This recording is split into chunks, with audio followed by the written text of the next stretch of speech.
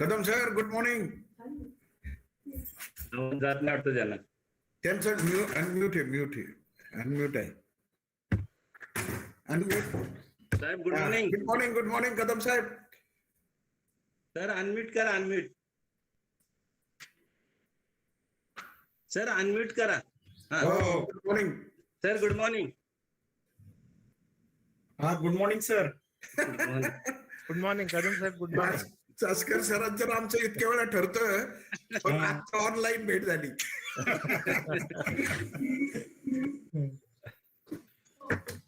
मला वाटतं या अगोदर ऑनलाईन मध्येच आपण भेटलो होतो एकदा. हो.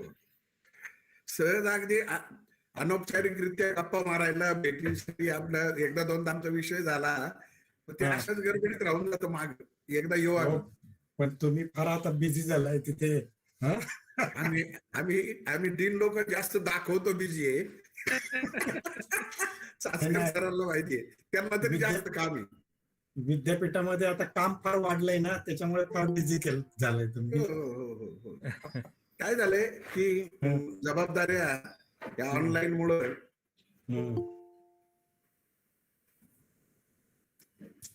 दुसरी आली बस. कदम साहेब आपण सुरू करूया का? हो, करूया. हो साहेब. सोनवणे सर आपण सुरू करूया. Yes, sure. Yes, thank you.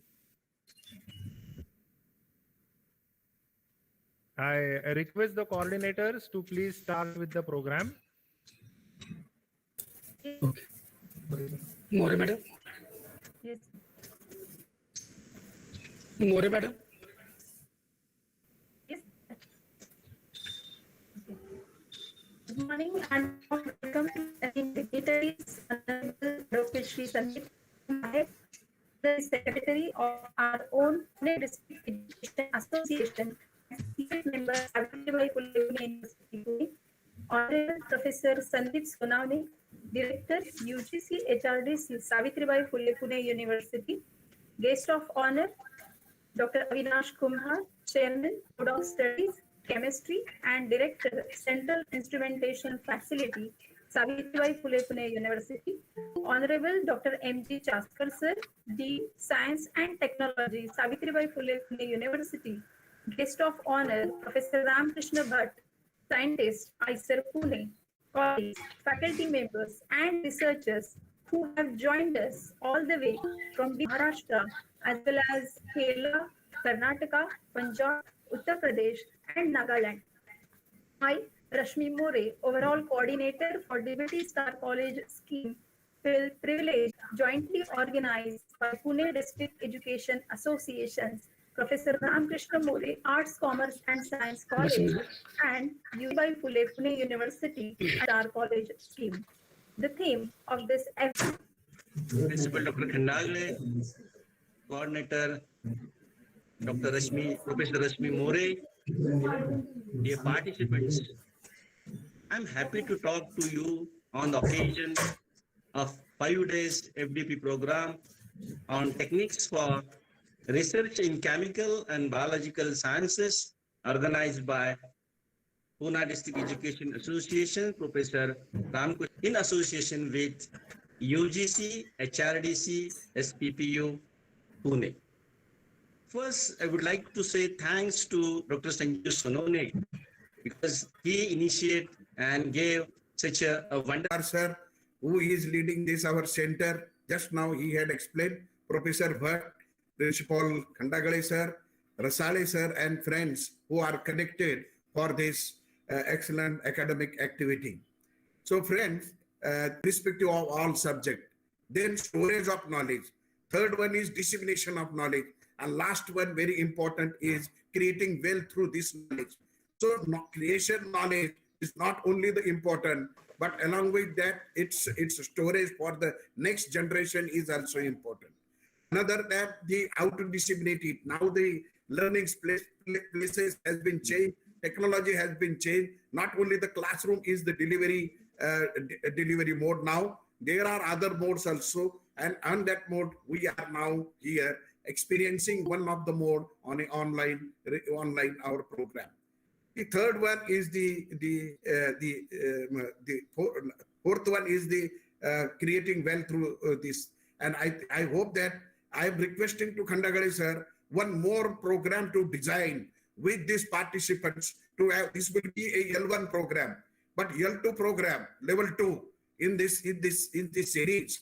And I am ready to sanction it for Ramakrishna Mori College on Yes, the sir. 18th Yes, Foundation Day celebration of your PDEA.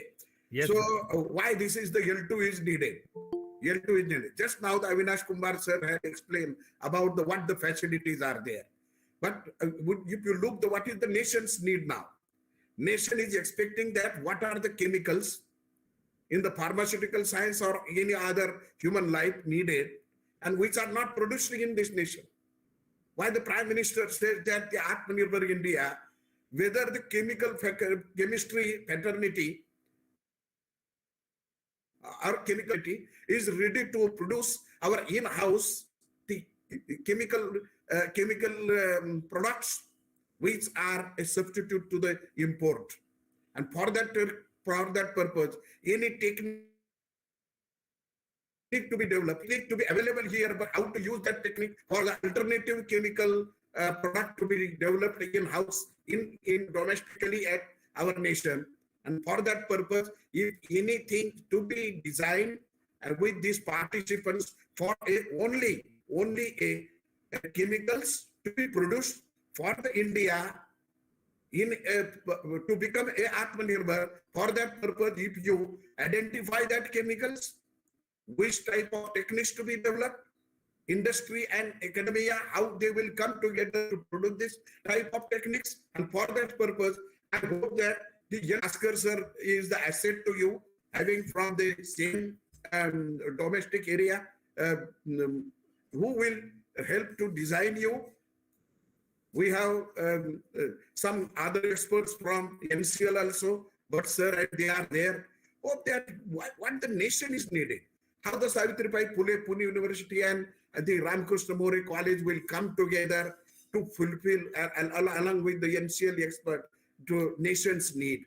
Identify that, what are the techniques to be developed for that, or existing technique to be applied for that.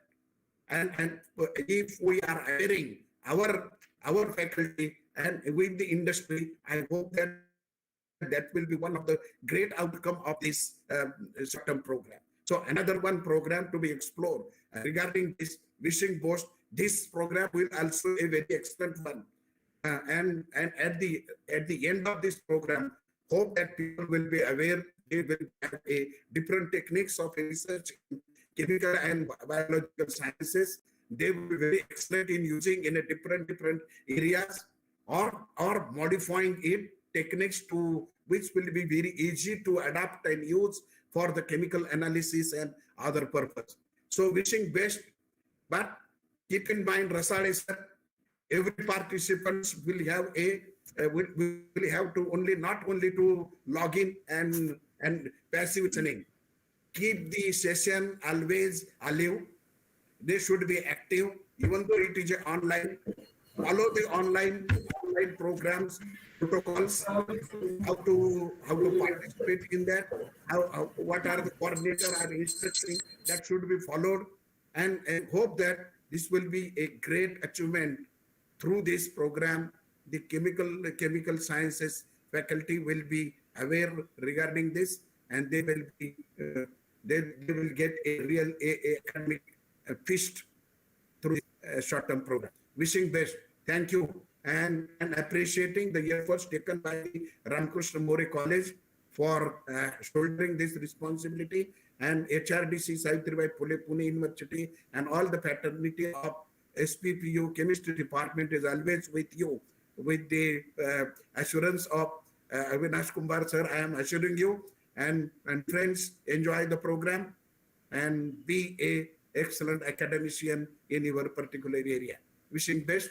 Thank you. Jai Hind. Thank you, sir. Your thought-provoking address is a perfect platform for the participants. We are so honored and privileged to have you amongst us. Thank you for your willingness for the organization of next level program at our college. It is indeed a privilege for us. Thank you, sir. Thank you once again. Encouragement, quality education, and excellency. 5 days faculty development program, and this is possible for us only because of supporting hands of our own Pune District Education Association that constantly encourage and support us in all our endeavors to strive towards excellence. May I now request Honorable Secretary presidential remark in this 5 days faculty development program.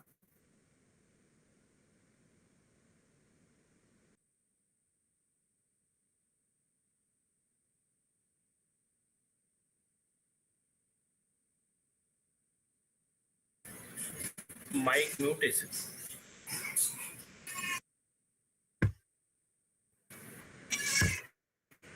हो साहेब सुरू आहे. परत mute झाला साहेब. हा आता आवाज येतोय येतोय साहेब, आवाज येतोय साहेब. Good morning to everybody. On the occasions of the 18th Foundation Day of the PDA, we are gathered here for the faculty development program today. Honorable Professor Sanjeev Sonawne, Director UGC HRD Savitribai Phule Pune Vidyapith.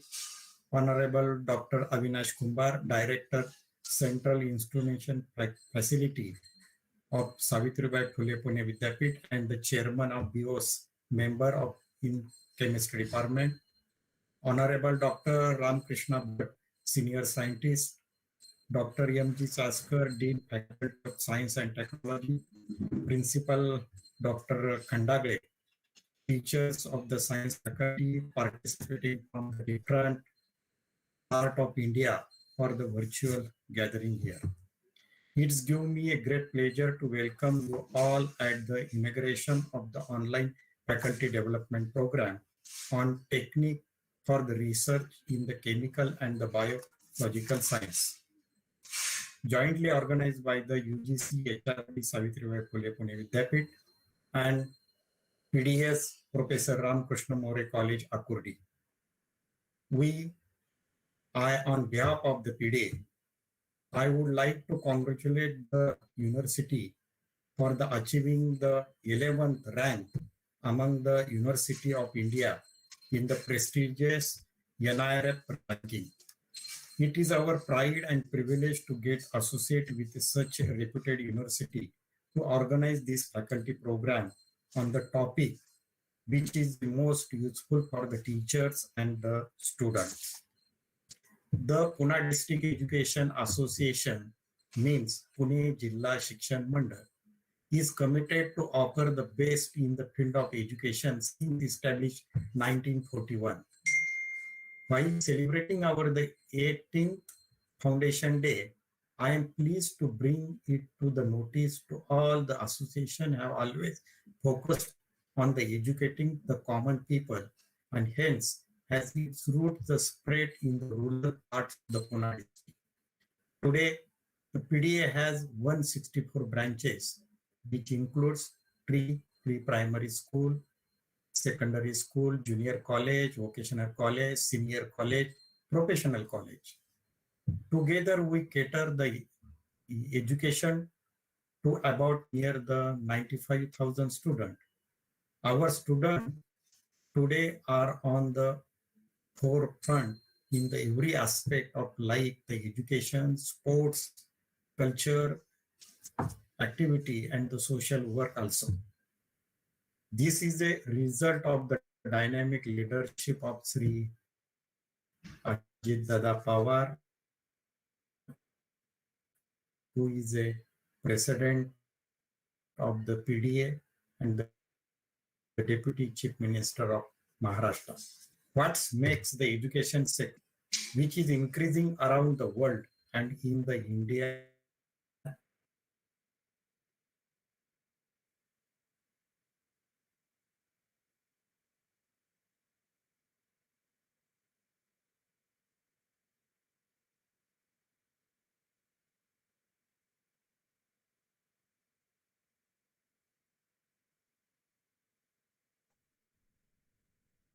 I thank the university for giving one of my college an opportunity to host this online faculty development program where various concepts on current research and its application will be addressed by the expert speakers.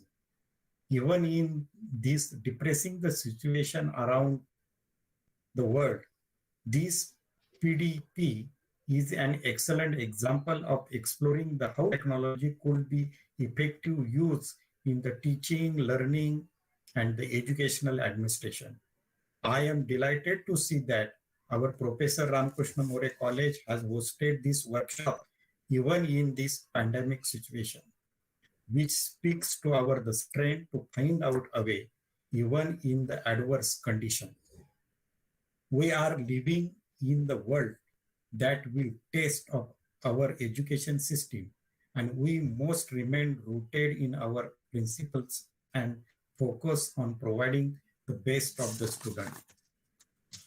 I am happy to see the large number of teachers on this platform to update themselves in this area.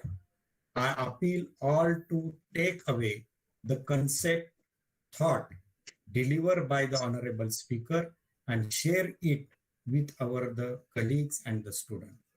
I would like to take this opportunity to thank the PDP organized committee for their the diligent work.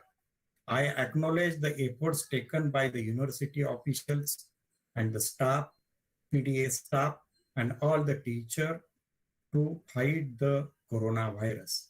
I hope that all of you will enjoy these 5 days online faculty development program. Stay safe. Thank you.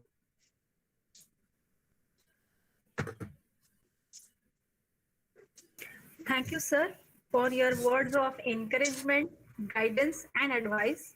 Listening to you is always an academic feast for each one of us. Thank you for being with us despite of your busy schedule. Thank you once again. May I now call upon Dr. Varsha Sriram to propose the vote of thanks for the inaugural function of this 5 days FDP. Thank you, madam. Thank you so much. On behalf of Professor Ramakrishna More College, I would like to thank UGC, HRDC, Savitribai Phule Pune University, and Pune District Education Association for their constant support, encouragement, and guidance. I also thank to our Pune District Education Associations, I would say the pillar, Advocate Sandeep Kadam for his constant encouragement, guidance, support, and his proactive involvement in all the programs. I also express my sincere gratitude towards Principal Dr. A.J. Khandagle sir for his motivation, guidance, and especially I would like to tell everyone that he is the driving force behind this faculty development program. Thank you, sir. Thank you so much. I'm thankful to respected Dean and our former principal, Dr. M.G. Chaskar, sir, for his vision, his involvement, and his constant support for all the academic and research activities. I'm also thankful to today's guest of honor, Dr. Avinash Kumbhar sir and Professor Sanjeev Sonode sir for their guidance, support, and their kind words. Here I would like to say to Sanjeev Sonode sir, sir, you have guided me personally in the orientation program, and that is a permanent impression on my mind. And still I'm trying to practicing those techniques and that teaching things in my teaching, day-to-day teaching. Thank you, sir. Thank you so much. I'm thankful to Vice Principal of our college, Dr. Tamde sir, Dr. Lobo sir, the coordinators of this faculty development program, Dr. Rasale sir, Dr. More madam, and all the organizing committee for their proactive involvement in all the programs. And that's why this program is actually possible. Yeah, thank you. Thank you so much. I'm also thankful to all non-teaching staff for their technical support. At the last, but at not the least, I would also like to thank all the participants for enrolling for this FDP. I want to assure them that this will be a successful program, and all these techniques which we are going to learn here, that is going to help you in your future research. Thank you. Thank you so much. Thank you all. There is a small announcement for participants. The next session will be conducted by Department of Chemistry. So participants are requested to remain in the meeting, and the next session by Professor Ramkrishna Bhatt will be conducted. Okay, madam. Thank you. Thank you. Okay. everyone. Thank you, madam. Okay. Thank you, madam. Kadam I Saheb am आपले Okay, खूप okay. आभारी Thank आहे. you, Sonawane आपण साहेब. वेळ काढला. Thank you, Kumbhar Yes, sir. Sonawane Thank you. Sir, Zanskar sir, सगळ्यांचे मनापासून पुन्हा एकदा आभार. Thank you, sir. Okay, okay, okay. Thank you. Prakash, sir. Uh-huh. I am audible. Yes, thank you. Can I introduce today's chief guest, today's speaker, Ramkrishna Bhatt? Bhatt, sir. Hello. He is there, sir. Yes. Good morning, everyone. Good morning. Good morning. Good morning. Good morning. Good morning. I am Ramdas Pawar from Chemistry Department, Ramkrishna More College, Akordi. Now I welcome all delegates for the first session, first keynote address of Ramkrishna Bhatt. It's my great pleasure to introduce well-known scientist Ramkrishna Bhatt from ICER. Bhatt sir completed his PhD from Indian Institute of Science, Bangalore. Research area is the synthesis, organic chemistry, and peptide synthesis under supervision of Professor N.S. Chandrasekaran.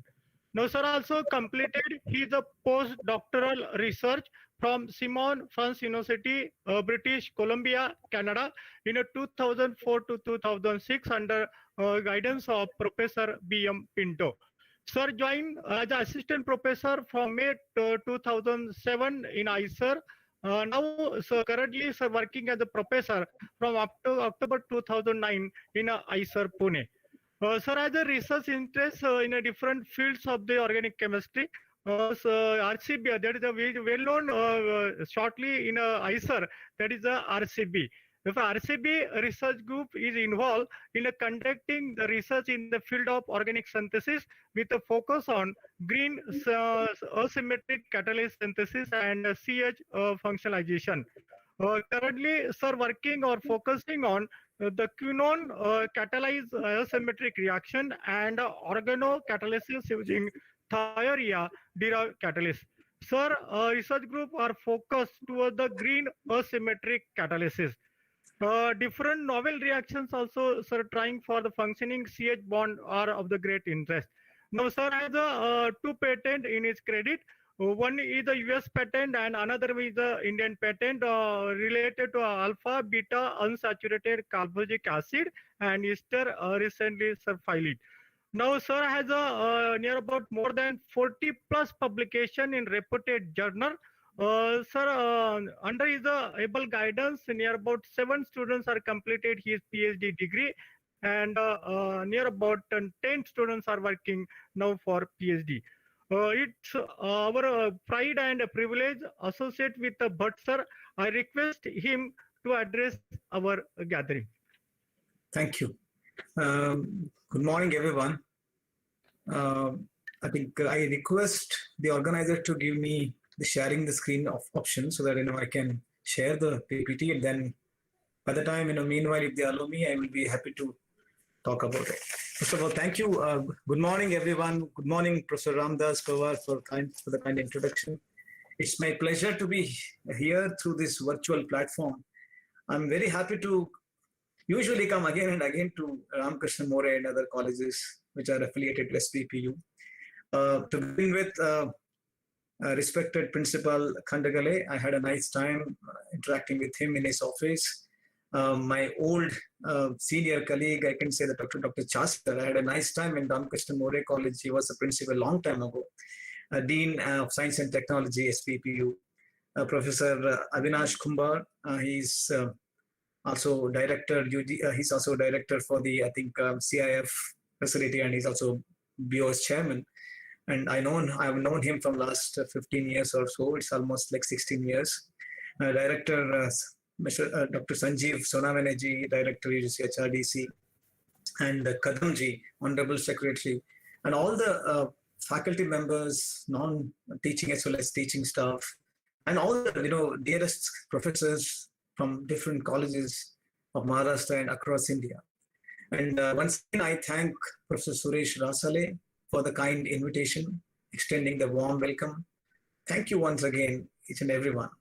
It's always a pleasure to be interacting with the teachers for me. This is my 16th year of service. Some of you must be having much more than that. I'm not here to teach anything. I'm only here to share my experience, my own personal experience of teaching and doing research. Today, I will not be bombarding you with all the research activity that we do it. Maybe at last I will touch upon.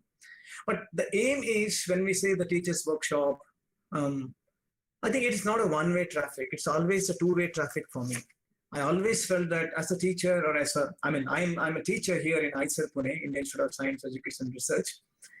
Also have to do research, like 70 to 80% research and 20 to 30% teaching.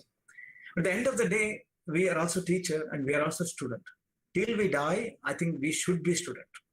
If I'm not a student, I don't think I will be a great teacher. This is what my personal philosophy is. And whenever I go for teaching every day, I will not pull out my old notes all the time. I will be keep updating my notes. I'll be keep updating the new things, updating with the new idea. That would make me a better teacher, and that would make me to interact with the students better. So now let me share the screen to begin with. Okay. So just let me know whether you are able to see the screen. Are you able to see the screen? Yes, yes. Yes, sir. Yeah. Yes, sir. No? It is visible, sir. It is visible. It is visible. Oh, okay. Thank you so much. I hope you're all able to see. The slide is moving. Is it okay? Okay, sir.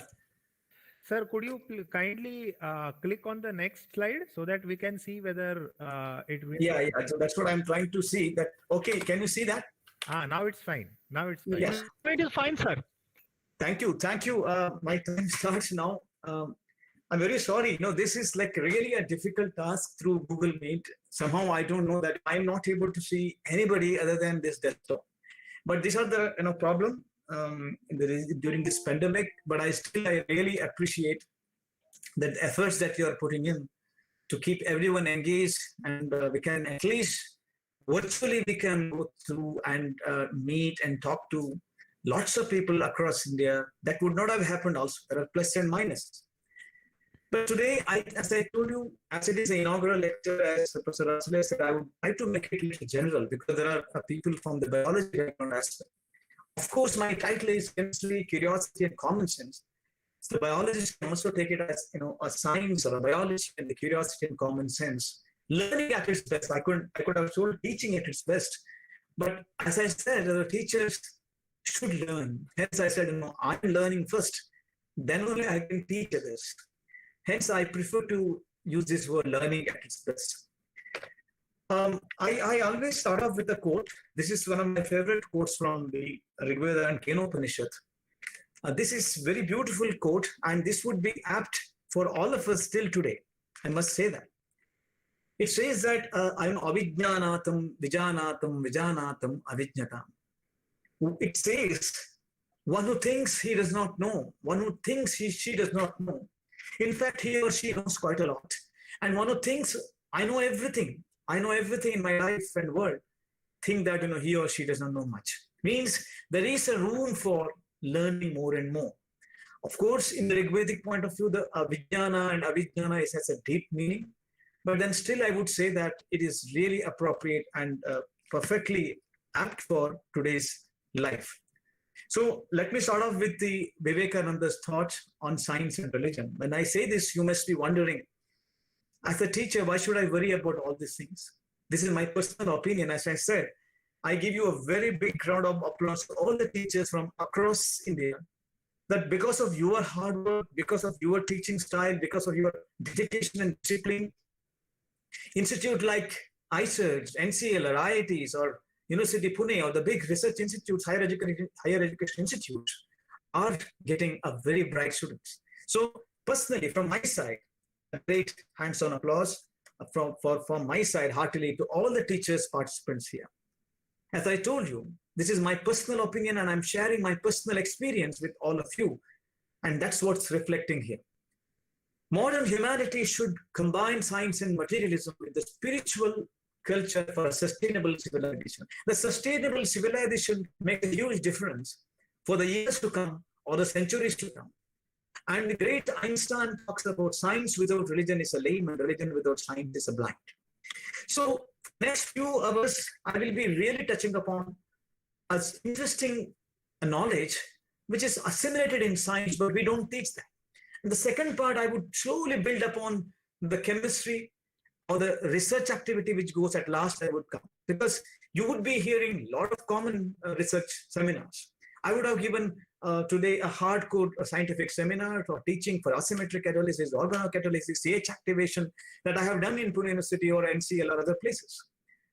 Based on the feedback, I thought I should touch upon this.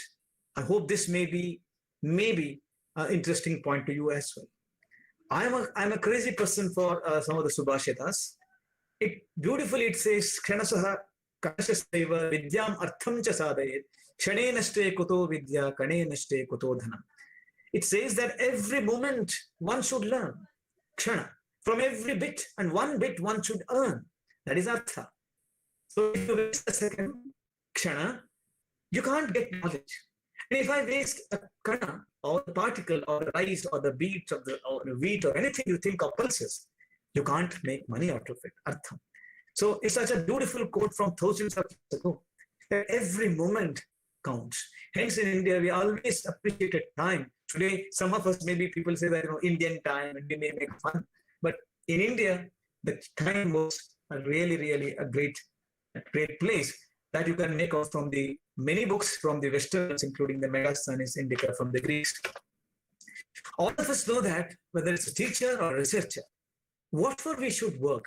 When we say STS cycle, the science and technology, and of course you can add medicine also, and society. So all of us, like I'm not supposed to sit on the ivory tower, sitting in a big tower and so that I would be teaching or be this research. I'm totally disconnected with the society. I should understand what society's needs are. What are the social values? What are social needs? As a teacher, it's not my duty to only teach and forget about the society and societal or social values. So once I understand the social values, I would understand that what kind of needs they have and what kind of scientific research we need to think of. We may fail, we may succeed, but at least in our mind and our focus should be based on the society. And based on the scientific research and the fundamental knowledge and the fundamental research, usually it further translates into technology and innovation through patents and patent purchase, and if it is really worth. And then this STS cycle keeps moving. All of you know very well, when I say that, this is a pyramid. When I say pyramid of science and technology, engineering and medicine or mathematics, sometimes people say, confuse it. I would prefer to say mathematics because medicine is part of science too.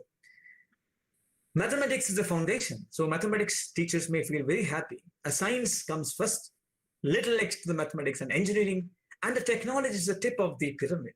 And that's how we always say that, on the top of the pyramid or the top of the temple, it always, if you see that, whether it's Indian temples or the pyramid or the pagodas, you can see it goes in a vertical way. You can say many ways. You can say that it's against the gravity. You can say receiving things from the cosmos, and many interesting facts can be given. At the end of the day, technology, which gets all the credit. But for that, you need to have a foundation of science and engineering and mathematics. So now, when I start teaching, we start compartmentalizing. I'm a chemist, I'm an organic chemist, I will teach further. I can go further and further, make a division. But I always looked into this in a very different way. As a teacher of organic chemistry, should I forget biology? A minimum basics of biology? Should I forget the physics? Should I forget the mathematics? Should I? Or I just only focus on the organic chemistry, nothing else? Or should I bring these other aspects? May not be. I may not be expert in every subject. That's not possible. But can I know a bit? And so that I can bridge between each and every subject. Why I'm showing the ambulance here? Imagine an ambulance is rushing into a society or a place where you are there. What do you see? The ambulance is moving, and because the patient is there. And what is ambulance is all made of? You can see automobiles, mechanical engineering, thermodynamics is there. You can talk about petrol, you can talk about the fuel, you can talk about everything is involved in this ambulance itself. Then the nursing staff comes into the picture, looks at the pulses and says that if you look at the Indian, almost all the treatises, Indians might have questioned a lot than anybody else in the world. Even we did not leave, Arjuna did not leave even Lord Krishna or Bhagavan Krishna in the war zone. He kept on asking questions, bombarded with questions. Upanishads keeps on asking hence a lot of questions. We are not satisfied. So I don't think it is our default problem. I think we should only encourage students, because as a teacher, if I'm not afraid of taking thousands of questions, I should just encourage them. If I don't know, I should say I don't know. The famous Richard Feynman says that. Never be ashamed of saying no to anybody. If I don't know, I don't know. So that it gives me an opportunity to learn more. How teachers can promote scientific temper among students? I would be giving a lot of interesting facts here, which may not be a usual lecture on the typical science lecture, but I would be connected everything. And I hope at the end of the lecture, I might be doing some bit of justice. So we know as a teacher, we are teaching in different colleges, sometimes city colleges, sometimes the villages, and the students also come from different backgrounds. I come from a village background, hence I do understand the village mindset much more than the city. Need to have the students correlate the concept from their daily life, train them to the inquisitive and curious mind. Clear the doubts and make them to learn through hands-on experiment. Many a times teacher would dodge. If someone asks a question, there are many kinds of teachers. I'm pretty sure it happens in even ISA too. If some students ask a question, if the teacher does not know, he will say, you come after the class. I will discuss with you after the class. Okay, this is a very simple question you should think of. There are many ways to dodge the questions. If it is an extremely fundamental one, students should have thought about it. That's a different story. If it is something nice question, by answering that, others get very benefited. I would answer in that itself. If I don't know, I would say I don't know. So I feel that as a teacher, I should be much more open. I should think like 10 students rather than one student. Learning must be based on the inquiry and reasoning. So I do that in my class. Let's say 220 students, if they're there, I would ask lots of questions, lots and lots, and I would encourage them to ask a lot of questions too. I make them a groups, and I would make them to debate among themselves. Instead of focusing on bookish knowledge, all of the students should carry out the activities, observe, derive, conclude. So these are all minor points that you would understand. Language, communication, body language, and I would tell that, okay? I always say that I hear, I forget, I see, I remember, but I do, I learn. Means when students do themselves, they would learn more. Now, why I'm talking about all this in the first few slides, it would really benefit you as a teacher because it has benefited me as a person. Mind control and focus. If you see carefully, what is mind and what is mind control and focus? We all have to think a lot, right? There's a determination, there's a discipline, and there's a dedication and a concentration. Almost all of us have a monkey mind and we don't really keep constant, we just go here and there. And students also should have this kind of habits of focusing things, avoiding the distraction, habits and inner strength which makes you a strong person. And the quality, you should rub it off for your students if possible. Everyone may not pick it up, but at least you should rub it off. Everyone is a house with the 4 rooms. That's what I always believe. That's what our philosophy says. A physical, a mental, an emotional, and a spiritual. And these we need as a human being, and obviously as a teacher, we need it badly. Physical means in the school days, you see that many people do a physical training and all. But as a human being, we always are very lazy and we don't go for exercise. We have to do physical training, we separate physical exercise as a teacher to keep ourselves in good health. And that would in turn help the mental stability and the mental situation, which is scientifically, I can explain that too, why exercise can help you mentally. Emotional, one should be having that emotional and sympathetic and empathetic qualities. Because the teacher, we have to be strict as we should be emotional and sympathetic towards students' problems. And finally, looking within me, looking inward. Spiritual means not that I have to think about a God or something. Looking within me, asking myself for questions.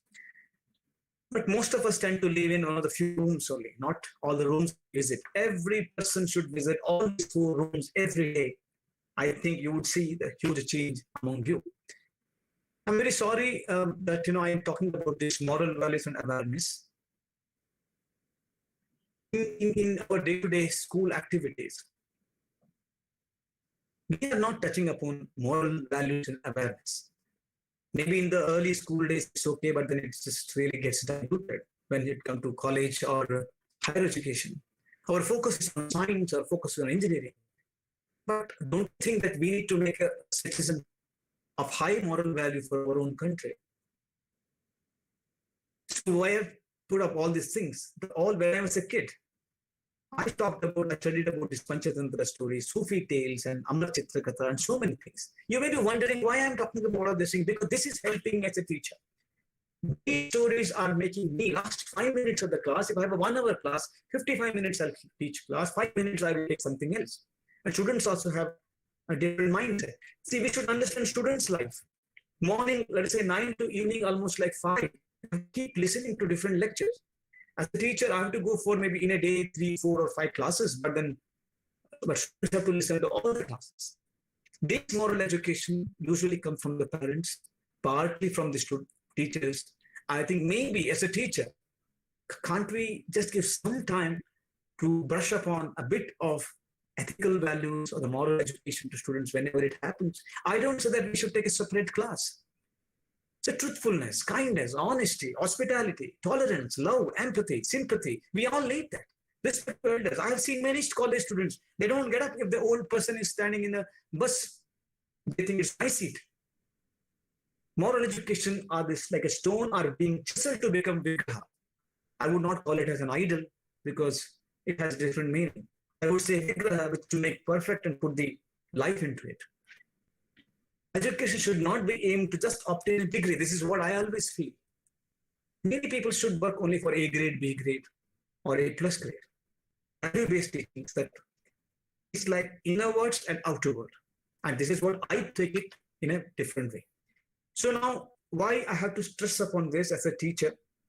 Because my students should know that there's a great shift in the global warming and the climate changes. Hunger and disease epidemics. See, few people mentioned about this kind of problems in the inaugural speech. Professor Kumbar, Professor Sonamini, and many people talked about that. Hunger and disease epidemics, threats of the nuclear and religious and oil and water wars. I'm not against any of this. What I'm trying to say is we should look into that. I'm in the opinion that, yes, we need to have a defensive system. That's what our philosophy and the scripture says, Shastrena Rakshite Rashtre Shastra Charcha Vyavachate. If you have Shastra, if there are people in the border, they are fighting for us, then I can discuss very peacefully. Today, I'm teaching in a very peaceful way. I'm discussing and debating very peacefully, giving a lecture, because someone else is guarding all of us. If nobody else would have been guarding, maybe internal war would have happened. Maybe I don't think I would have been in a position to teach or discuss or anything. So human-made disasters, how to take care of all these things? How do we look back into sustainable life? So for that, I was talking about scientific spirituality, culture, and the future generation. We can't forget the culture. And the culture's impact on the health and the day-to-day life and society's moral value at large. And I would not talk about success and talent, because we are all running behind success. I don't know, success has a different meaning and different definition for many people. What is success? Success is to publish publications having high impact factor more and more, a publication to score high number of centuries in the cricket. Well, there was a time maybe Gavaskar was the highest record holder. Tendulkar came and broke it. Then now Virat Kohli is approaching him. So who is the success? What is success and talent? What is the definition for that? Or is it something powerful person? I have to be a big politician with a lot of power. What I should be? What is a real success and what is a talent? I think that needs to be defined in the student's mind. What is my goal? Where I'm supposed to reach? Habits and hard work, energy, enthusiasm, ethics, and excitement, urge to learn. Learning is an important process, and you learn and you earn. So I always felt the common sense driven curiosity, you would come to know why I'm saying this with the time now. So this is a beautiful quote from Anatole France. The whole art of teaching is only art of awakening the natural curiosity of young mind for the purpose of satisfying it afterwards. Okay? Build the curiosity, make the student want the board. I know that you may have your own restrictions. You have to finish the syllabus as per the UGC guidelines. You cannot spend much time again and again. But is it possible to engage the students, calling them onto the board, asking them to discuss among themselves, make a teams?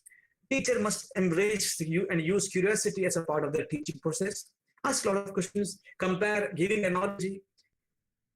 As I said, make it more interactive and ask a lot of questions and learn a lot to be expert to answer those queries too.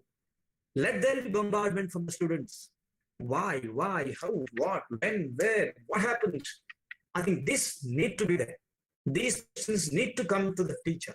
More and more you get the questions, more and more you answer by reading, you are a perfect teacher.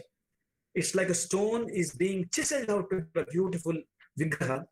You are going through a lot of pain because you're chiseled out every day. You are getting a lot of questions, but I can tell you, you are a greatest teacher one day. I think that's how I look at it. I look and to improvise myself. I want an edutainment class. I think anybody, please, if you know about ICES, you can always ask, like people call me RGB or Ram. You can ask like how in ICES I teach and how I've been being perceived. I teach in a more edutainment way. I teach education is there, but entertainment should be there in the class too. It should not be boring. It should not be a continuously bombarding lecture. Spice up your class. Give some analogy. History of science and technology. I'll be touching upon that with all of your permission because there are 2 slides. I think I have to stress upon the science and technology and that to ancient science and technology of India, China, and a few other countries like Arab and Egypt. Mostly we talk about European science. No harm in that, but who's going to talk about our own science? I will tell about that a little bit, in a while. Science behind everyday life. Lessons from the nature. What do we learn from the Mother Nature? What science is that? Because Mother Nature is the mother of all sciences. So engaging them in a debate, as I said, and logical thinking and fun-based scientific projects we can do. So I will not touch upon this, like you must be doing that already, like crossover learning, informal teaching or informal learning, science clubs, you can have it in your college. If it is not there, possibly it's not possible in, let's say, in your classrooms, you may have more and more science clubs, museums and monuments, you can take them. Science clubs can be done in anywhere, and you as a teacher can be a coordinator, you can go there. This would surely ask more, make the students ask more questions which did not come from the classroom lectures, so that they're free a bit, they're a little bit relaxed, and they can ask more questions. Spark debates, usually reasoning, analyzing, because see, we should encourage the conceptual-based thinking and reading rather than only grades-based one. So incidental learning too, unplanned, unintentional learning, because you suddenly point out something and then you say that, okay, why don't you go and look that and go and dig it out? Because these days Google is there, they can search and they can come back. And then sometimes Google may have wrong things, but then you should be in a position to say this is right and wrong. And of course, you must be giving assignment problems and all these things. Projects can be derived from teaching and the experiment storytelling, cartoons, videos, and animation. I would prefer to use a lot of storytelling. I would use a lot of cartoons. I would also prefer to use some videos and animations so that students think. And you can give a lot of science projects. I'm sure you must be doing that. But I think in my ICES experience, ICES have a lot of undergraduates from across India. So the students get bored if it is a routine experiment. They want a bit of a curiosity-driven experiment. That's what we have experienced for the last 16 years. The students want not the routine, let's say, inorganic chemistry where ion detections of ions, like, cadmium, palladium, pass the H2S GAT, palladium. So they were getting bored. They wanted something like a problem they are tackling with. They don't know what will happen. Then they end up in some product and they want to analyze that. So those things you can plan more and more depending on the facility that you have in your colleges. Electrolytes, ice cream making, kitchen chemistry, and then you can talk about science there. In the kitchen chemistry, you have so much of science, whether it's a pressure cooker, to elevation of boiling point, depression and freezing point, why the beans are not soggy if I put salt, effect of glycerine when mixed with the water. I mean, I'll always joke that in the Titanic movie, if the Rose would have taken a bit of glycerine or alcohol, his time of dying would have extended further because he was in the cold Atlantic Ocean. What happens scientifically in the excess amount of alcohol in your body or the glycerin in the body? These are all interesting facts, though we should not take that. I'm not advising that. Shampoo, enzyme catalysis, making perfumes. These are all different kind of experiments that you can go to general chemical education and look for a new experiment. Extracting dyes and take it further. Communication is necessary that you would know, and you can do that. Roles of the teacher, scientist, and the media. All three are essential. Now, I'll touch upon history a bit because this is the most important part. I feel a little bit upset. Hence, I'm touching upon this. There is no exact syllabus in the school days or the college and even in the higher education institutions. But I, as a teacher, I owe a lot to this country. I'm an Indian. I'm a proud Indian. And I don't want to talk about the history from the WhatsApp stories. I don't want to talk about the stories which are just hearsay. I have spent almost like more than 22 years from my PhD days, MSc, and almost like last year of MSc to now. Every day I'm spending a lot of time on the ancient India and Chinese science. And these science are the proved part with a lot of textbooks which are available, which is also in the Indian heritage websites. And please differentiate between the conceptualization and the realization. One should not just simply bombard. There are three kinds of people, I can say that. Some people say, no, Indians did everything in the world. We did everything. And that is also not good. And some people would say, oh, we did not do anything. We were taught by British only. I think we should be in between, where without any prejudice, what we did it, what we exported it, what we imported it, and how ancient Indian science really taught the world and really enlightened the world, and why we were once upon a time, we were the top of the world, and we should bring back that glory among the students and the pride. You talk to many students, you ask them about the scientists of the ancient India, how many they know? At least 5, 6 they may say, that's it. Why? Who is responsible for this? We are the responsible, or you can say blame syllabus or whatever. But for me, it is not an ISS syllabus, but I make a habit, or I have made a part of my life that every few minutes, 5 minutes in every class, I would bring upon a story with history of science of India and China, especially India, and back reference that you can look for. It should not be WhatsApp or just story. It should have citation. It should have been explored well. So the Greeks had only 4 elements. We say, when I say atom, they say, this is what the Western science teaches us, and we teach same thing to our students.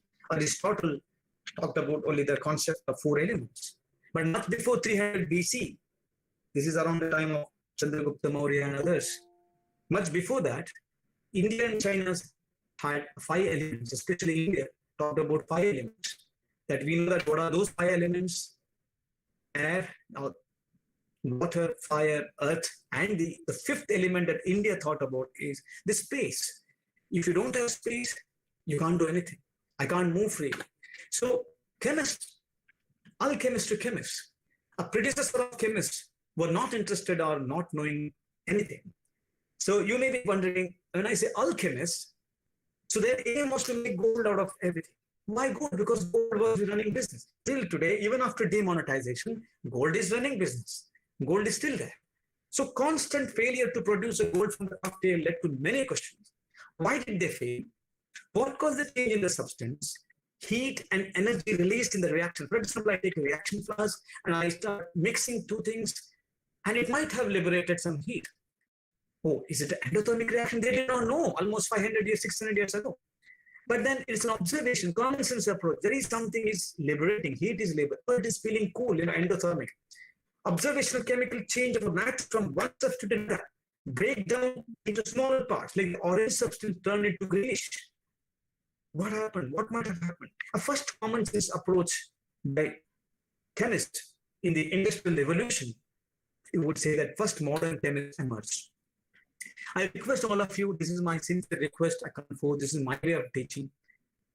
History of science, especially from India. Ancient history from India, China, and the Western world.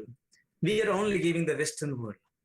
We teach students, we say that Copernicus is the one who told Earth is round. We talk about the father of medicine, Herodotus. So such kind of things we say. But then we should say father of modern medicine, maybe. We should also differentiate that. For that, we should know, we should read, because we have not read anything, most of us. Then how do we talk about our own ancient science? It is a duty, being a scientist of this country, it's my duty to know the past and the future and the present. Newton said, we're all standing on the shoulders of the giant. I'm seeing far, far from here because I'm sitting on the shoulder of the giant. Another scientist, hence back reference is there. But why we don't talk about our own science? At least teach a bit to the students so that students have that feeling of self-respect. You may be wondering why I'm collecting and where I'm taking all these things. There are teachers, respected teachers. As I told you, I'm taking this from my own hard work by reading from last 20 years. Because I have a training in last 12 to 13 years or 14 years. I mean, more than that, around 12 years I've studied Sanskrita. Rasayana Shastra by Acharya Nagarjuna. Some of you are coming from Andhra Pradesh. You must be knowing there is a university called Acharya Nagarjuna University. Many people get confused with the Tollywood hero called Nagarjuna. And he was a professor called Acharya Nagarjuna, one of the greatest of great chemists that India had seen. You would be shocked to see that he has written 5 books. We don't know because we are dead for those books. Rasa Ratnakara, Rasa Karaya, Rasaya Manjari, Yashodhara, Vagbhata, Somadeva, Allah is a distillation. You may be saying that, I'm just bombarding. No, dear teachers, I'm not bombarding anything from the WhatsApp students. You will be shocked to see when the British came here to India. India was one of the highly sophisticated country with the production of the steel. Stainless steel, we can see. You may not see the today's stainless steel, but we always extracted iron from the ore. You'll be shocked to see. We'll touch upon that a little later. Extraction of the iron was not easy. Gold age, silver age, or coinage when we talk about, iron was very difficult to the modern man or modern humankind because it needed high temperature to extract. In Maharashtra, there is a place where excavated, Nalkunda, I think something you please check it out. The furnace they got it, which is almost like 700 BC, gave an idea that they were extracting the iron ore and they talked about it. I have a lot of proofs in the books and they talk about it also. And then I will touch upon that. How did they know about chemistry? And we should touch upon this at least 5 minutes, 6 minutes. So about the physics, Nasadeva Sukta, please read if you have time. Agastya Samhita, they talk about the copper. And you will be shocked to see that Surya Siddhanta talks very clearly about the earth is round. When we talk about the earth is round was by Copernicus. But why we don't talk about our own people? I'm a little bit, I don't say that you should not talk about this. Please bring our own great saints and the scientists who talked about that. It is a real mathematics. Please, if you visit IIT Bombay, there's a professor in IIT Pune, there's a professor who is digging on the ancient science in a scientific manner. They're publishing by only reading these books because they are scientific. They are not mantras, unfortunately. You will be shocked. What we say in Indian, most of the place, Bhugola. I hope all of you know what is Bhugola. I'm sorry, I used to discuss and debate in the normal time. I think Professor Raske and Professor Askar know that when I go, but then this virtual world is little problem. I can't make jokes and all. What do we say for Bhugola? Khagola. What do you mean by Bhugola? Gola means sphere. Bhugola, Bhumi is Gola. That's what we talk about geography. Where from this word comes? Why did not say bhuratta? Why did not say bhu flat? See, and then you have to look back into that. Ayurveda, Siddha medicines. Ayurveda, if you go, Pune has the greatest Ayurvedic place called Radhashala. You see that why they're using different bhasmas. Our students, ISL students, went back and looked into that bhasma, and you can see there's a particular way of making the particles which are in the nanoform. They did not know it. Those days, scientists might not know what is the nanoparticles, but they know how to make it. They talk about the Swarna Bhasma, Rajata Bhasma, Loha Bhasma, sugar technology. All of you know this. You'll be shocked to say sugar technologies come from India and it has gone to the whole world. Where is the proof? Please read a book called Organic Chemistry textbook called Fessenden and Fessenden, and read the book called Megastanis Indica by Greeks. So what do we say for Sharkara? Sugar, Sharkara. When Alexander the Great visited India, we gave the sugar technology because in India, we had the sugar technology from the cane sugar. Even though cane sugar is not native to India, it's from the Cuba, but almost like back in almost like 2000 years ago, we knew how to make sugar called Sharkara. Maybe this white sugar is called the sugar crystals coming out of the kakvi or the jaggery. Swords, we were exporting swords, rusty pillars in Delhi. I will talk about that. Language. Please understand one thing. I come from village. When I transitioned from high school to college, I studied in a regional medium, and the teachers were bombarding me in English. I did not understand what is Vega. I was studying in Vega, Vegotkasha. Trigonometry becomes a trigonometry. Geometry becomes geometry. X-ray. We did not know about all these things when they translate. Right? And we teach a lot of things without explaining to them what is the meaning of it in our own local language. I think as a teacher, it's my duty, who are extremely poor in the knowledge, to tell them that connection. Okay, if there is an angular momentum, what does that mean in high school? Etymology is very important, please. We talk about botanical names, bombard with a lot of botanical names. We say, Ravalpia serpentina. Why can't I say this Ravalpia serpentina is derived from the Sanskrit word Sarpagandha? Can't we bring that Sarpagandha, show the students, say that this is a Sarpagandha, the root smell, Gandha, smell, and hence it became the Ravalpia serpentina. Can we make that language connections? We say 1, 2, 3, 4, like we say, octa, sapta, sapta, nona, nava, dasha, deka, ekadasha, andeka, dodasha, dwadasha, dodeka, dwadash. There are so many I can keep talking about. We can make language connection. I will not spend much time on the history. Metals and the metallurgy. You would be seeing that a hell lot of things are there. Phenomenon of fire was one of the first marvels. You can see this is what I was talking about, the Nikon 700 BC, the fire furnace. The coins, this is if someone is coming from Delhi, they can see the restless pillar standing open in Delhi last 1,200 years. And you would get a lot of references. How did they put the carburized iron and how did they go? If someone is coming from the Nagaland or the Northeast, I'm sure they must have visited the Assam's or the Meghalayas, beautiful, this double-decker bridge. The local people, they had used a tree as a bridge, the roots. Irrigation engineering. I've seen that. You can see that this is a water chakki. The water is gushing from the Himalayan mountain and the water is getting wasted and they're making atta ka chakki out of that. Who didn't taught them? If any scientist is going to teach them how to make the water chakki, making the bridges, who taught them? Architectural monuments and wonders, who taught them? So these things I think maybe we should touch upon and we should learn upon. So sorry about that. I think, sorry. So this, I'm taking a lot of things from the lot of books I have studied. One of the famous person, Acharya Prafulla Chandra Ray, one of the greatest modern organic chemists from India. He's the first one to industrialization, chemical industries.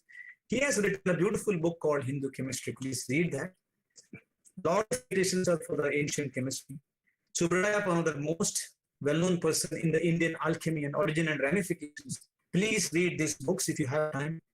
Deshpande and History of Chemistry and Alchemy in India from the prehistoric and modern times. Lots of references are there. They are not the short stories, and there are a lot of citations. History of stuffs, how it would happen.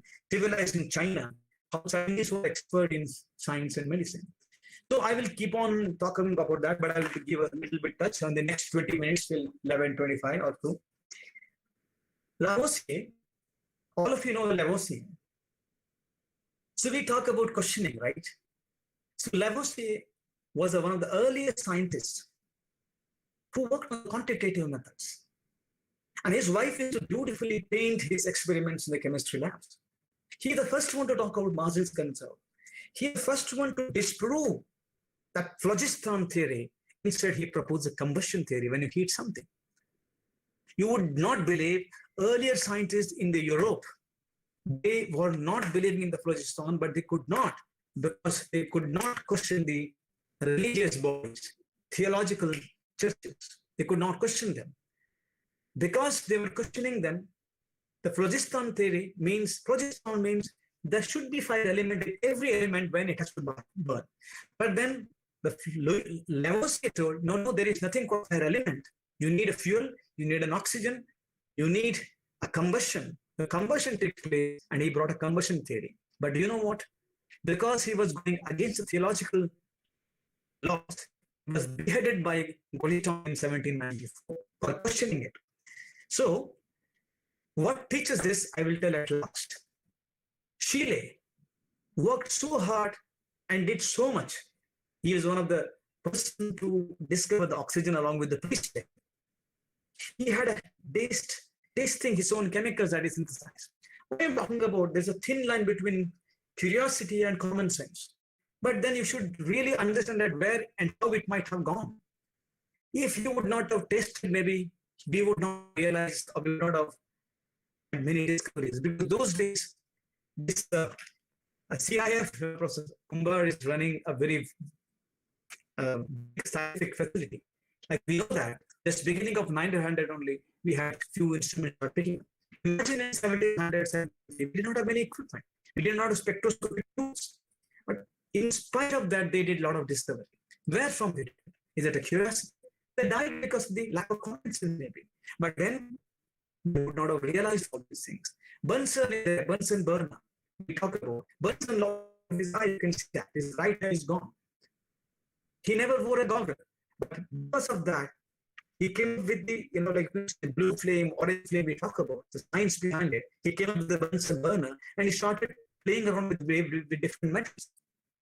Today in BSc MSc, we teach that sodium metal gives a yellowish flame, lithium gives a pinkish flame, copper gives a flame, and this led to spectroscopic, and it became a foundation for spectroscopy in the later time. Sir Humphrey Davy again damaged his eye. You can understand that, okay? Then you can see that what was his passion all about. Michael Faraday, because his guru, his teacher lost his again problem. He came up with the ideas, and he died because of the chronic chemical poisoning. Mary Curie risked life and for the society, and she died when she did the greatest of great discovery. Great curiosity, great mind, common sense should have been there. But then shall we say they were not having common sense, or shall we say that time was different? And what we should teach our young generation students, same thing with ML, materials and manufacturing. How these kind of all the experiments, these ideas, how they led to the industrialization, and how organic chemistry as a subject from the, initial general chemistry to Friedrich Wöhler to make a urea out of ammonia. So the industrialization, material manufacturing, developing methods of the vulcanized rubber. Today we say Goodyear tires, Charles Goodyear who made the tires, led to pneumatic tire industry, picked up the polymer and plastic industries.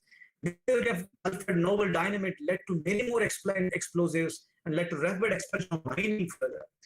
But we must be now becoming greedy and mining. That may not be good.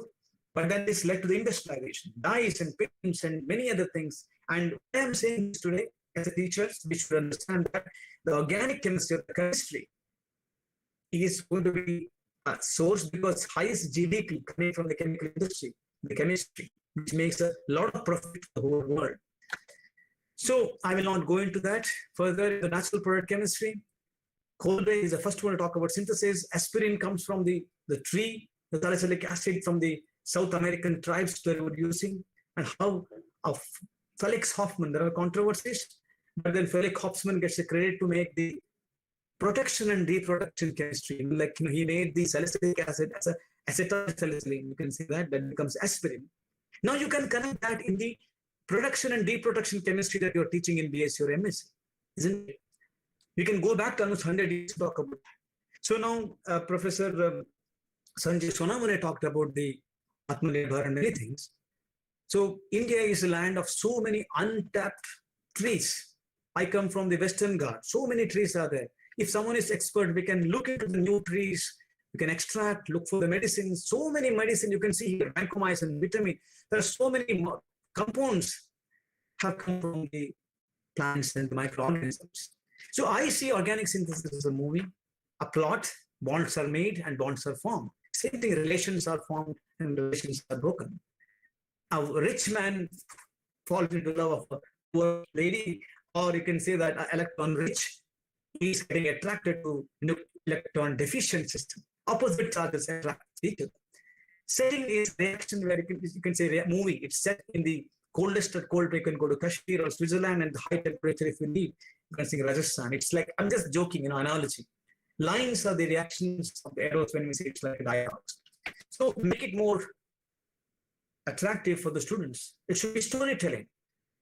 Or thalidomide, some of you know already. In 1960s, the thalidomide was administered for the women who had pregnant women who had a morning sickness or the vomiting sensation. Thalidomide was given. It was a nightmare. Most of the babies were born in Europe and USA, like you can say that with vestigial arms. And the FDA said, no, look, this is a poison, you should stop it. At the time they understand, the molecule that was given to the pregnant women was a racemic drug called thalidomide. R was a sleep inducing, or it can stop the vomiting sensation. And the S isomer was teratogenic, means it is really causing mutation in the gene. So FDA said, let us do racemic switch. We would work on isolating one of the isomer or synthesizing the one isomer enantiomerically pure. Just follow the enzyme, just follow the nature. Mother Nature made molecule in one simple form, one enantiomeric form. Mother Nature is not failing. Exceptions are there. Alternative Solani bacteria. So in the fungi, a bacterium called Alternative Solani makes using aldolase enzyme, the desulderase enzyme, makes racemic desulder products. But otherwise, it makes mostly pure molecule. So this led to racemic switch. Almost all the molecules in our body, most of them, organic molecules, they're all enantio pure. Adrenaline, we talk about human hormone, which gives us a courage, let me pressure pumps up and say, run away from tiger, rush back and fight. Molecule is hemlock that kills Socrates, alkali. Or you talk about the oxytocin, you talk about the serotonin, you talk about the dopamine. All of them are organic molecules with the chirality, with the energy specificity. Antibiotic, the remarkable ring, it's a beautiful molecule with a string with the proper stereochemistry. That can interact with the enzyme. So now the asymmetric synthesis starts. The student should be taught in a way that what I do. Before I talk about the enantiomeric synthesis or enantioselective synthesis, let me go back to history and from there slowly talk about the effect of racemic drugs. Till today, some of the racemic drugs are sold in the market. For example, citizine. If you take this racemic citizine, it's very cheap, 5 rupees, some 10 tablets. But if you ask the druggist, give me levocitizine, he will say 5 rupees is one tablet because that is enantio pure. So now, how the asymmetric synthesis of the Albert Ashwin or Albert Stock we talked about. So if I take, let us say, cyclopentanone, and if I add ethyl iodide, even if I add one equivalent, can I get selectively just mono ethyl cyclohexanone? No, I would not end up in getting that. I would get mixture of 2,6-diethyl cyclohexanone and ethyl cyclohexanone, and sometimes you will get unwanted side products too. We should give a credit to Gilbert Stock and the Asian Moser, imines. Gilbert Stock treated with the pyrrolidine and treated with the ketone. Now you have enamine instead of enol and enolate, enamine. And enamine is selectively talking to or interacting with the Michael acceptor, and you'll get only one substituted product. You will not get, because of the steric hindrance and the reactivity. And this became the foundation stone for asymmetric synthesis, and that led to asymmetric synthesis and catalysis. Now you talk about asymmetric synthesis. When I say a chiral carbon, in the Greek or the Latin, chire means chiral, means handedness. What do we say in Sanskrit? Sanskrit we say karaha. Karaha means hand, handedness, non-superimposability. And carbon in Sanskrit and carbon in Latin and Greek, we talk about. Now, the very sharpless Knowles and Rayaduneri, they got Nobel Prize, but we talk about the understanding of the nature, the nature of the chemical bond, Delaunay, Sponning and others, and the interaction, weak interactions. Then we brought understanding of the, you can understand, way back, Louis Pasteur talked about the racemization theory, much before even the chiral carbon was talked about. This is amazing, right? I think there goes the story. I always tell this story to students that France was known for wine industries. So they used to keep the wine in a big, big barrels. And you know that wine gets better with the vintage, people say. But if you keep the wine in a bottle with the cork, with the time, a crystal used to get deposited around the cork. And people would not buy this. And then they tried a lot, wine industries. They could not succeed. They went to greatest of great scientists of that time, Louis Pasteur. They told, bonjour, sir, I have a problem. We have a problem. Crystals are depositing. Could you please help us? After putting a lot of efforts, you know that story. Painstakingly, he separates the diethyl tartarate, that you know that, potassium, sodium diethyl tartarate, all this thing, you know the story. And then he separates that out, and then he says that, oh, they are mixture of two isomers. And he called it as racemic mixture. And racemus comes from the Latin or a Greek. Racemus means grapes. Oh, because this is derived from the grapes mixture wine, he called it as racemus grapes mixture, racemic mixture. So this is the history I have taken from the White and Foxell story book. Please read the book called White and Foxell. You read more books, you get more stories, and students will remember that story very well. They'll connect that story. They understand, okay, there's a thought rate, L and D or plus and minus. You should not connect L and D. Please, that big D, big L has nothing to do with plus and minus. In this case, it's different. So how they approach, how epoxides are forming, what is the role of titanium isopropoxide? Why Sharpless use the tertiary butyl isopropoxide only? Why not hydrogen peroxide could have used? Such kind of questions we can ask. It is not even in the literature. Even in the publication, Sharpless did not mention why did they use tertiary butyl hydroperoxide? Why not hydrogen peroxide? These kind of questions can be asked students, and students can think more. How Rayaduneri and William Knowles talked about the ruthenium-based catalyst for hydrogenation. Why hydrogen is sitting on the metal surface? If it is sitting on the metal surface, why hydrogen is getting broken into H and H, and how H and H is getting added on? What is the role of the catalyst? Why the energy is supplied, enough energy is supplied so that you get the reduction? Those kind of things can be asked fundamentally. How energy selective organocatalysis came into picture from the connection to enamine synthesis. Look at that. Now these people, of course, Macmillan and others who gave the word coin organocatalysis, they just made the aldolase enzyme looking into nature, just sustainable chemistry, copied the nature. Mother Nature as an enzyme, can I copy, can I mimic it? He had used the pyrrolidine, storkenamine, remember? Now I'll be exchanging that with the proline, a natural molecule, a chiral amino acid. And you can see that how enamine chemistry taking place here. Iminium, enamine, beautifully chirality comes into picture, and now you get the corresponding aldol, beautifully one single isomer, almost like 99.9 enantiomeric excess. Now you have a chiral molecule just using a simple proline, right? So now what is the mechanism? We can talk about all these things, but the students should get connected with the enzyme. Biologists are there everywhere. So we can show the cartoons. I told you, cartoons can be showed to, sorry about that. And I'll finish now my talk. See, cartoons can be shown, like for example, resonance is there, a resonance contributor, You can say it is like unicorn plus dragon plus it's like a mixture. We don't know how it is. You can question them, can isolate resonating structures, equilibrity, tautomers can be isolated, tautomers can be analyzed, but resonating structures cannot be. What is reducing agent? Take more stories, more cartoons, you draw yourself if you want. And then, for example, aspirin. When I taught the students aspirin synthesis, I brought the molecules aspirin from the market and we made them to synthesize aspirin in the lab, compared that.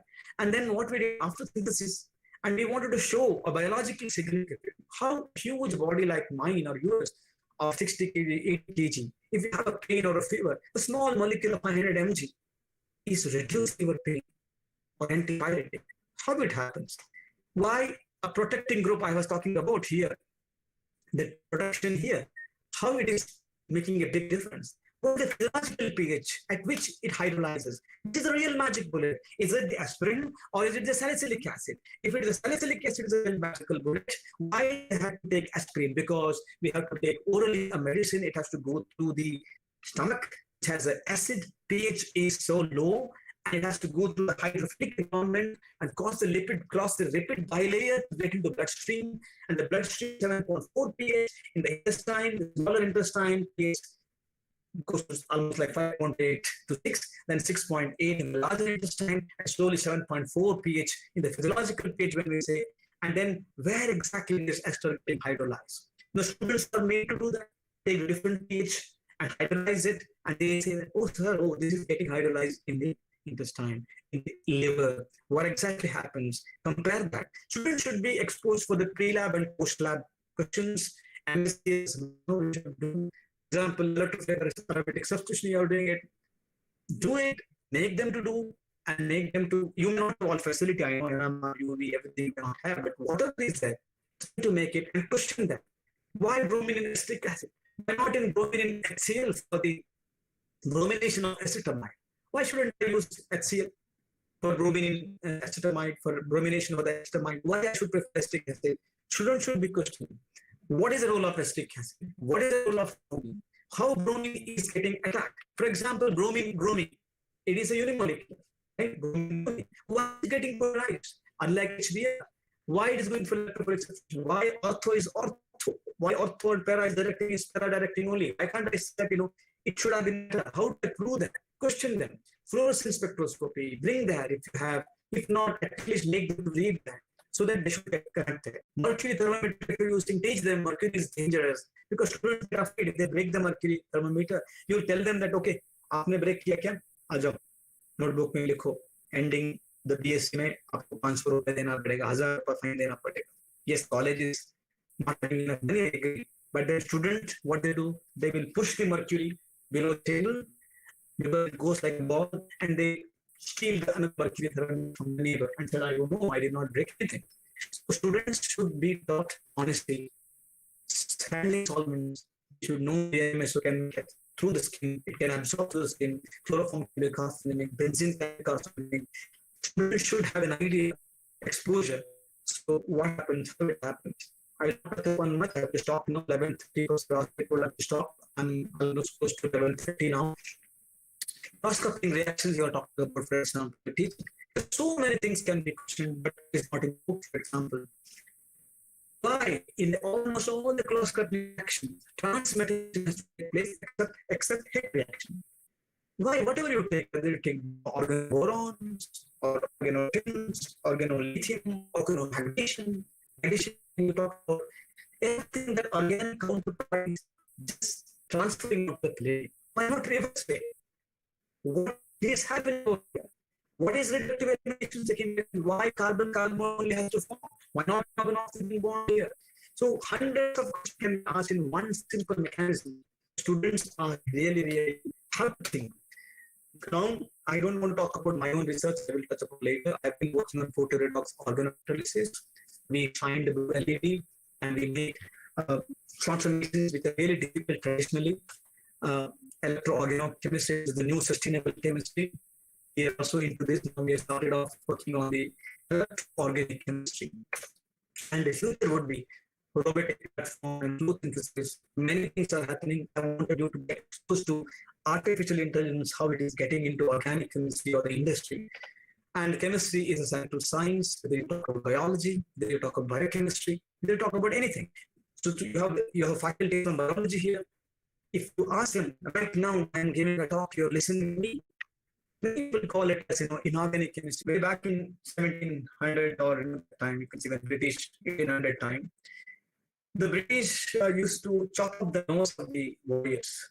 The Marathas or the Mysore kingdom, when the warriors used to lose the nose. This is well documented. I am not making any story. You please spend enough time to read it. I don't say anything off the cuff mark. All the time I go back and cite it, and this is fully researched. After 2 months or 3 months, when the British see these Maratha warriors, that how come this fellow knows nahi tha, wapas some artificial nose aise kaise aaya? This is documented in the book, and then they followed the Shushita Samhita. They used to take the skin, taking the leaf, measure it, and take the foreskin of the forehead and pull out the top skin and bring it here. Here you don't cut it, pull back and stitch it. And this nose may not be 100% natural rose, God gifted, God given, but it did not expose the half-cut nose. So this was shocked. This is a shocking revelation for the Europeans. And this was taken all the way to Europe. So we don't talk about this plastics, what we say today. People make fun of it. It is not fun. It is a fact. It is a fact between the British Maratha War, what happened. And you have enough textbooks, enough European unions have appreciated and accepted that truth. And we should know this. Of the time, we should talk about how could they do it? How could they do it? I don't know how many of you come from the different part of India. Have you heard a word called kalai? Kalai karna? If you go to Pune, you see the kalai karte hain, kalai. Aajkal bhul ja rahe hain, but kalai karte hain, that brass metal. Brass pot. Yes, brass pot ko bhi kalai karte. So what is kalai? Where it came from? Do you think it has come from some Westerners? Kalai is there from like thousands of years in India. Mixing the different metal and the zinc and the tin, how they have to make it so that they do very well. And that you get from the book. And you would know that this was well practiced until today it is there. Even the person who has not taken BSc, MSc, wo jo rasta pet mein Lakshmi Road mein baithta, he knows how to do kalai. Who taught him? See, these are all chemistry, right? I think we should pick up from everywhere. I thank once again Ramakrishna College and the HRD, GGC HRD for the opportunity, Professor Rasley for inviting me, Professor Ramdas Pawar, Professor Principal Kandgale, and everyone. I hope I could do justice. I went in a different way because this is the inaugural lecture, and I'm happy to take any question if time permits.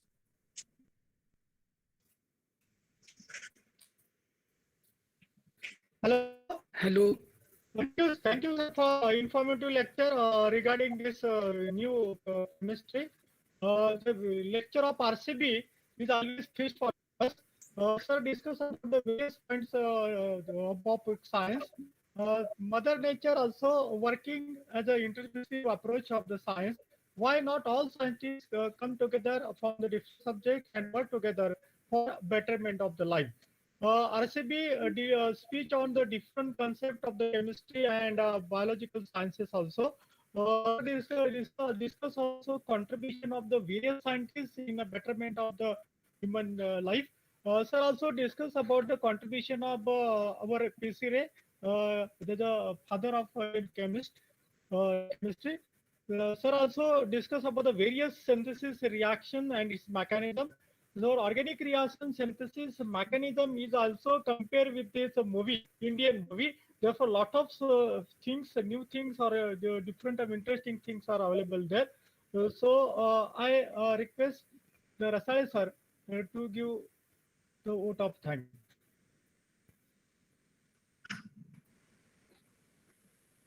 Hello, Rasale sir. The word Institute of Science, Education Research, ISRPULE, for accepting our invitation and giving the interesting talk on about history of science, about the great contribution of Indian scientists in the research about some stories of some various discoveries and molecules of nature, and also about some major about the laboratory study and about chemicals. So on behalf of Professor Ramkrishna College, I am very much thankful to Dr. Ramkrishna Bhatt sir for giving me valuable time and giving the keynote address. So thank you, sir. Thank you very much. Thank you. I'm very thankful to all of you. I'm happy to take any questions or any feedback so that I can improvise all the time. Thank you. Thanks once again, Professor Kandikale, Professor Vasile. Thank you. Thank you, sir. Thank you. Thank It was a great pleasure listening to you once again. Thank you. That reminded me of the TST program, which we had a nice interaction. Yeah. Interaction amongst the staff and students. I will be happy to come over there when the pandemic Yes, goes off yes, because that would yes. give you more energy. So now lecture is like I'm only seeing myself in desktop. I can't see myself. It's not very natural, but I'm very happy to take feedback from the participants and do let me know. Thank you so much. We will certainly plan for it. Pleasure seeing you once again, and hope to see you again. And I'll make a move with all of your permission, and wishing you great success for this program for the next 3 days. Thank you so much. Thanks once again for the kind invitation, Professor Rathia and Principal. Thank you once again. Thank you. Thank you, sir, for a nice informative lecture. Now I request More Madam to charge. Thank you. Bye. Bye. More Madam. Yes. Yes, take charge now this session.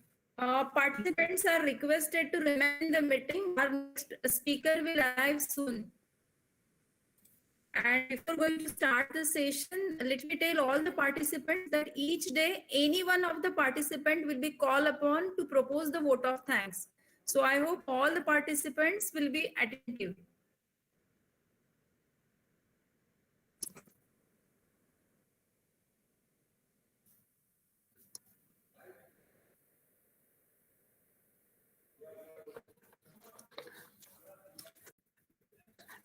Hello, Murad.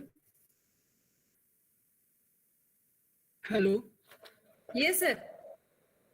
Shall we start our second session? No, sir. Madam will shortly arrive here. Yeah, madam has come. After 10 minutes. Madam has come. Okay. So Madam. before going to start our section, madam. Yes, sir. I think Bhargav madam has joined our meeting. Okay, sir. Bhargav madam, welcome. Good morning.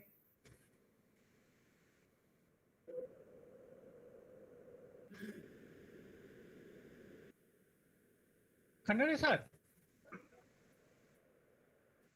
Hello, sir. Kandari Yes, sir. yes.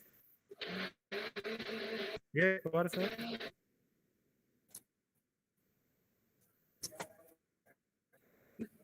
Kandari sir. Yes.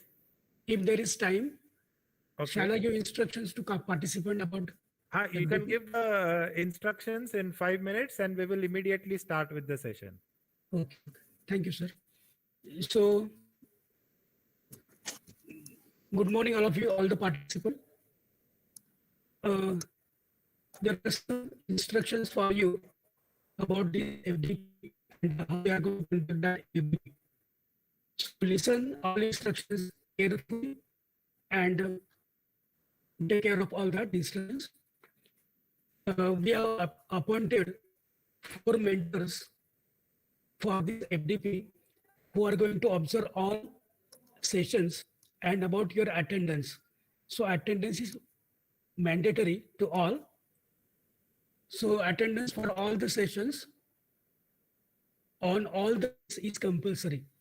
So that is very important. You should attend all the sessions as well as technical sessions. All participants have to mute mic. This session is on. Some are keeping their mic on. So please take care about that here. Mute your mic. My session is on and compulsory switch on the video camera till the end of session as per the rules of UGC HRDC. Because this HRDC, our director, Solomon sir, have strictly informed me that is to take care, that is all participants had their video on and they are attending the all sessions. Then each day, new link for the whole day will be shared on Google Classroom. For every day, we are giving the new link and that is given on your classroom as well as your WhatsApp. And by using that link, we have to join the session. Google Classroom has been created for this FDP. We have created classrooms.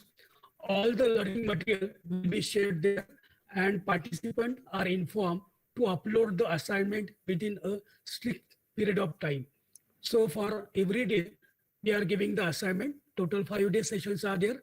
So for every day, we have to give the assignment and you have to upload the assignment on Classroom.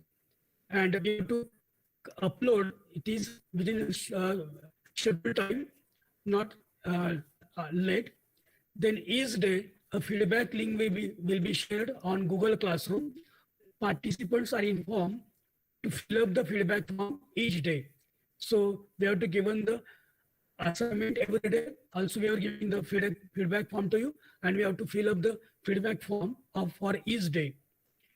In chat box window, we as host announce the upcoming presentation or speaker.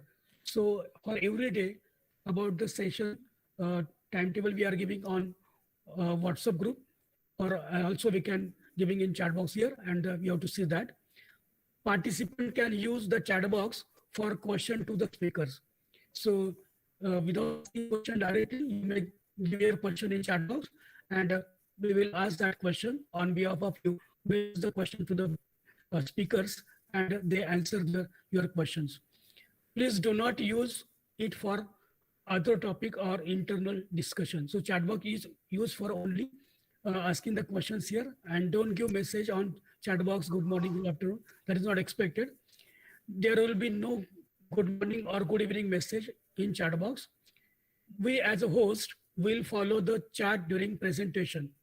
If there are questions, we will ask the speakers to answer them directly after the presentation for everyone, or you can simply unmute the mic and ask the question to expert at the end of session. So don't ask question in middle. At the end of session, you can ask your question. If in case the question answer session is extended beyond time, all other remarks and questions will be sent to the speaker as protocol and will be answered later on individual mail ID. Final feedback for all the FDP will be shared on last day. Participant will receive the certificates after attendance of validity function of FDP on last day. So there are some instructions, important instructions that I want to give you. So please follow all instructions here. That's why we can carry out our FDP in very good manner. So with this here, I hand over charge to the Dr. More Madam. So please, More Madam. Yes, sir. Bhargav Madam, are you there? Yes, I am there. Yes, ma'am. Thank you. Welcome back all for the next session of this 5 days faculty development program. I am privileged to welcome Dr. Shobha Bhargav, eminent professor, Department of Zoology, Savitribai Phule, Pune University, Pune. Madam is very well known for her remarkable contribution in the field of immunohistochemistry since last 30 years. Her lab is involved in research on neuroendocrinology and developmental biology. Her career highlights include Senior German Academic Exchange Fellowship in 1997, Pool Officer CSIR from 1997 to 2000, Women Scientist DST in 2003. She has published 40 papers, research papers in international journals. Her total number of citations are 780. H index is 10. I-10 index is 11. She has completed 14 research projects worth rupees 2 crore 55 lakhs.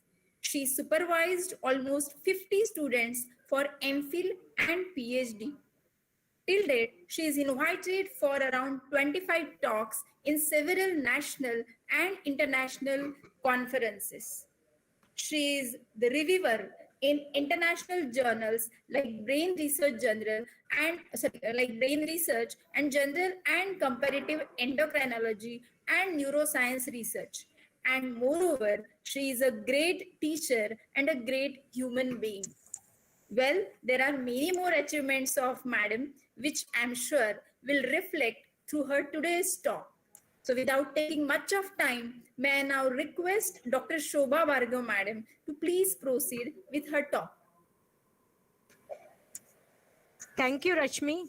Thank you very much for highlighting my career in a much elaborated matter. I am a very, very simple teacher, and I'm going to teach a very, very grounded subject to you all. Are you able to listen to me? Because I cannot see you, because my camera somehow is not working, right? Yeah, we can listen to you, ma'am. And you can also see my slide. Initially we were able to see, but right now I think it is not shared. Is it actually I have shared? Just a minute. Give me a minute. Can you see now? No, Madam. 8 seconds. 8 seconds. Give me few minutes. Yes, yes.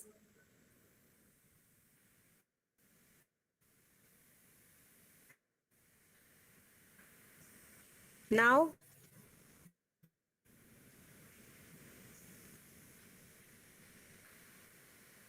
Now can you share? No, ma'am. Just a minute. Full screen. Share the screen.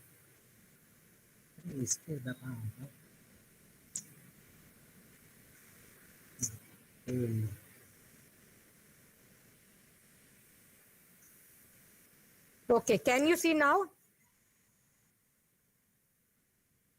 No, Yes. Madam. Now I have shared with you. Yes, yes, yes. Okay. It is getting presented. Okay, so today I'm going to talk mainly, today's lecture is mainly on the base of the techniques which I have used throughout my career of last 35 years, and 90% of my work is based on this. So that's why I have given the name as the immunohistochemistry as a tool to unlock the secrets of biology. I'll start in a very, very simple manner. All of you, yes. I'm sorry to interrupt, but I think we can see it once again. No, we can see, sir. Okay. Fine. Okay. So what I am going to teach you is about immunohistochemistry and how we can use it as a tool to answer basic questions of biology. So first of all, I would like to tell you that I would like to emphasize that everybody knows how to hold a pencil. Everybody knows how to hold the pencil, but your own art holding the pencil, what you can draw out of it. So holding pencil, knowing immunohistology or histology, every teacher in their college is doing the same. But how you are going to use this tool to answer your question is going to be, I'm going to tell the story of my work, right? So I will start with the preparation of histological sample, because we cannot separate immunohistochemistry from the basic histology. If we can do good histology, then we can do good immunohistochemistry. So basically histology, we all know that it's the technique by which we can see inside the tissue. We can see what is there inside the cells, inside the nuclei, on the surface of the cell, what are the cell receptor, everything. Nowadays, going through the electron scanning microscope, we can go into the finer details of the tissue histology. So once we know the art of how we can look into it, I'm going to start with the simple things, and in this, I'm not going to all it, but I'm going to tell you what is more important in fixation. So those who are already doing histology should know that tissue fixation is very important, because if you not fix the tissue properly, your section, your nothing will come good, and you will not even know that where you have fallen short in the reaction. So first thing is your fixation should be very good, and by using proper fixative. When I say proper fixative, that means there are nuclear fixative, there are cytoplasmic fixative, there are routine fixative. So there are different type of fixative depending upon the object. What you want to work, you have to select a fixative. And once you have selected a good fixative, then the other things which matter is that how this fixative is able to penetrate. So we have to increase the rate of penetration, because we all know after taking out the tissue from in vivo, we have to fix it immediately, because if we have not fixed it immediately, then there can be bacterial contamination, there can be a degradation of enzymes, and so many things which we are able to see that start happening immediately. So we need to fix the tissue. So size of the tissue is very important, because size of the tissue is directly dependent on the rate of penetration. If the size of the tissue is bigger, then what will happen? The core is not going to be fixed, and you will get powder on the center of the tissue. So, and for increasing the rate of penetration, we use citric acid in a simple active like joints. We add citric acid just to increase the rate of penetration. That's one way. And the second thing, we cannot make small pieces of brain because we would like to see it completely. But in a tissue like liver and intestine, we can make pieces of 5 millimeter, and so that can be faster in our rate of penetration. Right? And then the third most important thing, you may find very simple, but these are very important. The third important thing is the amount of fixative. The amount of fixative, to say that if your volume or the tissue size is 1 mm, you should minimum take 10 times of the fixative to properly fix your tissue. Right? Then there can be the pH.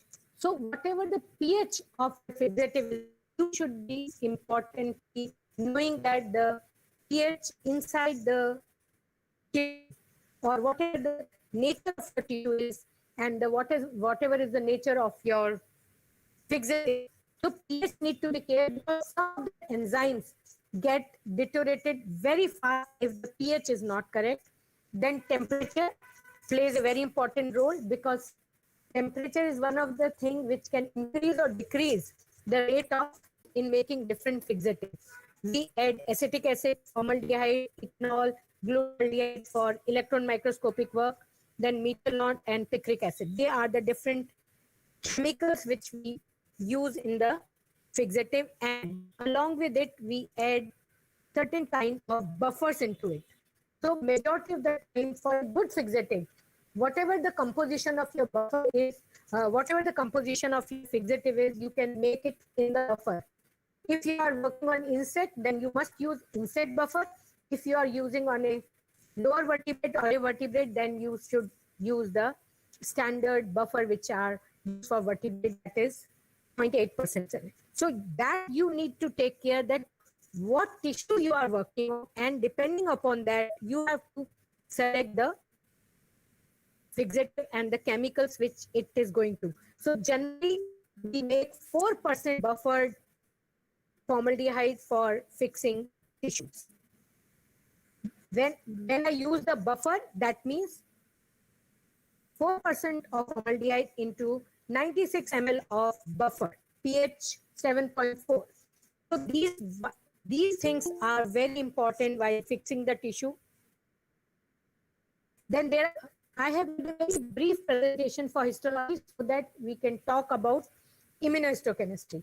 So that was fixing. And before I go for fixing, because you know all this which I am talking about, so if you have to do immunohistochemistry, what changes you can make in this? So if you want to fix your tissue for immunohistochemistry, one thing which is very important, in immunohistochemistry, we are going to work on the proteins, and proteins get degraded very fast. So if you are going to fix your tissue for immunohistochemistry, you can directly put your tissue into liquid nitrogen so that immediate freezing of the tissue will take place.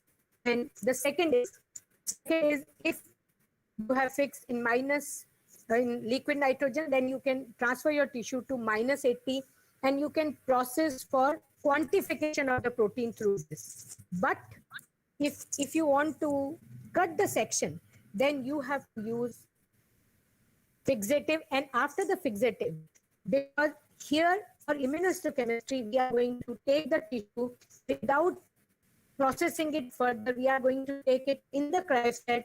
I will show you the picture of cryostat where we cut the frozen section. I will cut the frozen section because the temperature is kept minus 20 so that there is no degradation of enzyme and other thing will take place.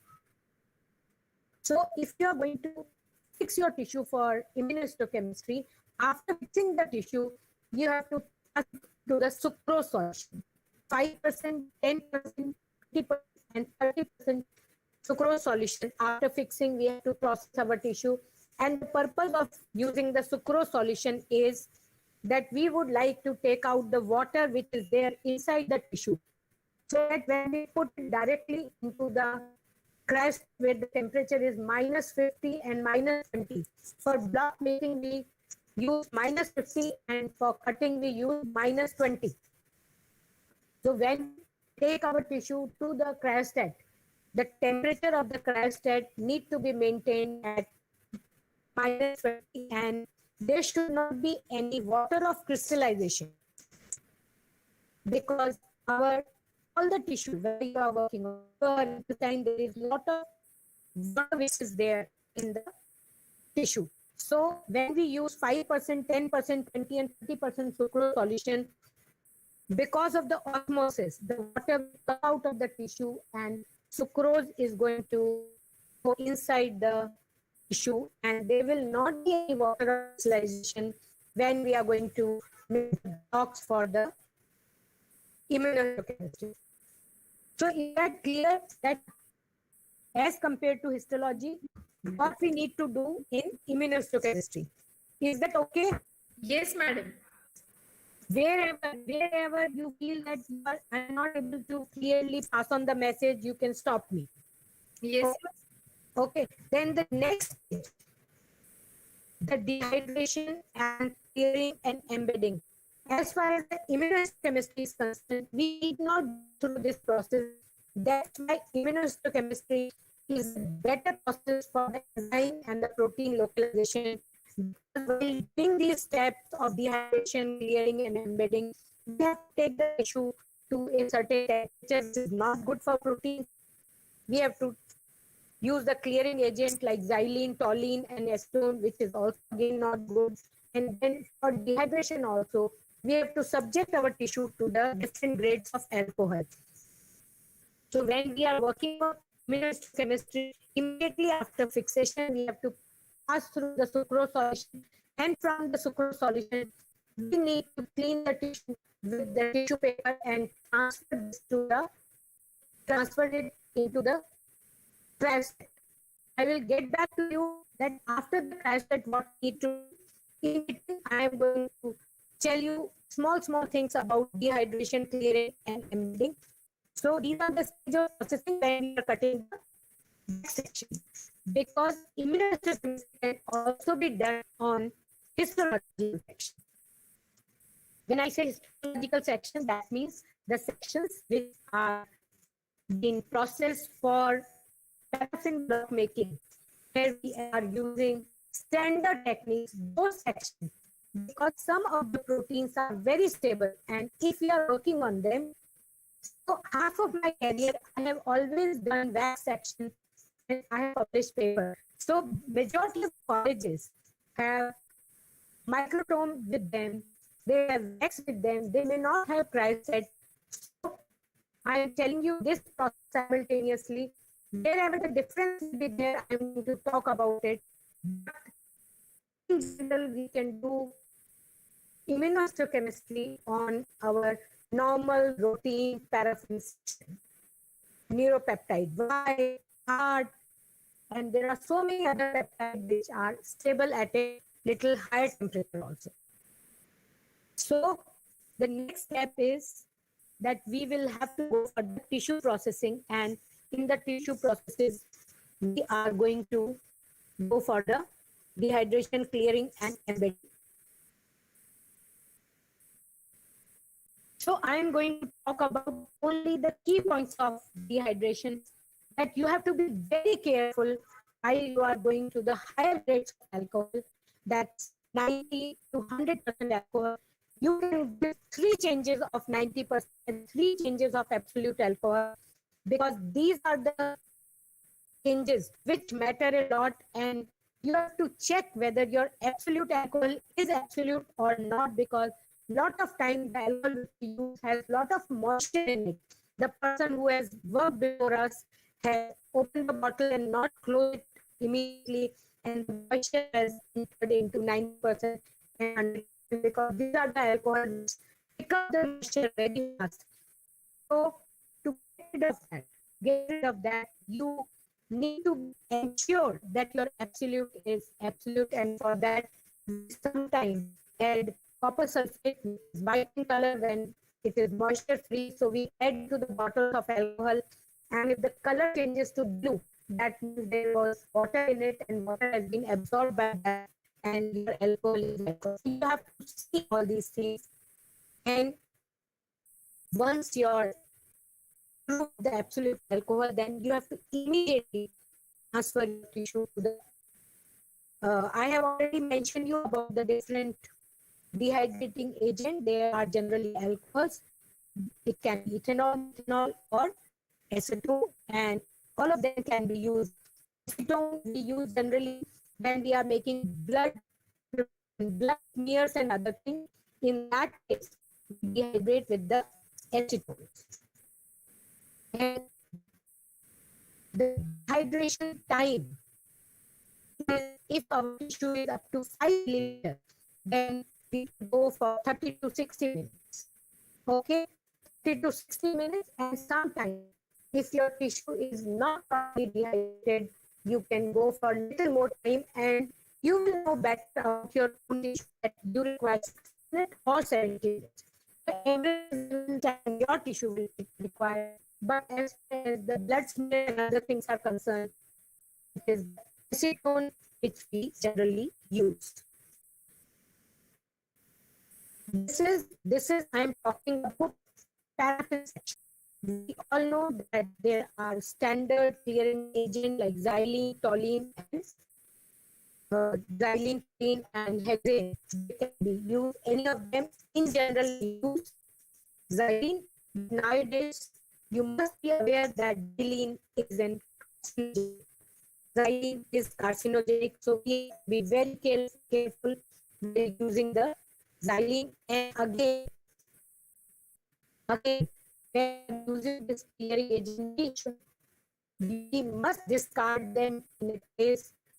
Nowadays, there are bottles which come where we can discard all these chemicals, because they are others, not to us, and even environment also.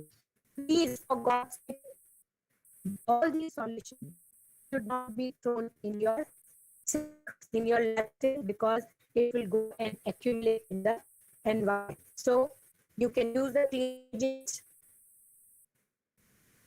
And again, the time of the clearing agent is 30 to 45 minutes, and one can go for really large tissue up to 1 hour, and you must give first quick change and then 2 changes of minimum 20 minutes each. First quick change means the first can be given after that. The first xylene will get immediately mixed with the absolute alcohol, and after 5 to 7 minutes you remove that, and then you take fresh xylene for at least 20 minutes, and the second xylene for 20 minutes, and then you can proceed for embedding. And embedding we all know we can do for with paraffin wax, and if our tissue is off, we can mix beeswax into 20%, 15 to 20% of the beeswax can be added to the paraffin wax to get soft section. If you're working in a very cold condition, then you must add 5 to 10% of the paraffin wax, because that makes your tissue as well as your setting very supple. So you can mix the these wax into the paraffin wax, and these wax are available into any of the honey centers. You should never allow the temperature of the oven to go beyond 60. Majority of the time I have seen, to work faster, students will increase the temperature beyond 60 again. Again and again, if you are working on proteins get denatured at a higher temperature. So please be careful while increasing the temperature. Your temperature should not go beyond 60. And you should use a wax which of that quality which is not requiring that kind of a temperature, right? Now, I am not going to go into the details of the general embedding program, because this is, all of you know that we have again styling and wax unchained, and then 3 changes in the wax in the oven so that the wax can enter inside. So what we have done, wax is not soluble in alcohol, so we have put clearing agent in between, so that what will happen, the alcohol will be replaced by the clearing agent, and then because our clearing agents are soluble in paraffin wax, the clearing agents will be replaced by the wax. And one more purpose of the clearing agent is they increase the refractive index of the tissue, and when we see them under the microscope, the light can pass through the tissues very easily. So that was one more reason of going through the clearing agent and then wax. And then you have to embed your tissue into 3 waxes, first wax, second wax, and third wax. And after that, you have to make the block. Again, I know all of you are teachers, but orientation of the tissue in the block is very important. If you want to cut the olfactory epithelium first, so the tissue should be oriented in such a way that the olfactory epithelium should come first and the spinal cord in the last. Otherwise, if you have not properly oriented your tissue, you won't be able to get the section which you want. And very important and very simple thing, whenever you do your histology, the direction in which you are cutting the section, always keep the same. You can give a nick to your block so that you know this is dorsal, this is ventral, this is anterior, this is posterior. Because when you go for a high level microscopy, every cell is important. Every group of nuclei is important, because we are going to give functions to them. So even if you miss 4 sections in between, that means you have lost multiple cells. We cannot afford to lose even in a single section.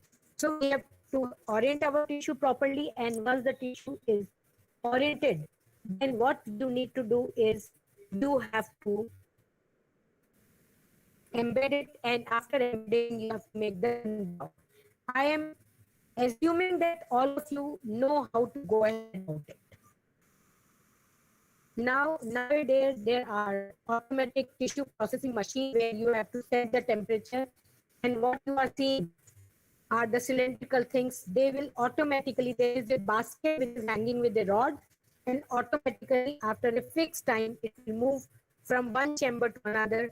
In all the hospitals where immunohistochemistry is used as a diagnostic tool for the disease, you can use these machines, because n number of samples can be processed simultaneously without manual processing. And the other way is either you can process your samples through machines or manual. Madam, Yes. sorry to interrupt you. Yes. Could you please run the presentation in full screen mode, please? Full Will screen. it be Yes. possible? Take second. Full screen. Okay. Let me check.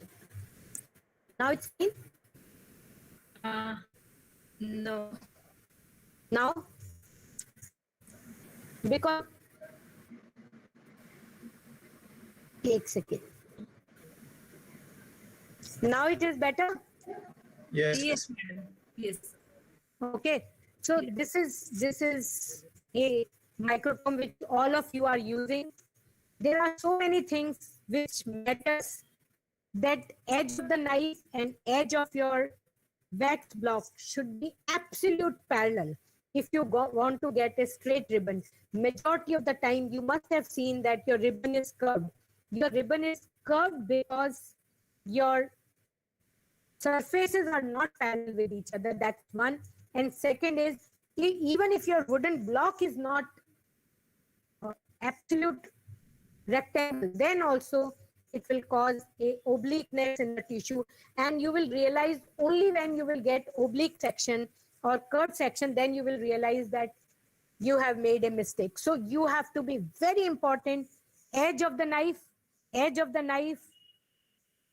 the trimming of the block, the placing of the tissue, everything in total matter while you are progressing for it.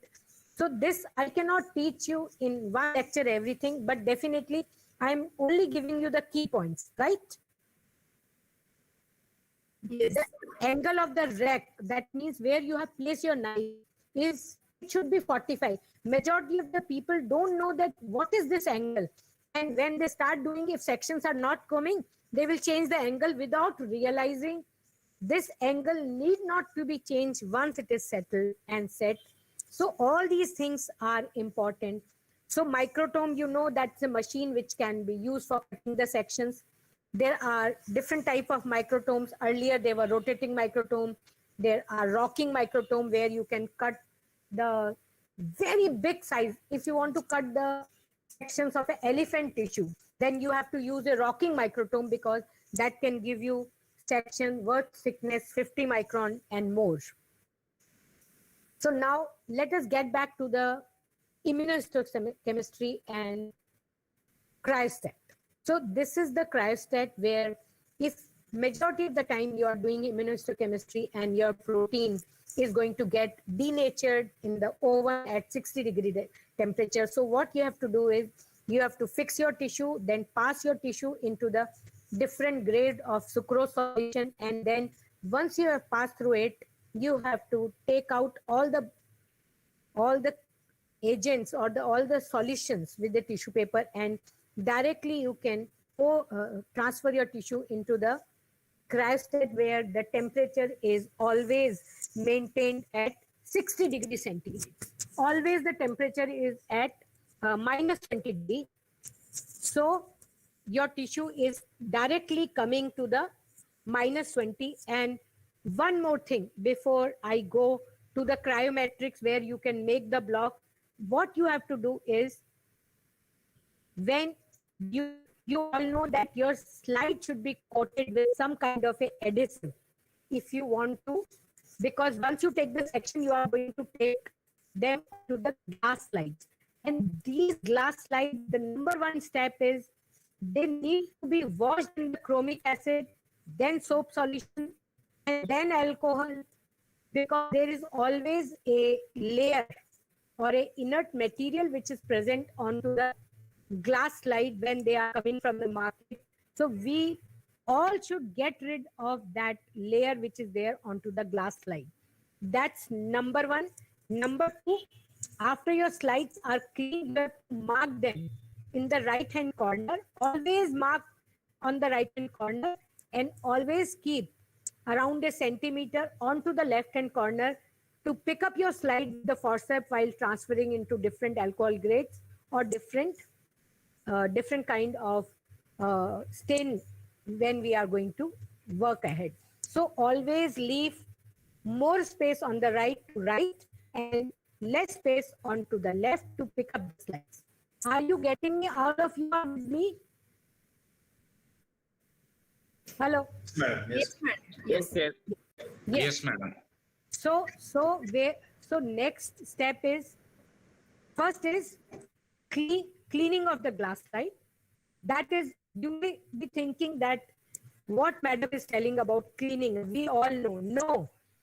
If your glass slides are not clean, many times you must have seen that your sections are floating. Your sections are floating because immunohistochemistry is a step where you have to be in the buffer or different kind of blocking agent for 2 days. And by the time you reach onto the second days, your tissue start floating. So if your slides are not cleaned properly, that's number one, your section will start floating. So clean your slide. And number two, what you have to do is you have to coat your slide either with the albumin or with the, as far as the immunohistochemistry is concerned, we use a synthetic inert material which is known as poly-L-lysine. So what we have to do is we have to coat clean slide with the poly-L-lysine. So we have to prepare our slide in advance. When we are going to work on them, that has to be a other day.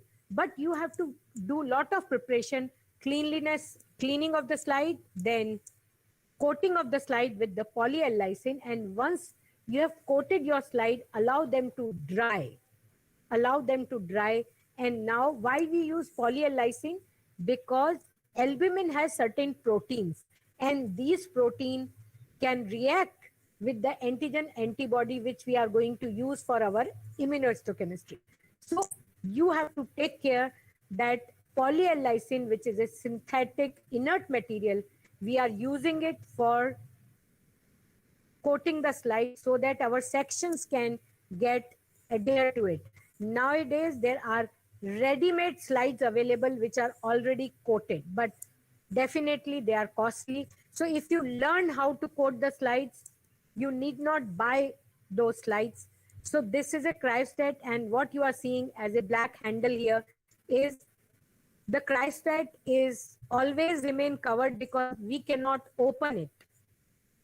Otherwise, the temperature will fluctuate. So we have to make a block, and the block is to be made in a cryometrics. Again, a synthetic material which is liquid at room temperature and gets solidified when the temperature is lower to 4 degrees and less than that. So if our temperature inside is -20, this cryometrics is going to get solidified inside the cryostat. So once our tissue is ready, our tissue is in our one hand and cryometrics bottle is in the other hand, and we will open. There are discs which are present in the cryostat. Onto those discs, they are pre-cooled discs, and we will pour our cryometrics onto it, and we will make a base for our tissue. So we will gradually, by rotating our hand, we will keep on pouring the cryometrics, which will keep on solidifying, and immediately, because as the layer will become thick, the upper layer will take some time because the lower layer of cryometrics will freeze immediately because our disc is of metal and immediately the temperature is very low. But then the layers which are being poured after that will take some time to solidify, and before it solidify, we have to keep our tissue in the center of the disc and pour more amount of cryometrics without any seeing it that no air bubble should be trapped in between, right? And we will have a solid cube of ice which we need to trim afterward. We'll allow it to solidify properly for half an hour to 1 hour. Once it is solidified completely in the cryostat, the next step is we are going to trim it as we trim the wax block, right? So in between, I will tell you about electron microscopy. As far as the electron microscopy is concerned, we use different kind of fixative. When I say different type of fixative, that means formaldehyde and other agent which we generally don't use for our normal histology. For electron microscopy, we use them, and electron microscopes works on the principle of the section. We have to cut ultra thin section by using the glass knives, and those microtomes are known as ultra microtomes. The microtomes are also known as ultra microtome, and we never use metal there. We use glass knife to cut the sections, and sections are always cut less than 1 micron. So you can imagine what kind of, even the material which we use for block making are acrylic material which hardened, and they harden very, because we have to cut with a brass knife or a diamond knife. So we need to be making the blocks also with a very hard material. Again, we use acrylic material which we mix, and they get, the moment we mix them, they get solidify and become very hard. So that is the preparation for the electron microscopy. And for botanical samples, I am not going into the detail, because in botany, generally the material is like wood and very hard, and we use sledge microtome. Sledge microtomes are used for botanical microtomy. So knives, I have already told you, we can use ordinary knife, which you already know. Instead of knife, we use disposable blades. You can use glass knife for ultra thin section, diamond knife for that. So these are some of the skinning, and this is how, after cutting good section, you can get all these things. I'm not going to talk about staining today, right? Okay, I will come into detail of immunohistochemistry. Before starting immunohistochemistry, if anybody wants to ask any questions from me, can ask here. Because now you know how to fix the tissue for immunohistochemistry, you know where we need to cut the section, you know what are the block making agent for immunohistochemistry, and you know what are the adhesive which we use for immunohistochemistry. So before I go into the detail, if somebody has any question to ask before I go into the detail of immunohistochemistry.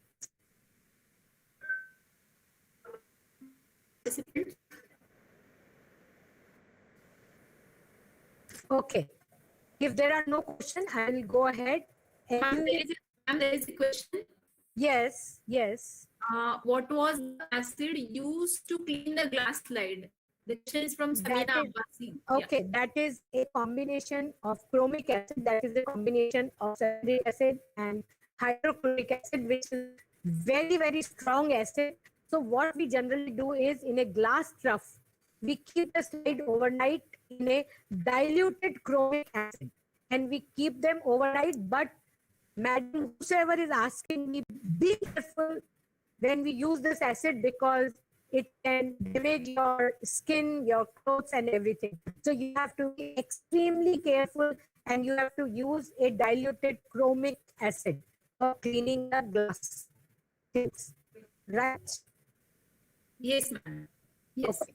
So, so now your block is ready to proceed for sectioning, and in acid, we generally cut 15 to 25 micron thick section. We cannot cut 5 to 7 micron thin section as we can cut in normal microtome. In this, not because they are sections have been made in biometrics and they are cut 15 to 20 micron, but only is that majority of the time the cells are 100 micron thickness. So in every section you will get, or your cells are going to cut when you are going to cut the sections. Okay. So in this diagrammatic representation, what you are seeing is whether you have a perfect section or you have a crash type section. That's number one slide. And you can go through dewaxing and hydration. That means first you have to put them into the, your wax will be dissolved in xylene. So you will have to start with xylene. Then you have to go to the absolute 90, 70, 50, and then you will have to go to the buffer. And once you are into the buffer, that means your sections are hydrated. Once your sections are hydrated, then you have to treat your sections with the methanol and H2O2 in a glass jar. How you will do it? You will take 100 ml of methanol and you will pour 0.1 microliters of H2O2 And why we are using it? Because majority of the tissue contains blood or blood vessels. And all these blood vessels will have endogenous peroxidase. And when we are going to treat our section with the dab, this endogenous peroxidase will react with the dab and will give us a wrong or a false signals of brown color. So what we do here is, after dehydration or after the hydration of our tissue, we treat them with H2O2, which is to nullify the endogenous peroxidase enzyme activity.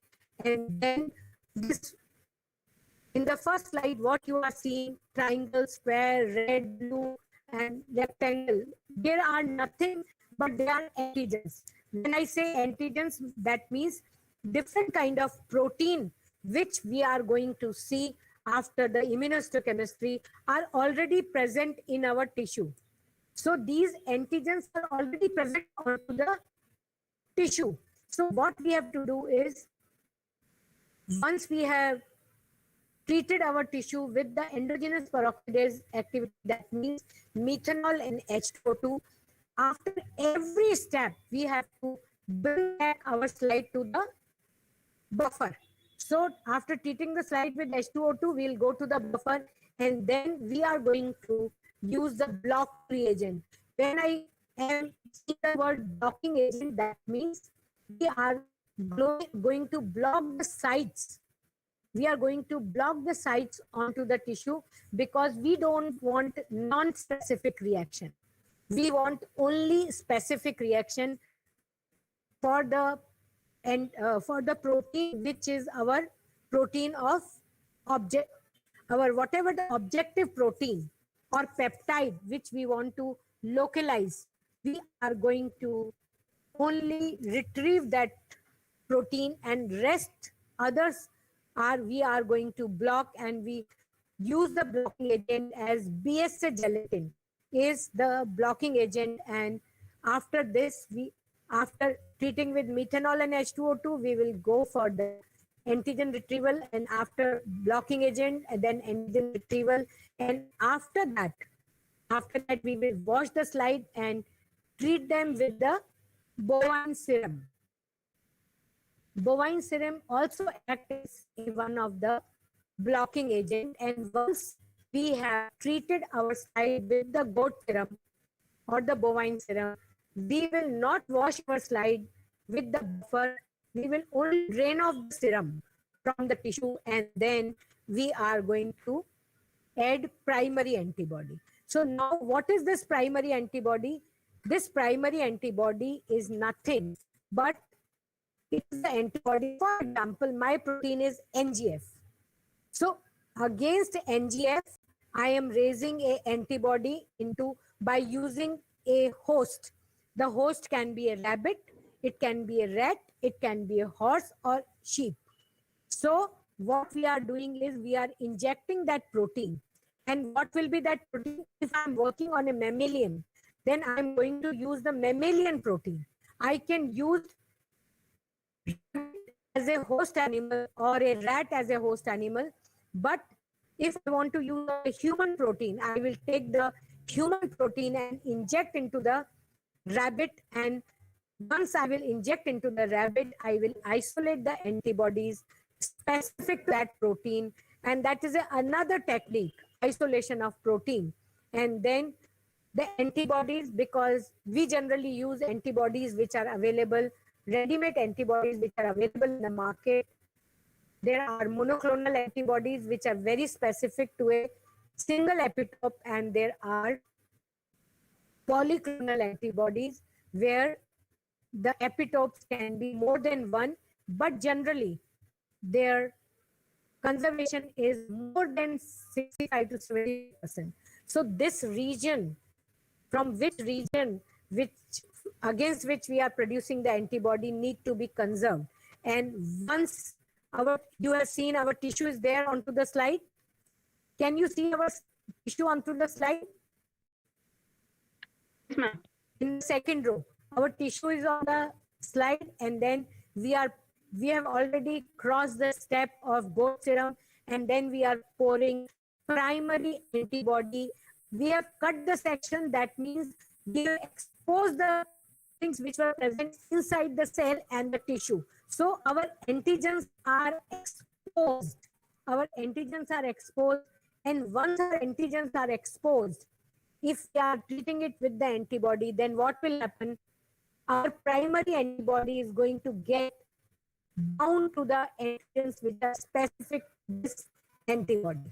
So where our antibody is going to bind? Our antibody is going to bind only to the places where our antigen is present, right?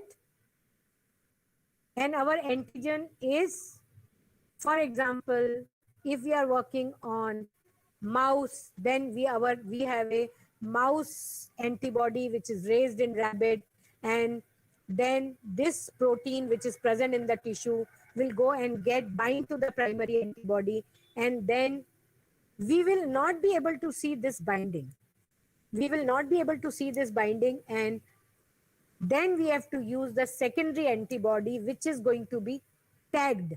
When I say tagged, that means you can see a star kind of a thing which is attached to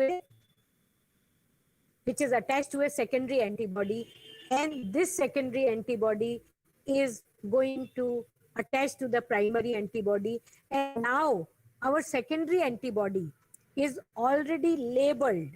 Our secondary antibody, if we are using a radio immunoassay tagged antibody, then what you can do is directly you can see either we are using a fluorescent secondary antibody, or this we can directly go and see under the microscope, which has the facility to see these reactions. Fluorescent microscope need to be there when you are using fluorescent secondary antibody. So if you don't have secondary antibody which are fluorescent linked, then we use the secondary antibody which is enzyme linked. Then we are going to perform enzyme assay to develop the enzyme and substrate reaction, and going to make it a colored reaction so that we can be able to see the protein or the antigens which was our object antigen. So you are seeing primary antibody, then you are seeing secondary antibody. If your secondary antibody is fluorescent tagged, you can directly go to the microscope, fluorescent microscope, and see your antibody reaction and capture them. But if it is enzyme linked, then you add the substrate for the color development. And here, diaminobenzidine is our substrate, which we are going to use. After the secondary antibody, which is enzyme linked, we are adding substrate. And after adding the substrate, we are going to use H2 to enhance the reaction. And the moment we have the substrate, enzyme, and antigen, there will be a complex which is formed of antigen, antibody, and the enzyme. And what you are seeing here is the antigen which was not visible. You can see a brown colored, because of the dab, a brown color antigen and antibody complex has been made. Antigen antibody complex which is visible because of the enzyme and the substrate. You can see a brown colored reaction in your slide, which can be directly seen in the microscope. So before I go ahead, you must know in between primary and secondary antibody, after many time the signal is very weak. So we use ABC vector stain kit, where we are going to use, because we are going to make biotin complex. Our secondary antibody already has that. So what we are going to do is this biotin complex, which is going to multiply every biotin molecule to 8 times. So wherever the signal is weak, we are going to enhance the reaction using the ABC vector stain kit, which is available in the market. Nowadays, it costs around 5,000. So majority of the time, because antibody is also very costly, and so these kits are costly, it is becoming difficult. But in one kit, you can do the work of 3-4 papers. So you can join hands with each other and buy the kit and the antibody and you can do work.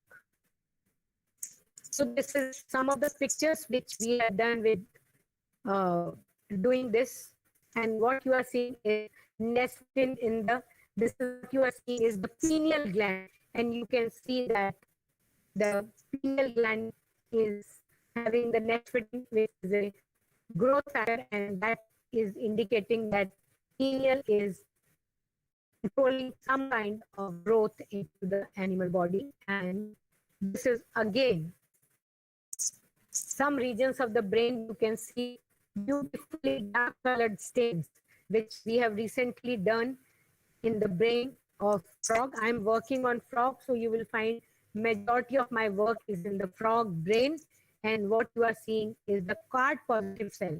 I have used CART antibody in this. I have used rabbit secondary antibody, that means IgG rabbit secondary antibody, and primary antibody is mammalian CART antibody, which is raised in the rabbit, and secondary antibody is of rabbit, that is rabbit IgG. And now I have time, so would you like to see my journey of work by using this technique? Before I show my journey, I would like to know from you that any questions if you want to ask me.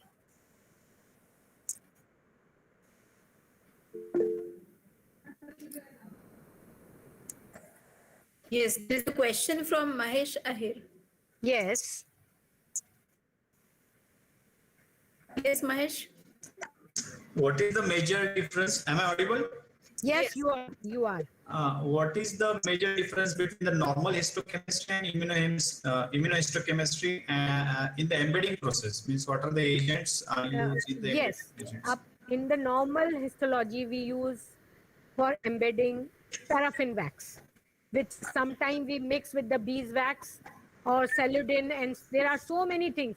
I take 15 lectures on it, but here, because of the time, I have only 1.5 hours with you. So I would like to give you the key points. So normal histology, you are doing the embedding in the paraffin wax, which is sometimes mixed with the beeswax, whereas in immunohistochemistry, you are using cryometrics, and sometimes you can use gelatin also.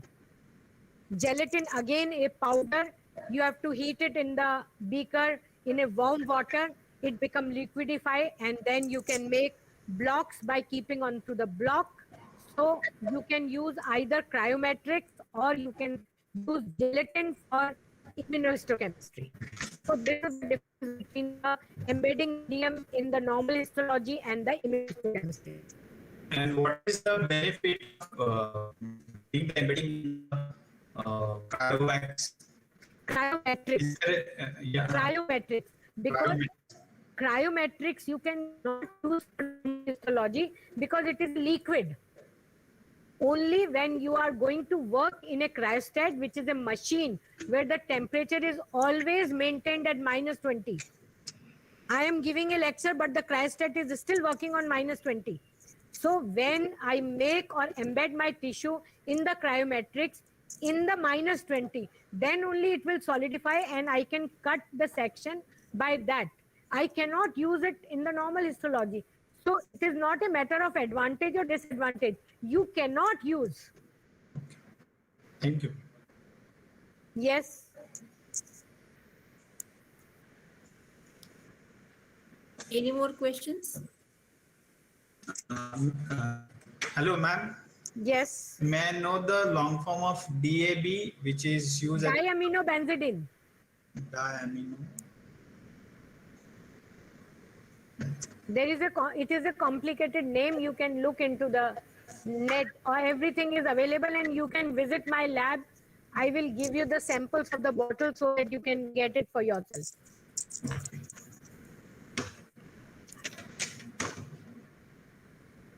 Thank you, ma'am. Okay, so now what I have told you in the beginning that I have now, just now what I have told you, that there is a pencil and you can hold the pencil.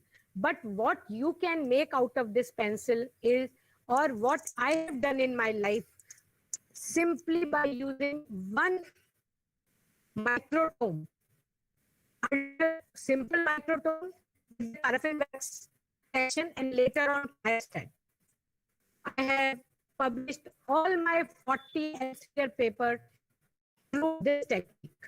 So I can tell you that there is a major difference between immunohistochemistry and other molecular biology technique, because majority of the molecular biology technique, you are quantifying DNA, RNA, RT-PCR, where you cannot visualize your protein where it is present in vivo.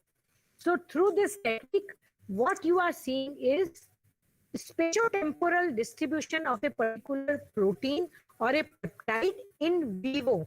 That means you are seeing where it is present. You are not taking a mixture of forebrain, midbrain, pineal, pituitary. You are seeing what is there in the pineal, what is there in the pituitary.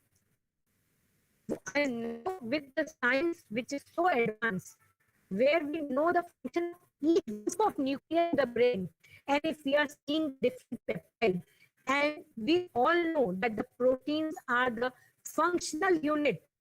Proteins are the functional unit of any system. So RNA, DNA cannot give you that much of information what protein is, because they are the functional unit. So wherever they are present, they are indicating some other story which is underlying there. Some other story which is there. So I will tell you that what kind of questions I have done in my career, and this is not to show that what I have worked in my life. This is to give you insight that by parallel thinking what you all can do. Because Bhargava madam is already on the last years of her career, and for some of you it is the beginning of your career. So what you can use by using this tool. So what I'm going to give you a brief idea that how the questions can be answered through this technique. So I'll just quickly go through it, and then you can ask me the question whatever you want, right? So should I go ahead? Yes, ma'am. So this is my one of the initial paper where I have, what you are seeing is the diagram distribution of CRF in the brain of Rana Tigrina. So I have cut the section of the brain, and what you are seeing as the dot is the CRF wherever it is localized. You can see this MP is nothing but it is medial pallium, which is a nucleus in the brain, and it is involved in the multiple function. Olfactory bulb, you can see the cell. Olfactory bulb receive the environmental information. Pituitary, median eminence, you can see that median eminence was full of CRF. So this is one of the initial papers. I have used paraffin sections for this, and this is a diagrammatic representation. And here what you are seeing, in those days, there was black and white photography which we used to do. And I must have spent 3 years of my life doing this work, making the pictures and doing this work. So what you are seeing is the line diagram. I must have spent 6 months to make these line diagrams so that my professor is happy.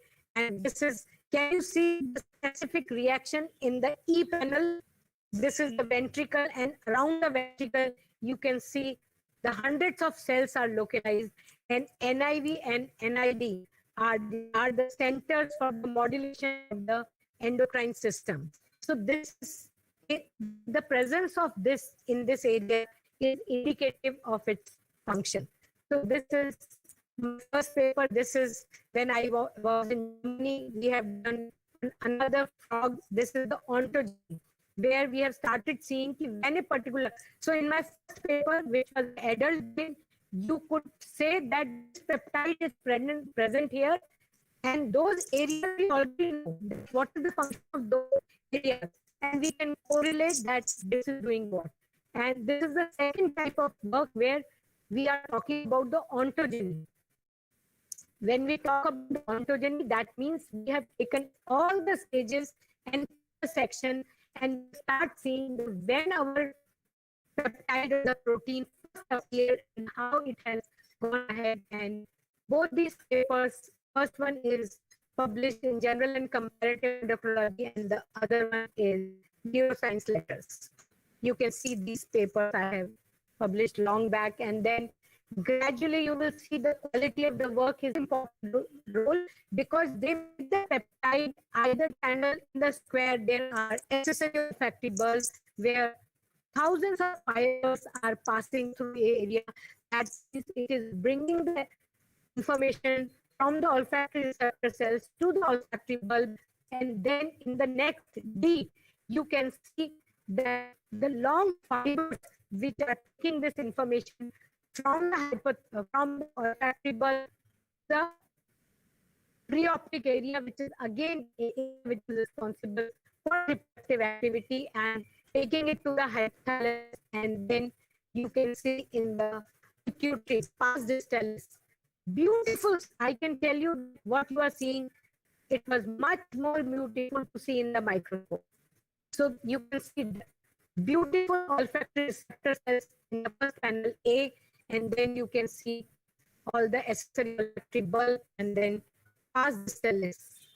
That is pituitary. Last is the pituitary. H is the pituitary. I will go a little fast, and then you can ask me to repeat it. This again we have published in the Neuroscience Letter. They are some of the top journals in the endocrinology, and then we have done with the nesphedin. The nesphedin is again a growth factor which is important for the food and feeding regulatory activity in the brain, and again we have localized it. And to begin with, I was simply, initial 15 years of my life, I was simply localizing them because nobody else has localized them into the frog, and that's why many of our papers say that first time we are showing that this protein or peptide evolutionary conserved, and its function is known from last 30 years in mammals. But by showing it in the frog, we have said that the function of this protein is evolutionary conserved. Again, we published this in General and Comparative Endocrinology. And then what we have started doing is, because it was becoming difficult to publish the paper simply by localizing a particular antigen into the brain, then what we did is we have thought that why not we see that how the changing environmental conditions, is it these peptides are playing a role when the environment suddenly change, because all these animals on which we are working, that means frog, they are, whether their reproduction, whether their food and feeding habit, reproduction, everything, laying of eggs, everything depend upon the environment. So when the environmental conditions are changing, how the animal is changing its physiology, that means how come a frog will lay eggs only after 3-4 days of raining, how the whole endocrine system gets stimulated by the changing environmental condition, and in 4 days it will be laying eggs. So that means there has to be some way, there is a connection between the environment and the physiology of the animal. And for that, what we have done is we have started seeing that how the brain or central adaptive mechanism are responding to the changing environmental conditions. And we know all these things, that the environment, when we say environment, that means the globally the global warming is taking place, the temperature is going, and all these are climate are going to affect the living things, and more so the animals which are directly dependent on the environment.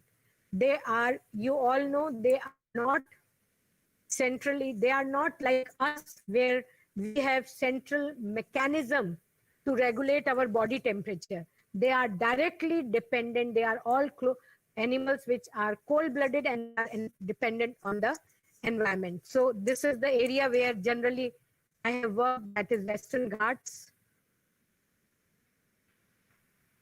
By now you know that what our lab is working, and amphibians are very important model organism because it is a link between the, not only the link between the evolution, they are also, as far as their habitat is concerned, they are the first one who have moved from water to land. And that's why it posed a wonderful model organism to work upon. And then there is so much of diversity in them. So you can always get good data by using different species of frog. Even if whatever work I am doing, if you repeat in another species, you will be surprised that you may get something new and something very interesting. These are some of the frogs on which I have worked. This is the tadpoles where we give different, because gradually we have started simulating the environmental conditions in the lab. That means we'll bring the tadpoles from the environment and subject them to different temperature, different salinity. We'll create hypoxia, and then we'll compare the normal with the experimental model and use immunochemistry on them. And this is, you can see that, so you see the track, the fiber track, they are direct pictures, and you will believe me that there were some of the fiber track which is directly from the olfactory epithelium, what you are seeing here. Don't see the line diagram, see the actual picture, that some of the fibers which were coming out from the olfactory epithelium were directly reaching to the pituitary and the hypothalamus. So that means they are bringing in the information and passing it to the hypothalamus or the areas which are responsible for the reproduction, right? This you've seen before, and this is about the cart. This is, we have seen in the localization of cart in the brain. You can see that gradually our quality of the work is improving because it is becoming difficult. So what we have done is, this is a paper in which we have changed the temperature of the animals. We have taken them to a cold condition, we have brought them to a normal condition, and we have taken them to a high temperature where they could sustain, as in the, and whatever the temperature we have used, we have copied it from the environment. Can you see in the left hand side the 3 normal temperature? Can you see the number of cells? You can see at a lower temperature the number of cell and the amount of cart, and you can see at high temperature the amount of cart in the Raffin nucleus. And Raffin nucleus is the nucleus which is controlling, managing the stress in the animal. So when the animal is subject to the different temperature, it goes stress, and you can see in normal animal, a low temperature animal, and the high temperature animal, when this protein or peptide is overexpressed, that means it is playing a role to stabilize the animal into the adverse condition. That was about the salinity, and then this is, you can see that gradually we have moved to the colored pictures because the microscope which we were having is being changed. And this is about the, we have reduced the oxygen level, because if somebody has seen the puddle in the environment, what happened in the October, now all the puddles are full of water, and by the time October will come, these puddles will start getting dried up. And once this puddle will dried up, then what will happen, there will be a lot of tadpole in a small pond, and the oxygen levels will gradually reduce.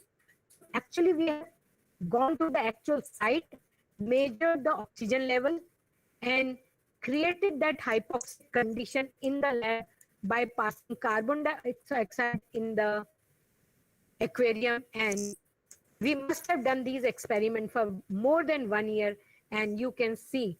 Can you see in the right hand side? As if the brain has, storm has come into the brain. And the fibers are messaging from here to there, and they are contacting the neurons that something is happening. And one of the most important thing which we have seen in the lower panel, there is a respiratory center in the brain. In the posterior part of the brain, there is a respiratory center, which we have never observed in the normal reaction. And here what you can see, that when we have reduced the oxygen level, suddenly we have seen that the respiratory center of the brain has got activated, and you can see the number of cells which have come up. And again, we have published this paper in General and Comparative. And this one we have published in the Salinity. I have actually DSC project in which I have done this. So basically, what I am telling here to you is simulate the natural environmental condition and can see the role of these peptides. We have done neuropeptide Y and CARD because they are antagonists to each other. And then our interest came more into it, that if this is happening with the different condition, what must be happening in the different reproductive seasons. So gradually, what we have done is we have started using different condition, like what we are going to do is we are going to change. When I say this response of NPY immunoreactivity, glucose into the brain of the ventricle of the brain, and we have also injected 2DG. 2DG is antagonist to the glucose. We have directly injected. So that means we have tried to create different energy conditions into the body of the animal, and then see what is happening to these peptides. And you will be surprised that we have got wonderful results, and we could publish in neuropeptides. This is what we have done when the animal was injected with the glucose. So what I have done is nothing new. I have not reinvented the wheel, but the role of neuropeptide was known from last 20 years in the mammals, in the rat, but the information was missing in the frogs. So by using microhyla and cyanophyllactis, we have tried to fill the gap of the information in amphibian. And because we were the one who were doing these in amphibians, there are majority of the things you will find that ours is the first report. Can you see the different labels in the starved condition, in the glucose injected brain, and in the 2DG condition? The graphs will directly depict you about the different levels. This is again the nucleus infundibular dorsalis, and always we need to give controls. So what you are seeing is how NPY is going up and down regulated. You can see there was absolute loss of the reaction in the tadpole brain. This you can see through graphs. You can see the difference between the three conditions which we have done. So we have changed the physiology of the animal. We have changed and recently what we are doing is we are seeing the peptides in the different. We have chosen the peptides which are important for the reproduction of the animal, and we are seeing in the season-wise distribution of these peptides. So then not only the enzyme here, what we have done is we have seen dehalogenases in the whole brain. That means we have seen it not only in tadpole but also in the metamorphosis. And this is also a very important paper. This is Trends in Comparative Endocrinology, where we have published. This is our dehalogenases in the frog. Then we have also localized this and done lot of enzyme assays. SOD and catalase we have localized. This is all the line diagram we have done. So I'll go through it. And the second story, this was all about the frog. So recently we are doing in the reproductive condition, in the different reproductive condition, how these peptides are playing the role. And in this year only, we have published 2 papers in neuropeptides and neuroscience letters on the reproduction aspect. Gradually we have started doing quantification of mRNA because people have asked for more and more data before publishing. So we are doing Westerns to quantify the enzyme and the protein. We are doing immunohistochemistry, in situ hybridization, and RT-PCR to know the amount. And we are supporting the data by using different techniques. And the second thing which we have done is the development.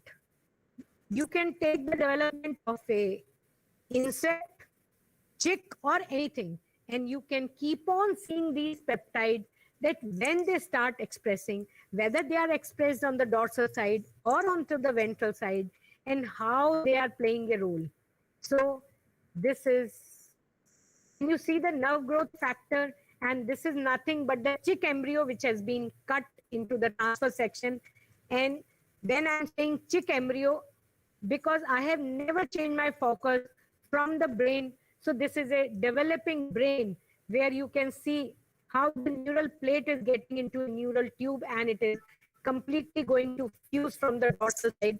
And what we have tried to show that the nerve growth factor, although it is a growth factor, but it is playing a role in the apoptosis, because apoptosis, that means cell death, has a lot of role to play in the morphogenesis. And that's what you are seeing when the neural tube from the top in the E panel, below E panel, F panel, you can see that the NGF is localized only on the dorsal side where majority of the cell death is occurring. So what we have shown in this paper, that nerve growth factor is playing a role in the cell death. And when I say cell death, I'm not correct. I'm trying to say that it is playing a role in the shaping of the neural tube. And this paper was published in Development Brain Research. This is receptor of NGF. Again, in the chick embryo, you can see it. We have compared the protein and the receptor, and this is by using the cultural technique. We have shown that if we block this, if we block the NGF protein in the developing embryo, then how the neural tube can get deformed. This is some of the pictures where the neural tube get deformed, and we have published this into the Development Brain Research and then Comparative Endocrinology. And then these are the International Journal of Development, the IJDB. All these are papers which we have published through only using this technique. Only using this technique. And this is another receptor. One was, there are 2 receptors to NGF. One is P75 and another one is TTRK. So we have done this. And now, as I told you, that we have the Western blot and there is a negative control. This is all our papers which I have done in the, this was the localization of SOD in the chick embryo. And now you see that going ahead to this technique, this is a fluorescent microscopy which we have done with the people from Bombay Dark. And this, what you can see, is a specialized protein in the intestine villi, and you can see co-localization of it. And this paper we have published in the Mechanism of Development. Because if you want to go to the Mechanism of Development and publish a paper, you have to do this kind of a work. This is all pictures from our paper, Mechanism of Development. Can you see the co-localization of the 2 proteins?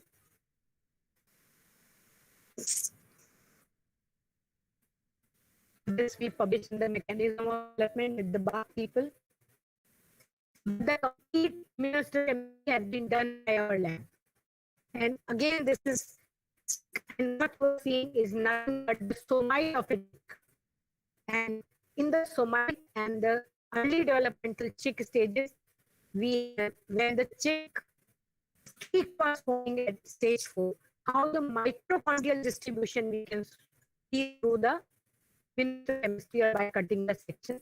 So this is all about how the streak has been formed. This is all from our lab. You can see how the streak is getting formed. This streak is getting formed from stage 4 embryo to 18 embryo. We have used stage 3, stage 4, and stage 5 embryo, and you can see how the different distribution of mitochondria is there as far as what is the distribution and dynamic of mitochondria during the streak formation. And these are the somites. What you are seeing is the somite developing somites in stage 4 chick embryo. We are not published this book. These are all somites. So don't think I'm showing it off, but I'm simply trying to tell you here by showing my 2 lines of work that by using one simple technique, how many papers you can publish.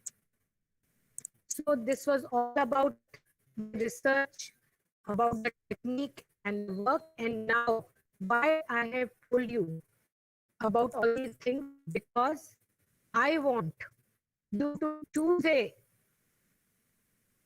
a animal of choice, the clone of your choice, and use this technique. And if you want to learn this technique in detail, you are most welcome in my lab anytime. Hello. Yes, madam. So thank you very much for giving me this opportunity to share my research. These are my collaborators from different places. So, thank you very much, Rashmi. Now, if you have time, you can ask questions from me.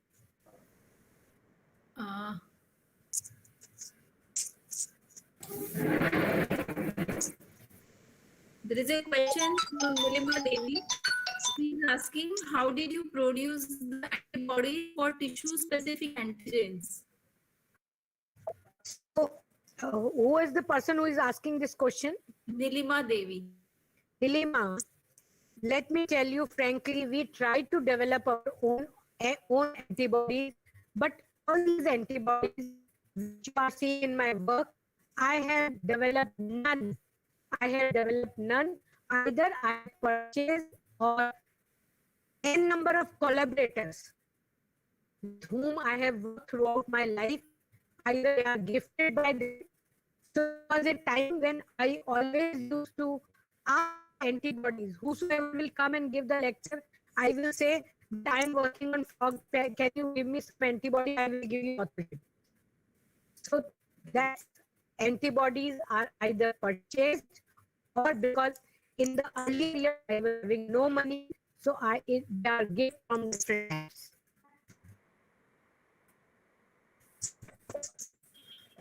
And one more thing. So whatever is being gifted to me, I cannot use it. So even if I give you antibody and you want to work on insect, so what you have to do is now, because of all the data which is available, because sequencing has been done. So what you have to check is how much this antibody is conserved in your system.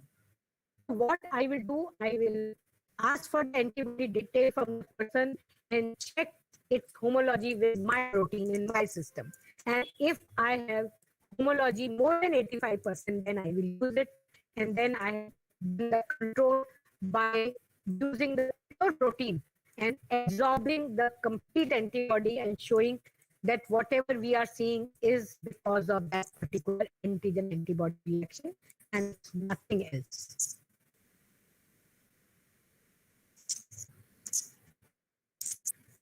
Yes. Yes. Nilima, are you okay with the answer? Yes, thank you. I put on the chat box and take it up, please. Yes. There is one more question. How to confirm presence of protein in active state by histochemistry? How to? How to confirm the presence of proteins in active state by histochemistry?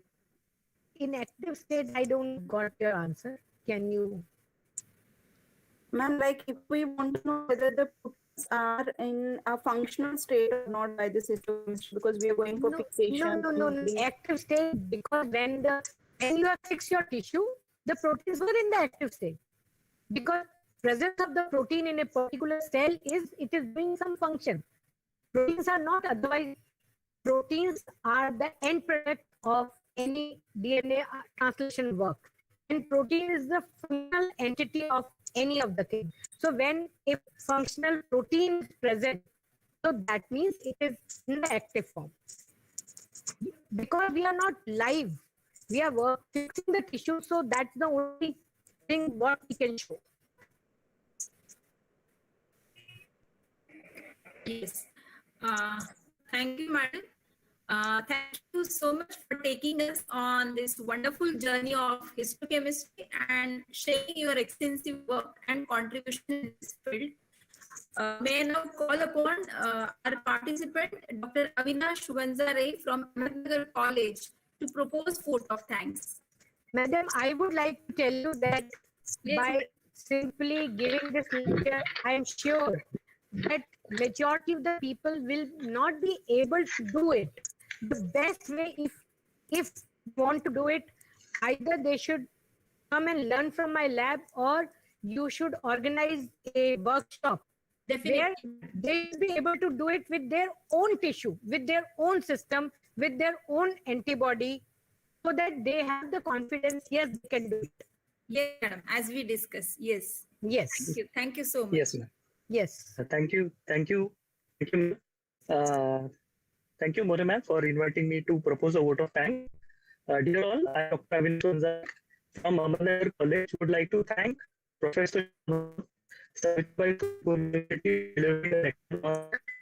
Chemistry and for sharing her experiences, her research, and as she has published a lot of her research in reputed journals. Her vast experience in the field of chemistry and histochemistry will surely enlighten us into the details of the subject. Thank you, ma'am, for sharing your research experience. Thank you, everyone, for this wonderful and informative talk. Thank you. Thank you, Have a Avinash. nice day. Thank you, Avinash. Thank you, ma'am. Thank you, ma'am. Thank you, madam. Okay. Thank you, Avinash Vanzare, for those good. Now, our third session will be started at 2 o'clock. So we can take a break, lunch break from 16 to 2 o'clock. So I request all participants to join at 2 o'clock. Now, third session, which is Okay. So we'll be starting at 2 p.m. for the next session, right? start at 2 p.m. So join immediately at 2 o'clock. Okay, I take my leave. Okay, thank you very much for patiently listening to me. Thank you, Professor Bhagava. Thank you very much for sparing your valuable time for this platform. My pleasure. My pleasure. Okay. Thank you, madam. Thank you, madam. Okay.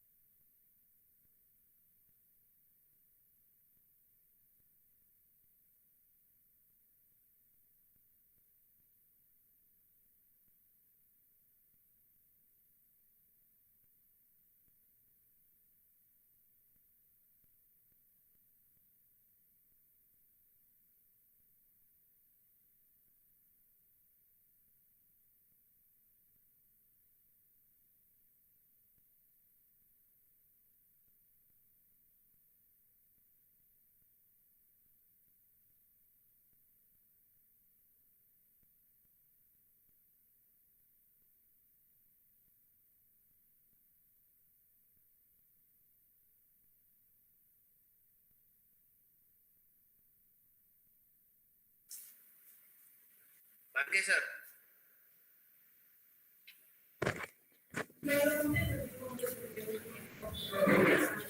Lange sir.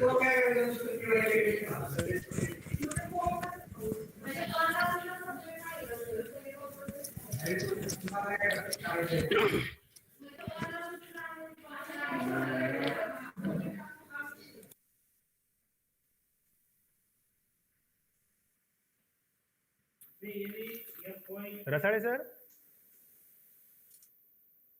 Rasale sir, Shinde sir, we can start the session. हा नाही आवाज येत, हा व्हिडिओचा आवाज येतोय का तेवढा सांगा मला. नाही पण हे पीपीटी लावलेली आहे ना. नाही व्हिडिओ लावलाय, आवाज येतोय का.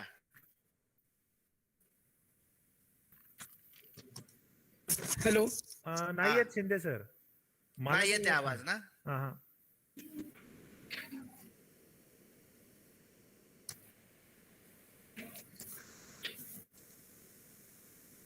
हॅलो. बोला. बंद करतो मी presentation. Okay Rasale sir, you can start the session. Okay. Okay. So, good afternoon, all of you.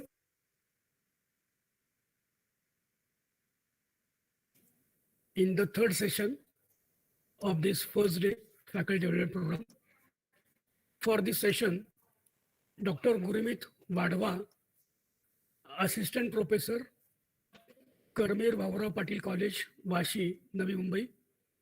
They are the speaker. Sir has completed PhD from Dr. Babasaheb Ambedkar Marathwada University, Aurangabad, on green protocol for synthesis of benzimidazole derivative and their biological study. Sir had completed 2 minor research projects. Sir has received Best Paper Presentation Awards in national and international conferences. Sir has filed 11 patents, out of which 3 patents has been accepted. Sir has published 67 research papers in reputed international journals. Sir have also worked on phytochemical analysis of medicinal plants and also developed protocol for different tests like antibiotic, anti-diabetic, anti-cancer. So on behalf of Professor Ramakrishna College, I welcome Dr. Gurumit Wadhwa sir. They are going to give their talk on phytochemical analysis of medicinal plants. So I request Dr. Gurumit sir to present the talk. Wadhwa sir.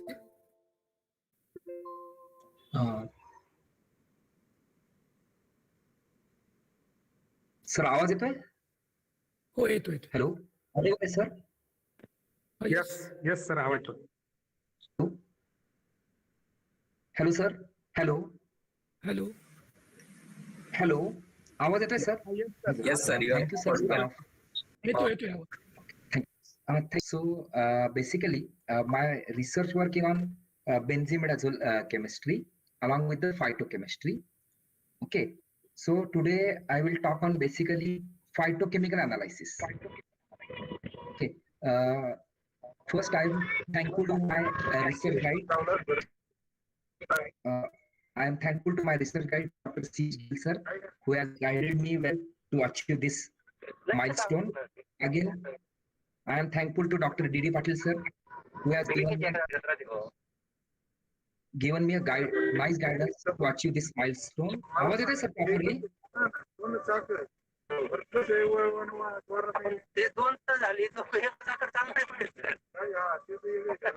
रिक्षावाला नाही का उलटा चालत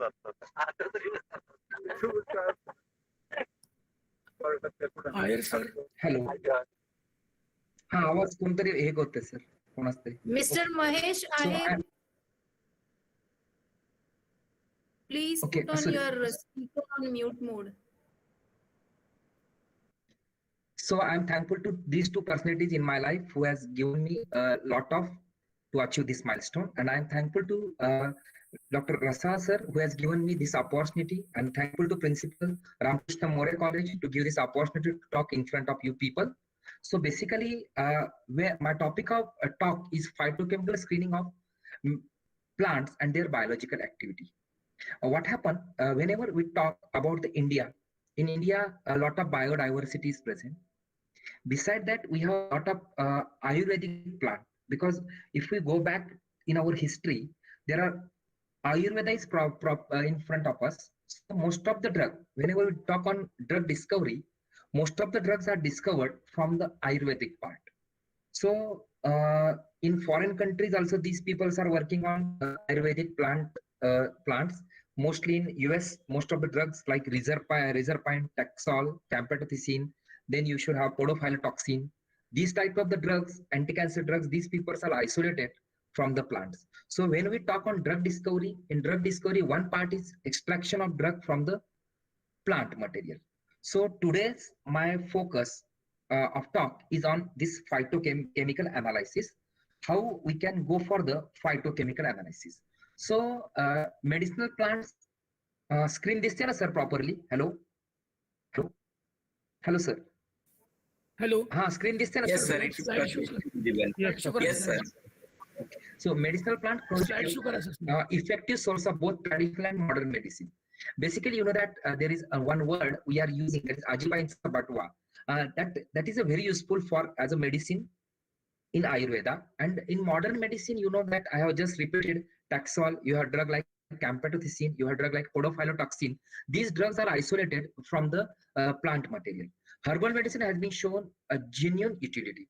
Then about 80% of rural population depend on primary healthcare on Ayurvedic medicine. So we talk on this Ayurvedic medicine in drugs of traditional system of medicine, in modern medicine, in nutraceuticals, in food supplements, in folk medicine, in pharmaceutical intermediates. This is very important. When we talk on pharmaceutical intermediate, we can isolate the certain drugs like morphine from the plant material, and that can be converted into the number of drugs like codeine, heroin, these or other pharmaceutical drugs using the morphine. So in chemical entities for the synthetic drugs, there are certain drugs, like suppose I have Taxol. Taxol derivatives, some Taxol is useful for the breast cancer or uterus cancer, but their derivatization can be done and that can be used for the other cancer treatment. So these chemical entities can be used for the different synthetic drugs. So when we say that these drugs are active, then question arises, why these drugs are active? These plants are active. They contain flowers, fruits, leaves, and roots.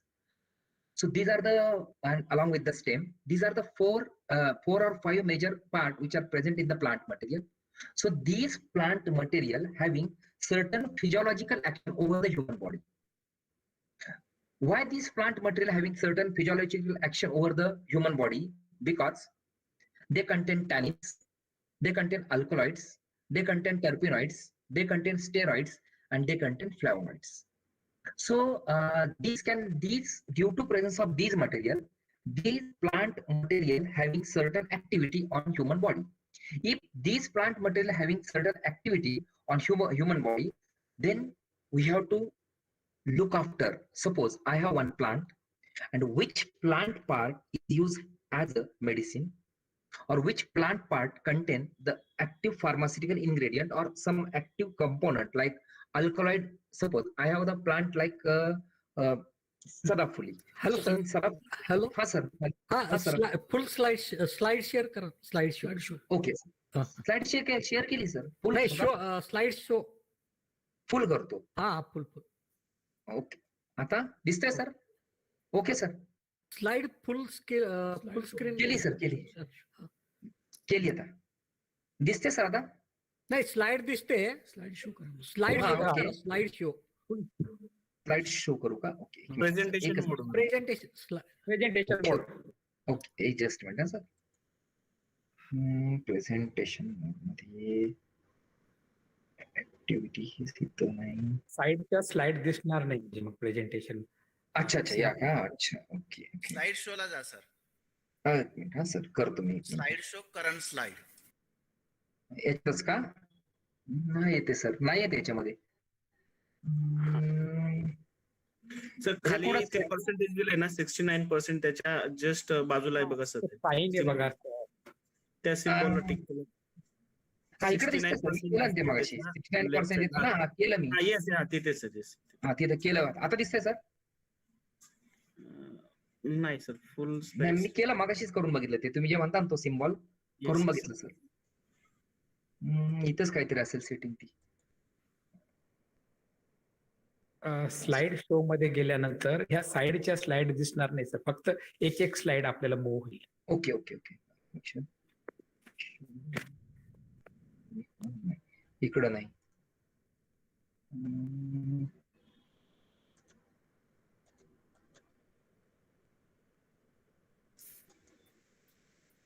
Change layout white board नाही sir, नाही दिसत त्याच्यात, setting मध्ये पण नाही दिसत. तुमचं जे power point आहे ना सर, तुमच्या त्याला केलं सर मी, त्याला केलं मी बरोबर. स्लाइड शोला नाही, होमला क्लिक दिसतंय तुमचं सर. हा आता बघा सर, स्लाइड शोला केलंय. हे बघा सर, स्लाइड शोला क्लिक केलं तरी दिसतंय तुम्हाला?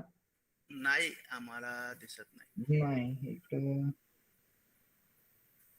इकडे मी केलं सर. आता sir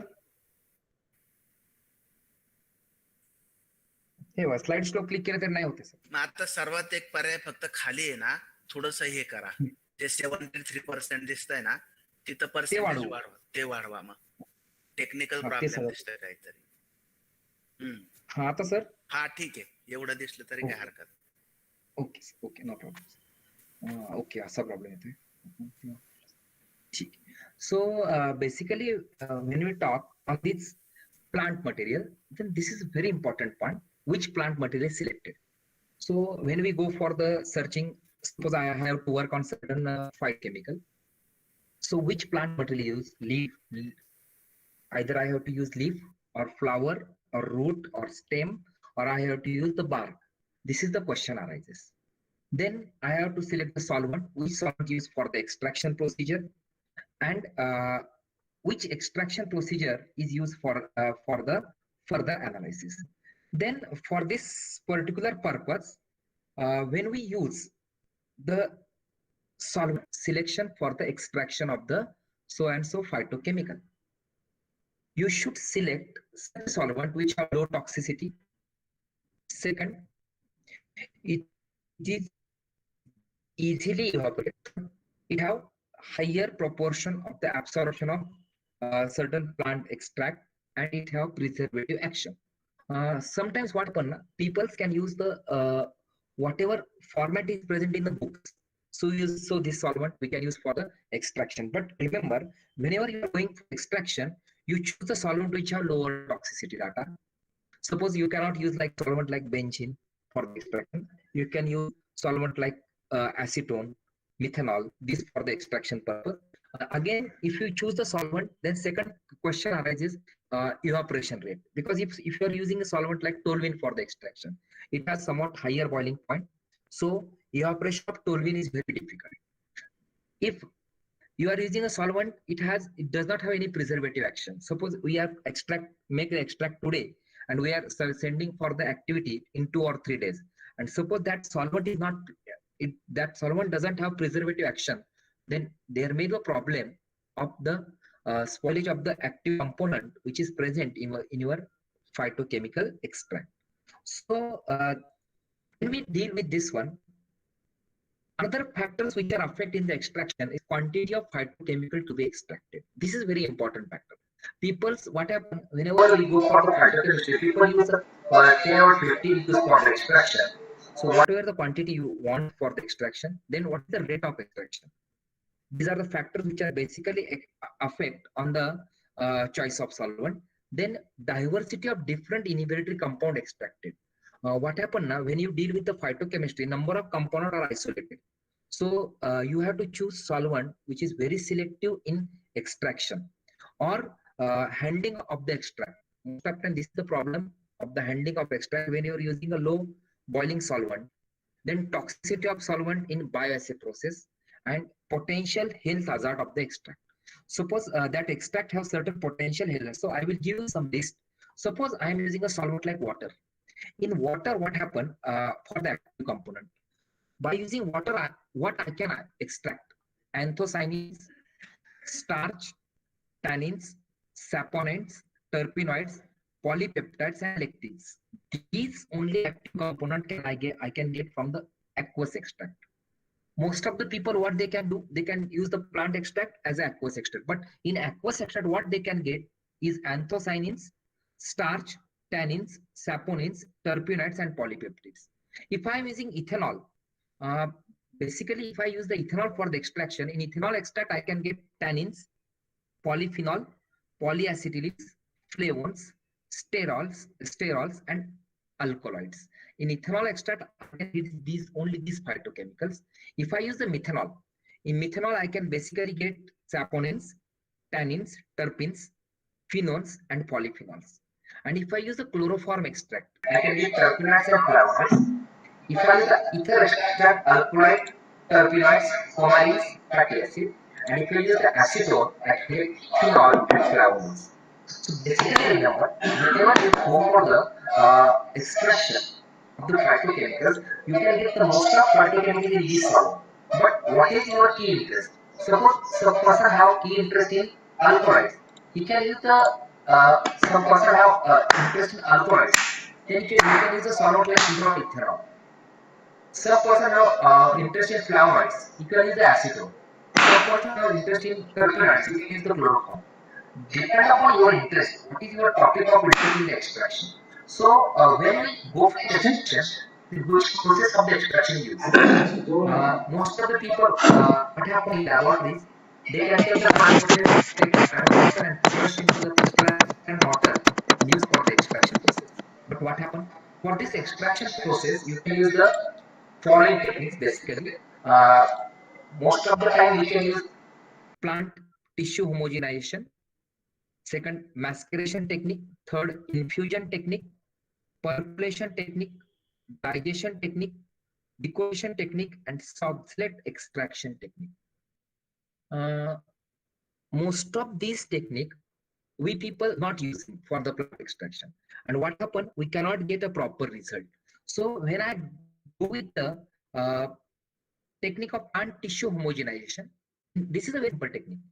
In this technique, you take dry or wet fresh plant part, grind in a blender to fine particle size with certain quantity of solvent. So this certain quantity of solvent indicate which type of plant material you want to extract. That list I have already given to you. Which type of the particular plant material is used for the extraction. Then after this, shake vigorously 5 to 10 minutes or left for 24 hours. Then which extract is filtered. Then filter is dried under reduced pressure and redissolved in a solvent or centrifuge for the clarification of the extract. So this process is a plant tissue homogenization. This process you have to follow. This is a very simple process that you can easily perform in your laboratory also. Second process is the maceration process. Whole or coarsely powdered crude drug is placed in stopped container with solvent. Again, I am using this word with solvent. That is, solvent is depend upon what plant part you are going to extract. Allowed to stand at room temperature for a period of at least 3 days. Agitation until the soluble matter get dissolved. Then mixture is strained and pressed. After that, that extract is isolated and that can be used for the further study. We have looked for the, in this, which type of the technique is used. We first study plant tissue homogenization. Second, maceration technique. Third technique is very simple, which we have, that is the infusion technique. In this technique, fresh infusions are prepared by macerating the crude drug for a short period of time with cold or boiling water. This is another one technique. In this, these are dilute solution are readily soluble constituent of the crude drugs. This is very simple that we are using from a very long time.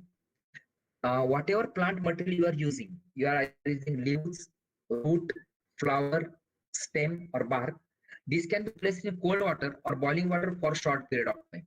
What happens that water can extract certain components, and this after filtration, this contains certain soluble crude drugs, and that can be used for the further study. Then digestion technique. This is somewhat time-consuming technique. In this technique, a form of maceration in which gentle heat is used during this process of extraction. You can take your plant part, whatever you are using, to this add a water or a solvent of your choice.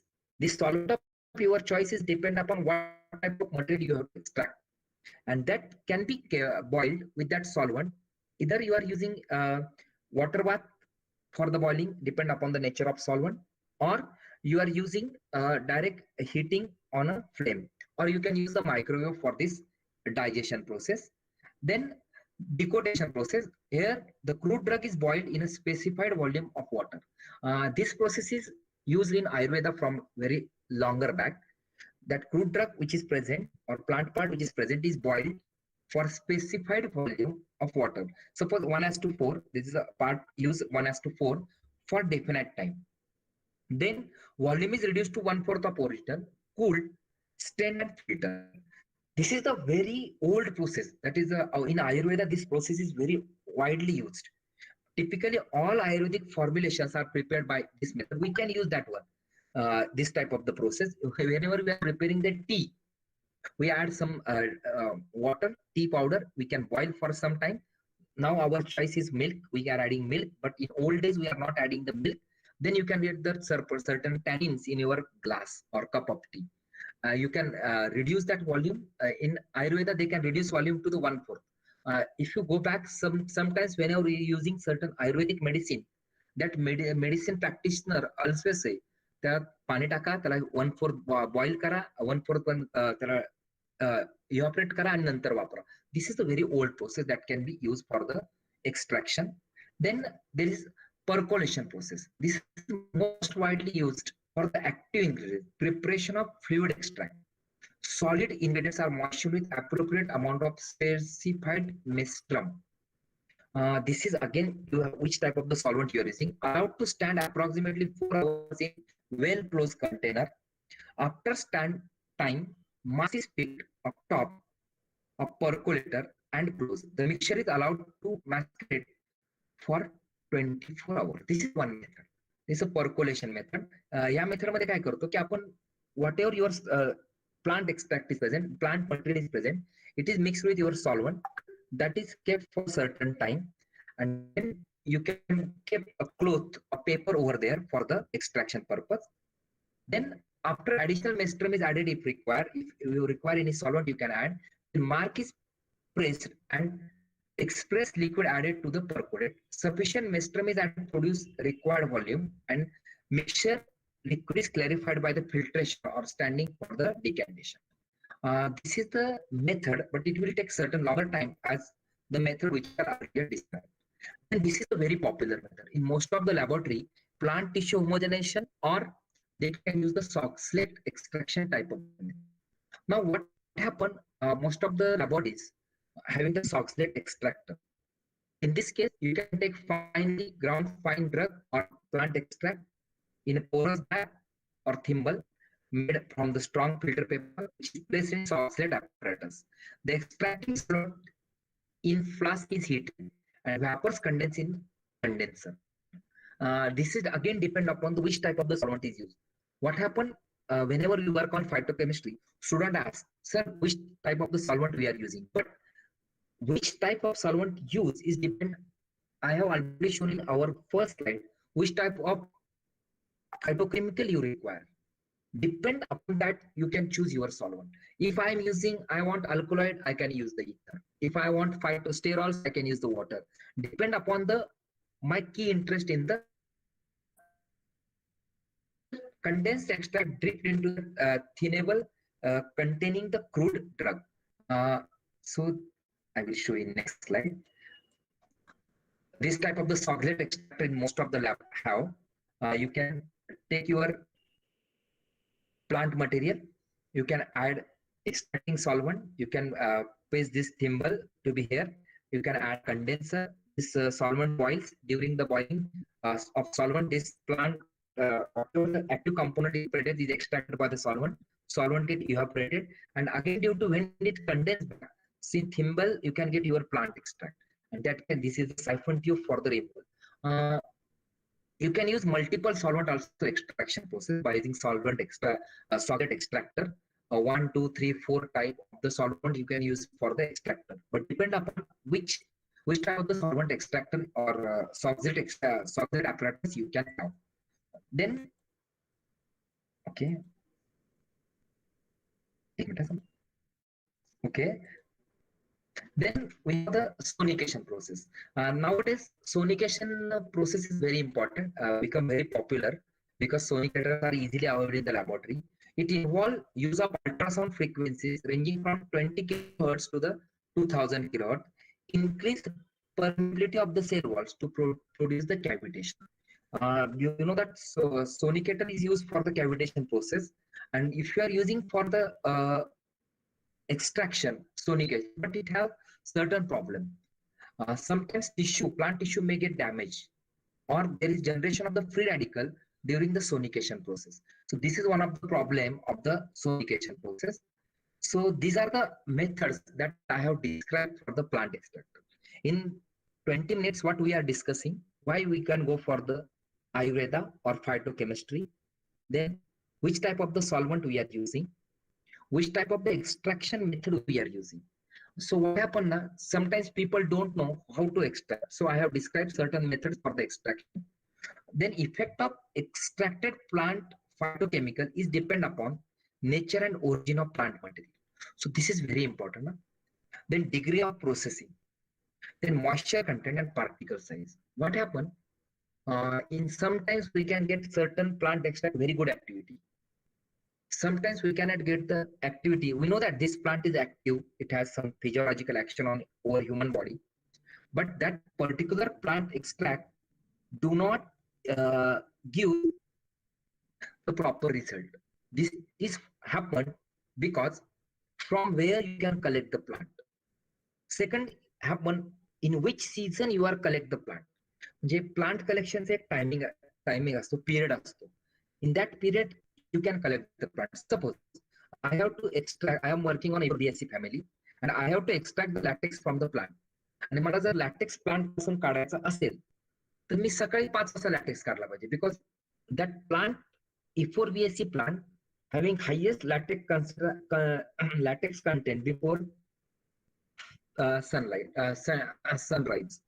तुम्ही बघा आपल्याकडे ग्रामीण भागामध्ये सांगितलं की संध्याकाळी तुळशीची पानं तोडू नयेत किंवा संध्याकाळच्या वेळेला झाडाचे पानं तोडू नयेत, किंवा प्लांट आयुर्वेदिक प्लांट मटेरियल जे कोणी आयुर्वेदाचे आर्य होते, they can collect the plant material in the morning.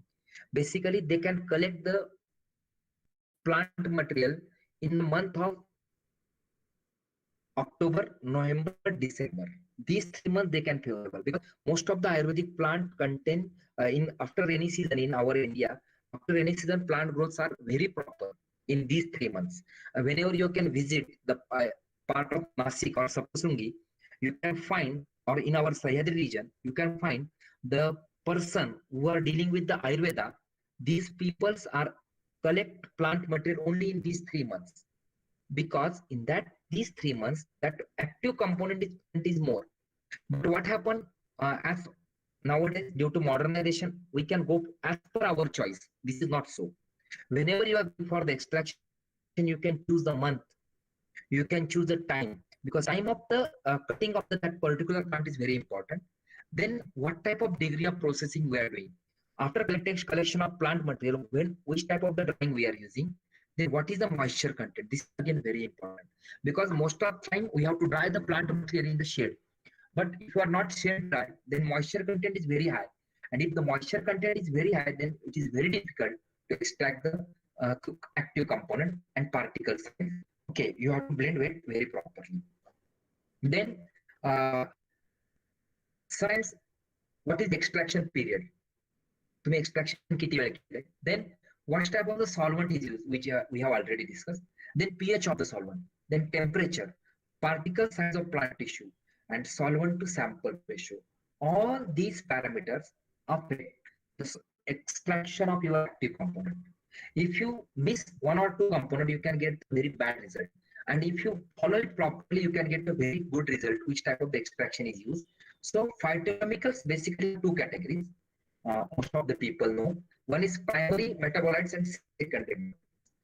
Phytochemicals, secondary metabolites which have very key interest, because secondary metabolites you can have shikimides, you may have alkaloids, or you may have terpenoids. In primary metabolites, when we deal, it has certain very minor part because it is related to growth, flora, and vegetation of the plant. Whenever we deal with the secondary metabolite, we have terpenes, we have steroids, that is the terpenes, we have alkaloids, and we have the shikimic acid pathway. This shikimic acid pathway it can use a variety of chemicals. Then when we deal with this phytochemistry, we have qualitative as well as quantitative aspect. In qualitative aspect, what we discuss steroid content of the plant, what are reducing sugar, which type of triterpenes are present, which type of the sugars, alkaloids, phenolic content, flavonoids, and saponins and tannins. Almost all these are the secondary metabolites. All these are the secondary metabolites. And in quantitative aspect, what we can do determination of total alkaloids, total flavonoids, total phenolics, total saponins, total tannins, total glycosides. Okay, so this part is very important. So there are certain standard protocols which are present for the phytochemical analysis. One is one protocol is Sophovera protocol, which are discussed in 1993. Then Terry's and Evans protocol in 1989, and Harboran protocol 1970. This is a very good protocol. There is one book for the phytochemical analysis by Harboran. I have that book. If anybody want, I will give that book. That book describes all activities very well. Okay, out of these two protocols, the Sophovera and the Evans protocol, this is very good protocol for the phytochemical analysis. So basically, we have the phytochemicals like alkaloids. How to identify alkaloids? I can use Mayer test, Daganov test, then Hanger's test, and Wagner test. If we have to detect carbohydrates, we can use the Wallis test. If I have to use the reducing sugar, I have used the Pilling test or Bendix test. If I have to isolate saponins, I can use foam test or Fox test. These are very old tests. If I deal with the phytosteroids, I can use Solowski test and Limberman test. If I have, as usual, FDP test or lead acid test, tannins, I have to use perchlorate test. For flavonoid, I have to use lead acetate test or alkaline test. Then for cardiac glycoside, I have to use Kinney test.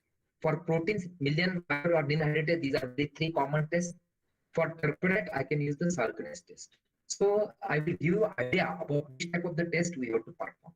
Suppose I have to extract the alkaloid. Suppose मला काय करायचं असेल की एखाद्याने plant material आणलं आणि त्या material मध्ये अल्कलॉइड प्रेझेंट किंवा नाही, आपण काय म्हणतो this plant material very active. How most of time the physiological action of the particular plant material depend upon the alkaloid which is present. So what we have to do? We have to prepare the extract as the procedure I have described. You can use any process as per your convenience. तुमच्या laboratory मध्ये जी convenience आहे, use as per your convenience. The individual extract is dissolved in dilute HCl and filter. It's very simple. You have to how to detect the alkaloid, because whenever you deal with the phytochemistry, if you have plant new,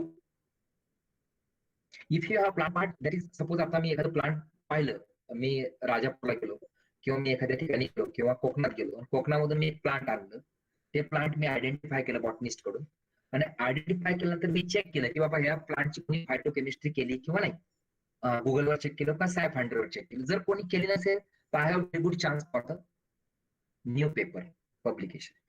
suppose एखादे काय केलं, काही लोक काय करतात की ल्यूज वापरतात, कोणी कोणता प्लांट एक्स्ट्रॅक्ट केला. So before going that plant you can study which type of the plant material is use by the peoples.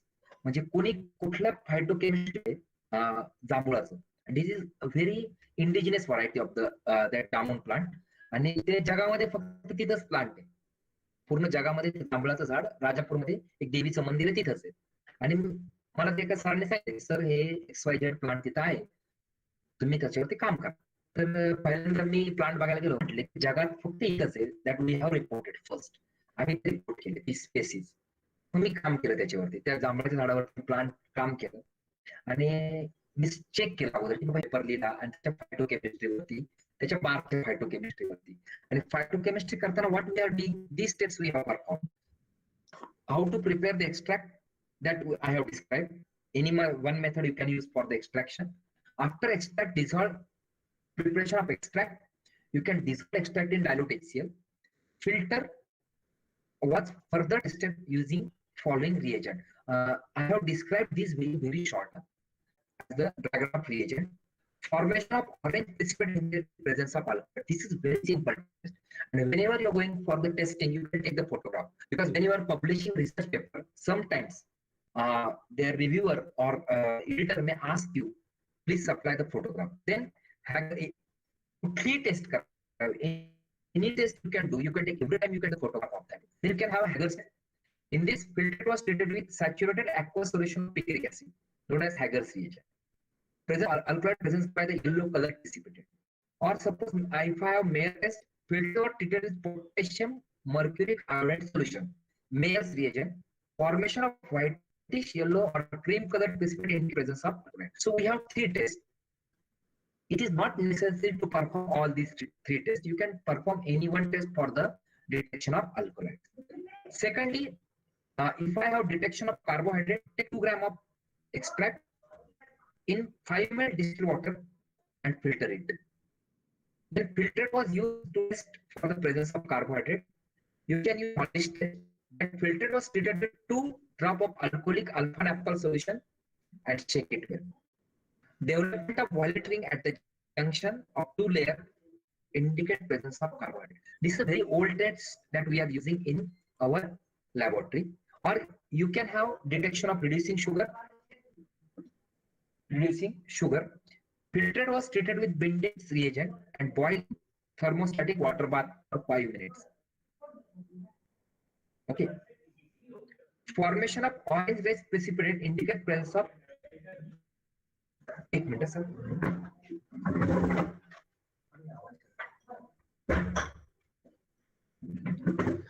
Then okay, you may use formation of orange color indicate presence of reducing sugar. Remember, carbohydrate test is different and reducing sugar test is different. So you have to take, you may report bending test or you may report Felling's test. Filtered was acidified with dilute HCl, neutralized with alkali, and heated with Felling reagent A or B.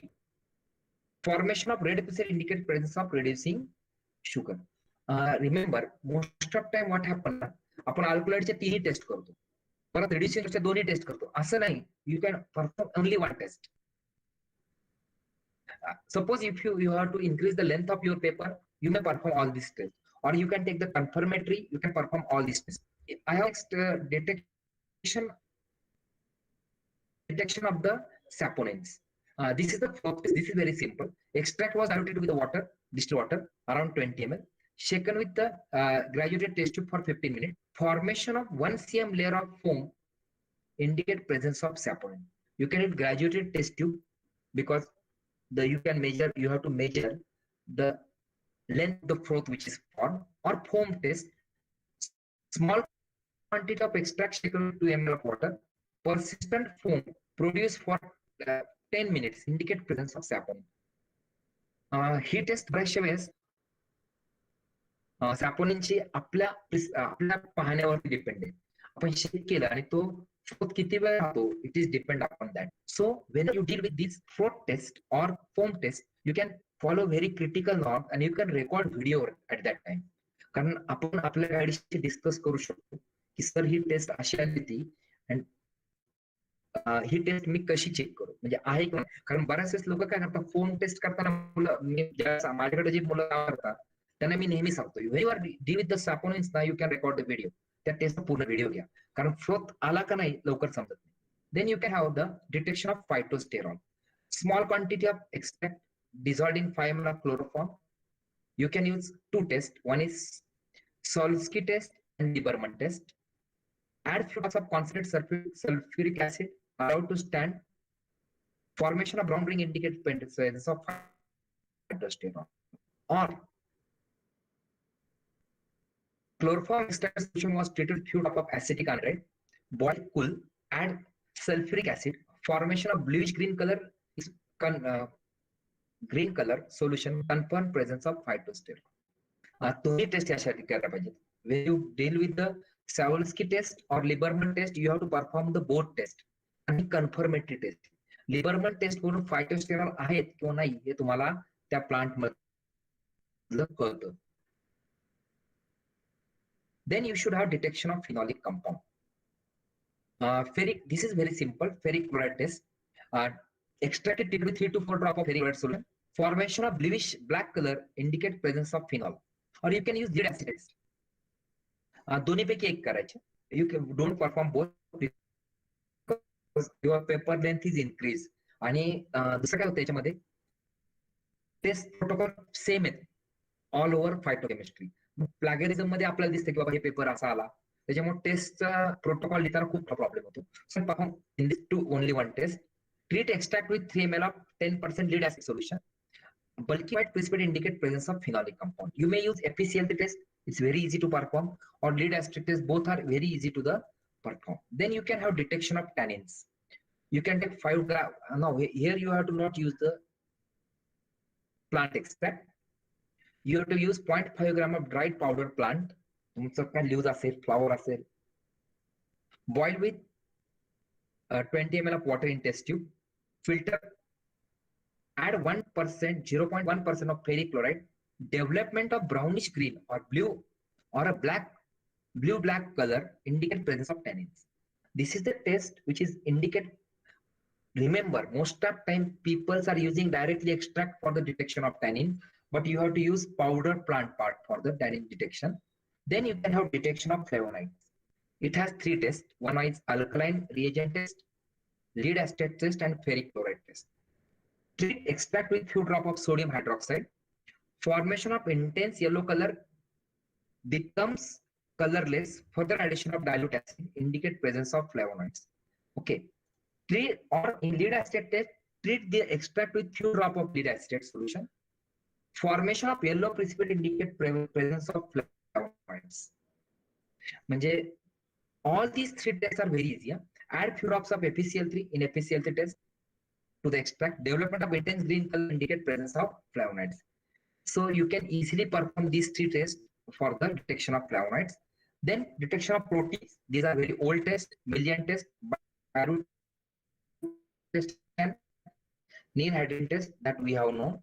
In this test, what you have to use? You have to use Millian reagent. When warm, the test solution with few drops of Millian reagent, warm, white precipitate is formed, it changes to black red or disappear, indicate presence of protein or detonation of total tannins. In this case, you can weigh 500 milligram of sample, transfer to the 50 ml plastic bottle, add 50 ml distilled water, shake vigorously for 1 hour on mechanical shaker, filter the mixture in 50 ml volumetric flask, make up to the mark. This is very important. You are using distilled water. Not here, I am not mentioning triple distilled water. 1 hour shake केल्यानंतर you can make volume up to the 50 ml. Pipette out 5 ml in test tube. Add 2 ml of 0.1 molar FeCl3 in 0.1 normal HCl and 0.008 molar potassium ferrocyanide and measure absorbance at 120 nanometer within 10 minutes. So you can determine the tannins very easy. Total amount is. Then you can go for the okay.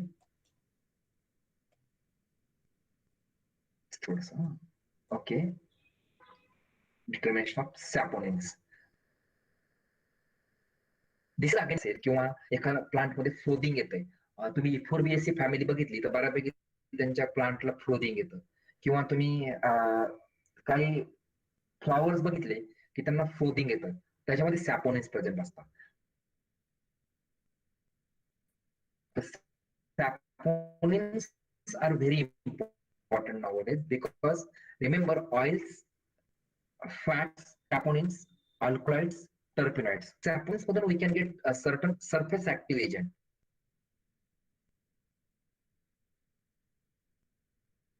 Or certain binders for the drug. So what do we have to do? Ground the samples and 20 gram each were put in the 20 gram sample around like conical flask. Add 100 cm cube of 20% aqueous ethanol. Heat sample over hot water bath for 4 hours with continuous stirring about 55 degrees Celsius.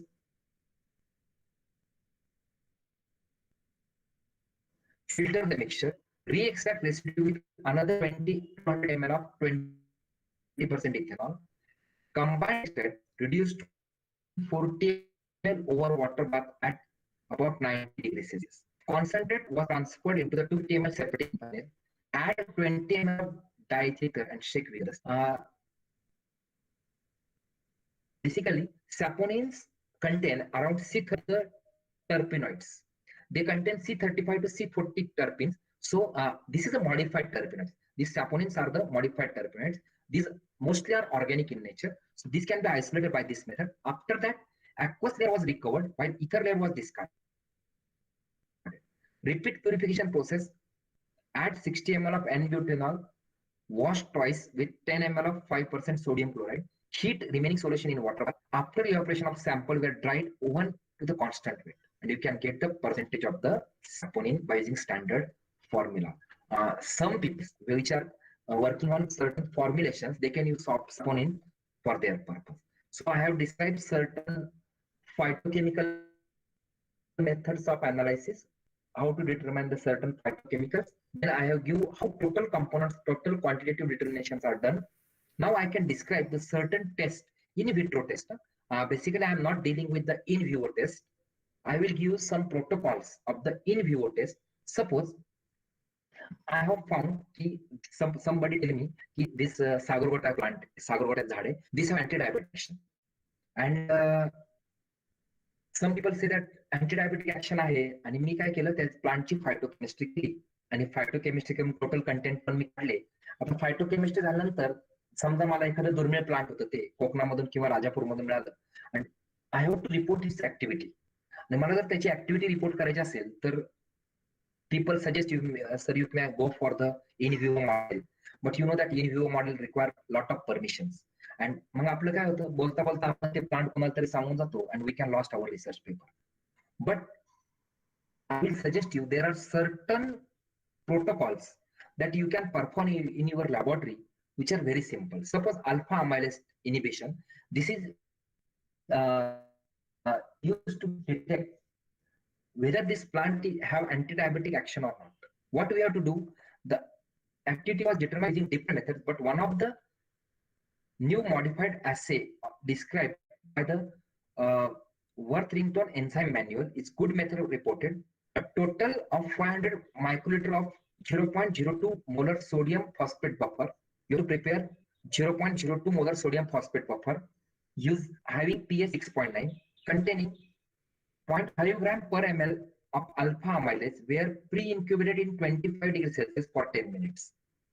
After pre-incubation, 500 microliter of 1% starch solution in 0.02 molar sodium phosphate buffer was added in each tube. You have to prepare the tubes for the test at a time interval with constant checking. The reaction was stopped using 1.0 ml of dinitrose salinic or DNS acid color agent. Tested for included in boiling water for 5 minutes, then cool to the room temperature. This assay gives you, then you can measure the absorber, you can dilute with the 5 to 15 ml of distiller and measure absorbance 540 nanometer. By using your whatever calibration curve, by using that one you can determine or certain anti-diabetic reagent drugs you can use, you can determine the anti-diabetic activity. Most of the time what happens, if I say we can perform in laboratory very easily, he said no, this is very costly. But remember, this is very simple protocol, you can easily perform in your laboratory. Then I have second protocol for this purpose. Is the antioxidant activity. This is a very simple. Anybody can perform in his laboratory because you have to purchase only one reagent, that is DPPH, diphenyl picril hydrazide. In terms of radical scavenging method, you can measure. Quantitative measurement of radical scavenging property was carried out in universal bottle. Reaction mixture containing sample under study, 50 microliter was taken, or 80% methyl as a blank. 5 ml of 0.004%. बघा reagent किती लागतोय. This is only 5 ml of 0.004% weight by volume solution of DPPH in methanol during antioxidant activity was used. Different antioxidants which are present, like vitamin E is present, it is standard, or BHT is standard, you can use for the comparison purpose. Then it can develop the color, that can be absorbance was measured at 517 am.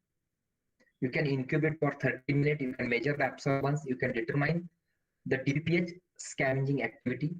From this, you can get the radical scavenging, whatever the antioxidant activity of your plant you have. This is the very simple. Only you can require colorimeter, you can require DPP reagent, that's all. You can easily perform, even your students can easily perform this test. Then you can have alpha amylase. Basically, we reported twice, double that. DPPH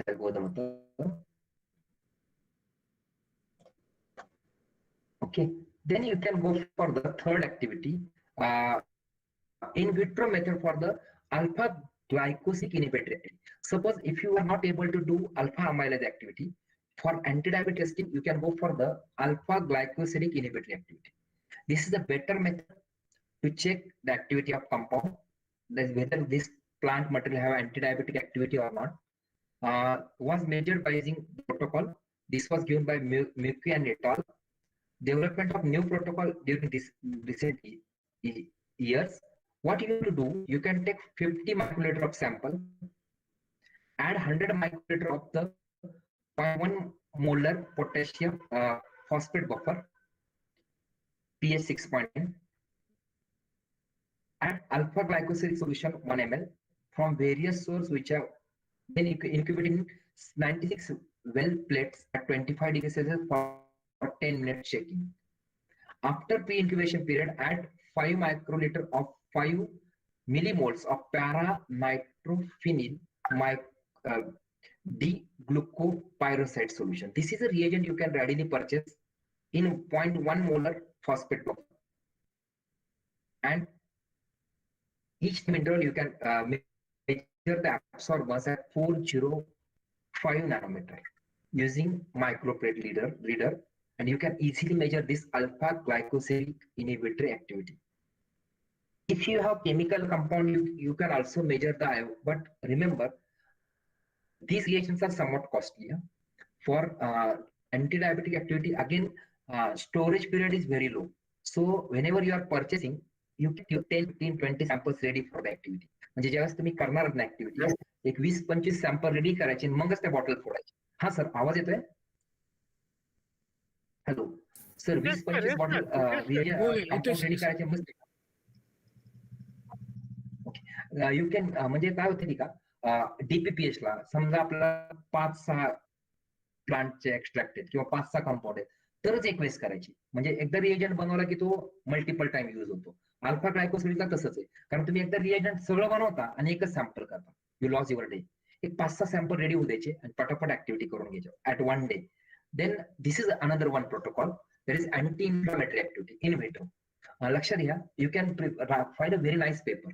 Anti-diabetic activity, alpha kiwa beta, you can use antioxidant, you can use in vitro model of anti-inflammatory activity. So this is the inhibition of albumin denaturation technique. This protocol was described by the Enicostoma using inhibition of albumin. So what you have to do, this you have to use 1% aqueous solution of bovine albumin. Bovine albumin तुम्हाला medical मध्ये सहज मिळतं. It's very cheap chemical. Then pH of the reaction mixture was adjusted with small amount of 1 normal HCl.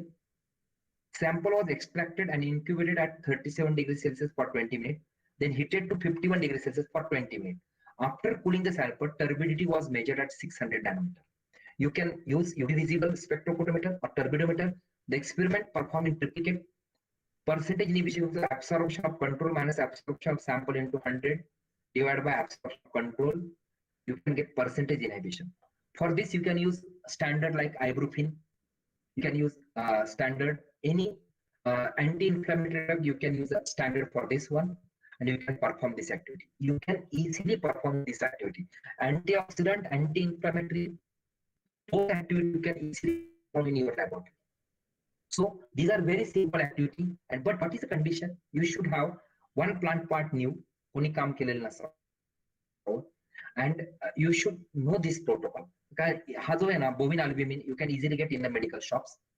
Okay, and you don't require any other chemical for. कारण turbidone आपल्या कॉलेजमध्ये असतो, you can UV spectrophotometer असतो, manual असतो, दोन्ही पण असतो. You can use anything for this activity.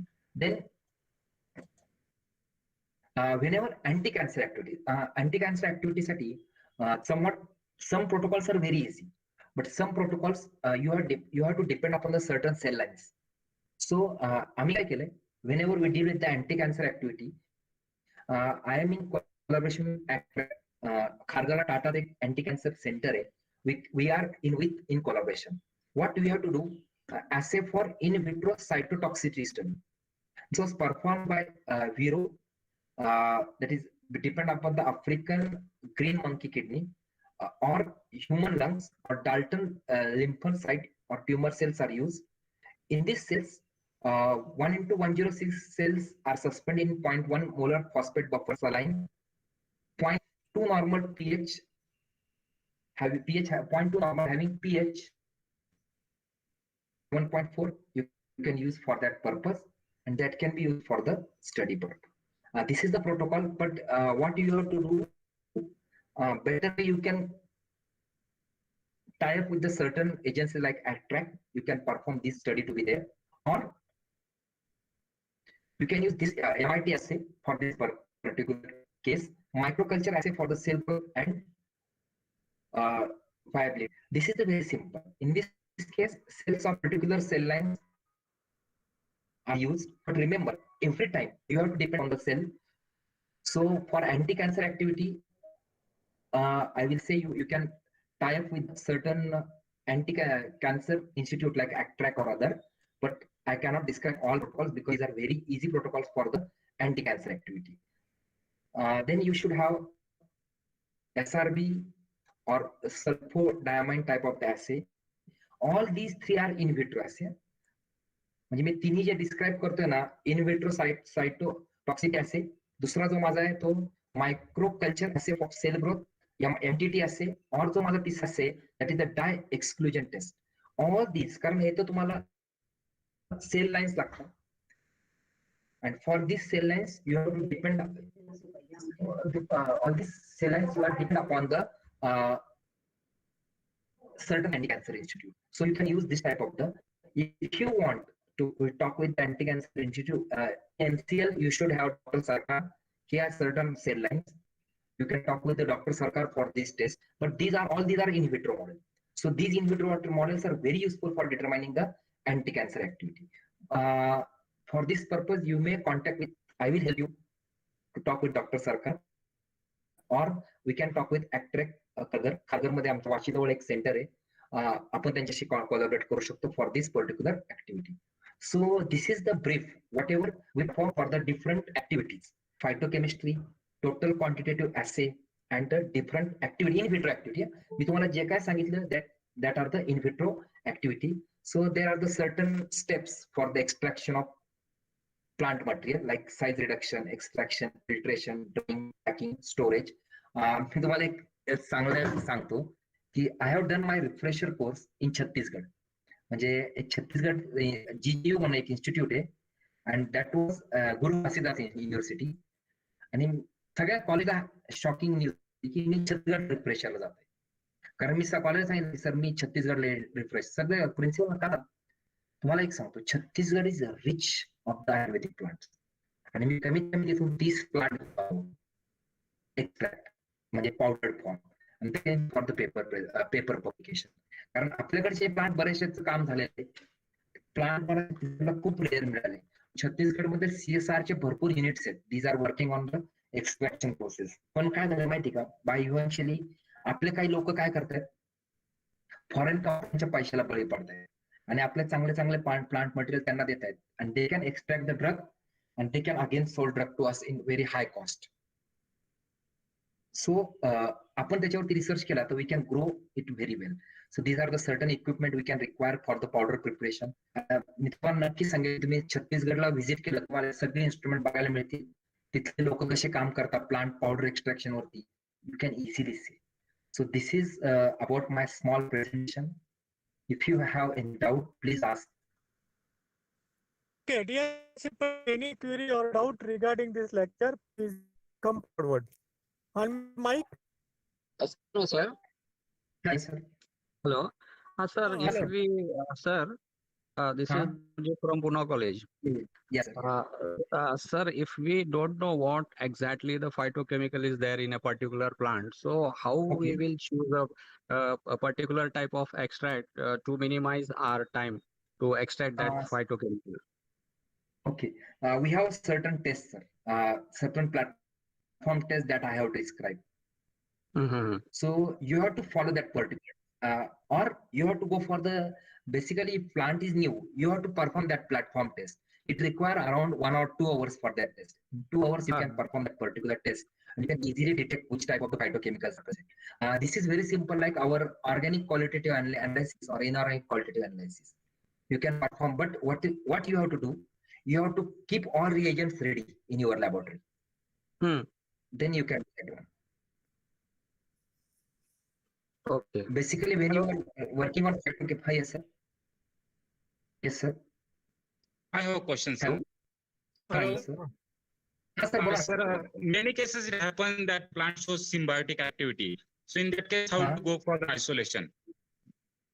Sir. Particular isolation you can go for, if you are getting suppose I have leaves part and it contains certain active component, then first you will go for the certain protocols, like you can go for the extraction and column chromatography, then you can go for the preparative TLC, then you can go for the HPTLC, and then from HPTLC you can get the certain whatever the components present, and by using them you can go for the further extraction. तुम्हाला अगोदर HPTLC करणं गरजेचं असतं, पण अगोदर आपल्याला कळलं की बाबा ह्या प्लांट मध्ये हे प्रेझेंट आहे आणि याचं पीक या पिरियडला येतं, मग ते एक्सट्रॅक्शनची प्रोसेस आपल्याला सेट करावी लागते. It will take time, sir. Okay. No, sir. My question is actually I want to ask you, some plant मध्ये काहीतरी symbiotic activity असतात, म्हणजे as long as those compounds are present in the form of mixture, they will show very good activity. And moment you separate them, activity is going to lost. Right, sir. तर त्या केसमध्ये कसं procedure करणार मग? नाही sir, अगोदर आपल्याला तो plant part मधला कुठला ऍक्टिव्ह कंपाऊंड तो प्लांट पार्ट आयसोलेट केल्यावर त्याचे HPTLC नेच आयसोलेशन करता येईल. सेपरेशनला बराच वेळेस प्रॉब्लेम येतो सर. Okay okay sir.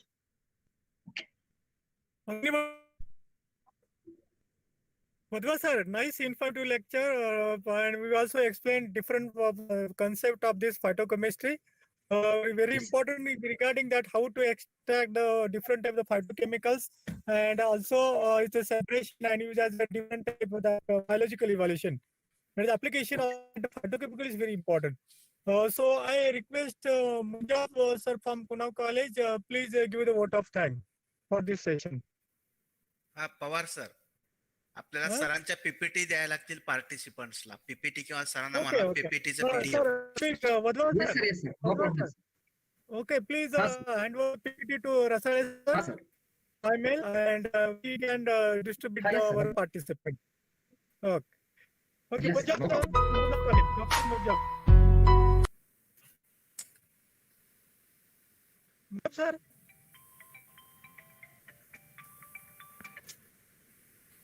आता होते ना सर? हा सर, काही प्रॉब्लेम आला असेल. Anybody participant from this FDP can give the vote of thanks? Nagane sir आहेत, नागणे सर. हा, Nagane sir, Nagane sir.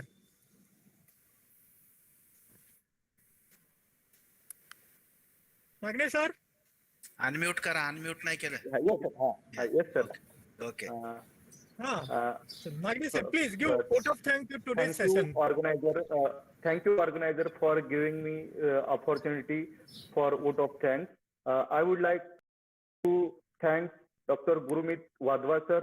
Sir has given very informative lectures of phytochemical analysis and medicinal plants, and sir has nicely explained various methods used for extraction, for plant extraction, then test for alkaloid detection of detection of alkaloids, for detection of carbohydrate, detection of reducing sugars, detection of various ingredients from the plant materials. Sir, we are on the behalf of all the participants and on behalf of organizers, we are very thankful to you, sir, and over to Power, sir. If PDF file with Thank you, Nagini sir, for giving the vote of PDF file to us, and then also it is thank better to to us today's for all the speaker, researchers. Dr. Wadhwa is our friend, and he also developed different methodology to how to extract phytochemicals and all these things. If anybody interested, he also visit the Wadhwa sir labs. And various projects they give to the MSc and UG student also. Therefore, nice work also carried out by this Wadhwa sir, and also good publication regarding this phytochemical. Okay, Wadhwa sir. Thank you, sir. Thank you, sir. Okay. I give you guys opportunity to our delegates also meet or interact with in future also. Okay. Yes, sir. Yes, sir. Welcome, sir. No We'll problem. be available for that. Thank Yes, you, sir. Wadhwa Yes, sir. sir. Thank you. Okay. Thank you, sir. Now I request Dr. D.R. Sinde conduct this last session, that is a technical session regarding the demonstration of instrument and its application for the different research purpose. Okay, over to Sinde, sir.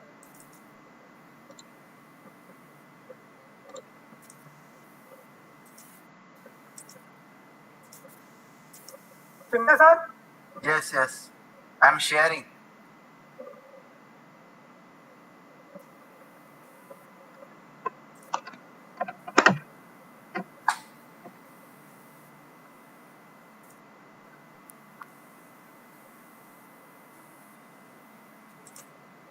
Okay, so today is the first day, and last session of this first day is on the hands-on training session, determination of band gap of nanocrystalline material.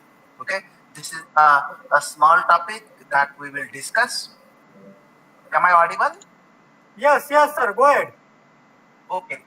So band gap is determined by using the visible spectroscopy. Some basic part I will take, and then we'll go to the visible spectroscopy, diffuse reflectance mode, how it is used. Okay. So if you see the spectroscopy, it is nothing but the study of interaction of electromagnetic radiation with the substances. It's called as a spectroscopy. Visible spectroscopy, if you see, there are the variety of radiations such as gamma rays, X-rays, then we have the far UV, so then UV, visible, IR, far IR, microwave,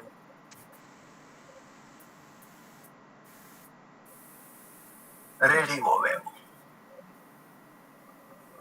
So I will not discuss all the part, but specifically here we will deal with these two, UV and visible. So electromagnetic radiation of which wavelength is 200 nanometer to 400 nanometer is UV range, and 400 nanometer to 800 nanometer is the visible range. So particularly when we use UV visible electromagnetic radiation, the spectroscopy is called as a UV visible spectroscopy. Okay, so for band gap determination, UV visible spectroscopy is used.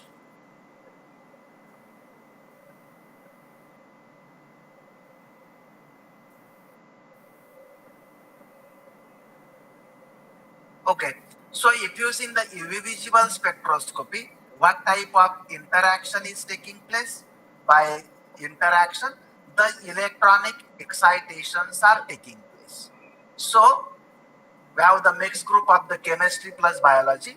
So first of all, I will explain what is meant by electronic excitation, what is the basis of electronic excitation, and from where to where electronic excitation is taking place.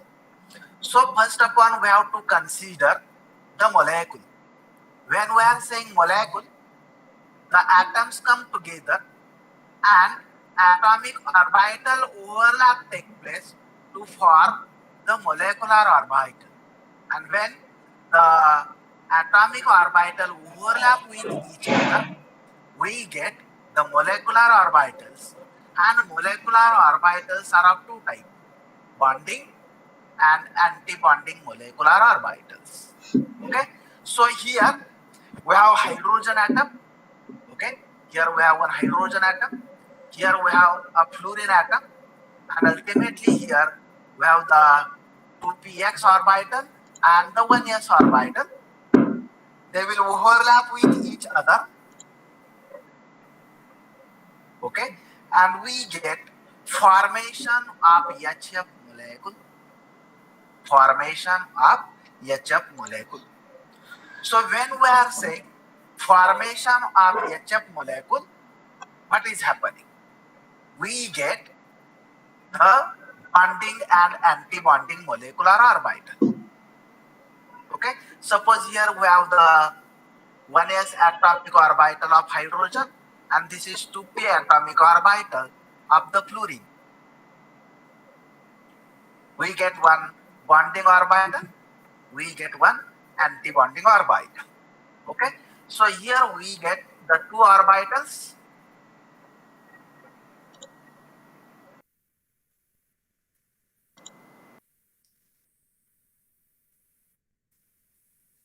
Okay, this is anti-bonding, and then we get one bonding orbital. We get bonding and anti-bonding orbital. This is lower in energy. This is higher in energy. Okay, so we have to fill two electrons. So two electrons are filled in the bonding molecular orbital of HF. So the point is that when molecule is formed, we get the bonding and anti-bonding molecular orbital. And now I will take the specific example, acetone molecule. Now, why I have taken acetone molecule? It has absorbance in invisible region and it absorbs at 264 nanometer in N-hexane. If you take an N-hexane in water, this is slightly less, okay, around 255 nanometer, and in hexane it is at 264 nanometer. So if you see the acetone, this is the structure of acetone molecule. We have the carbonyl group, and to the central carbon atom, we have two methyl groups, they are bonded. So we have sigma bond, carbon, hydrogen sigma bond, and we have such a two groups and such a 6 carbon hydrogen sigma bonds are there in the 2 methyl group. Then we have the two carbon bonds, carbon 1 and 2, carbon 2 and 3. Okay, this is carbon 1, carbon 2, carbon 3. So between carbon 1 and 2 and carbon 2 and 3, we have the two sigma bonds, carbon sigma bonds. And then we have carbon oxygen, on this side one sigma bond, on this side one pi bond, two bonds. So totally how many bonds are there? You can see 6 plus 2, 8, 9 sigma bond, plus we have one pi bond, plus we have two lone pairs of electron. Okay, now why we are considering all these things? The simple reason is that when we expose acetone to the UV radiation at 260 nanometer, electrons from this bond, either from sigma bond, either from pi bond, or this is called as a lone pair of electron. Okay, these absorb the radiation, and that's why the acetone shows absorbance at around 264 nanometer.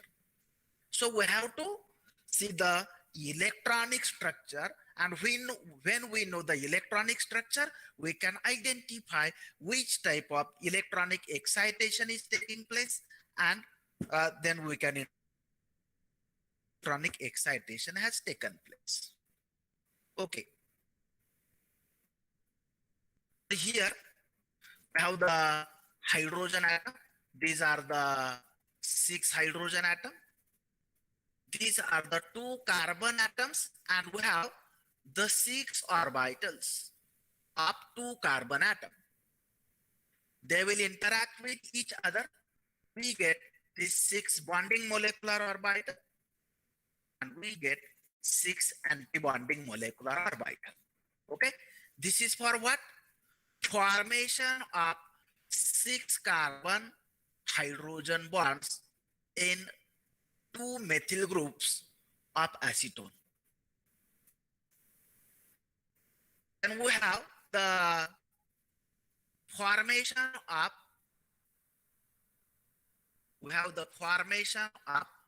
carbon.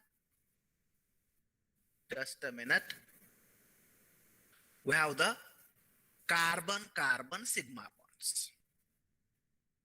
Okay, we have the carbon 1 and 3 anti-bonding molecular orbital. This is again for sigma bond. And last one is the formation of carbon oxygen sigma and pi bond. We have carbon number 3 at the center, and we have the 2 atomic orbital. We have oxygen atom on another side, 2 atomic orbital. We get 1 sigma bonding, 1 sigma anti-bonding, 1 pi bonding, and 1 pi anti-bonding molecular orbitals. Non-bonding atomic orbital with molecular orbital, we get such a energy level diagram. So you can see that whatever these anti-bonding molecular orbitals are there, they are empty. And electronic excitation is possible. Electronic excitation is possible only when availability of empty orbitals are there. Okay, empty orbitals are there. As there are empty orbital, electronic excitation is possible. Okay, now there is one more terminology that is usually used in the research paper. Okay, usually used in the research paper is the HOMO and LUMO. Okay, this is called as a HOMO orbital. This is called as a LUMO orbital. What is meant by HOMO? Highest occupied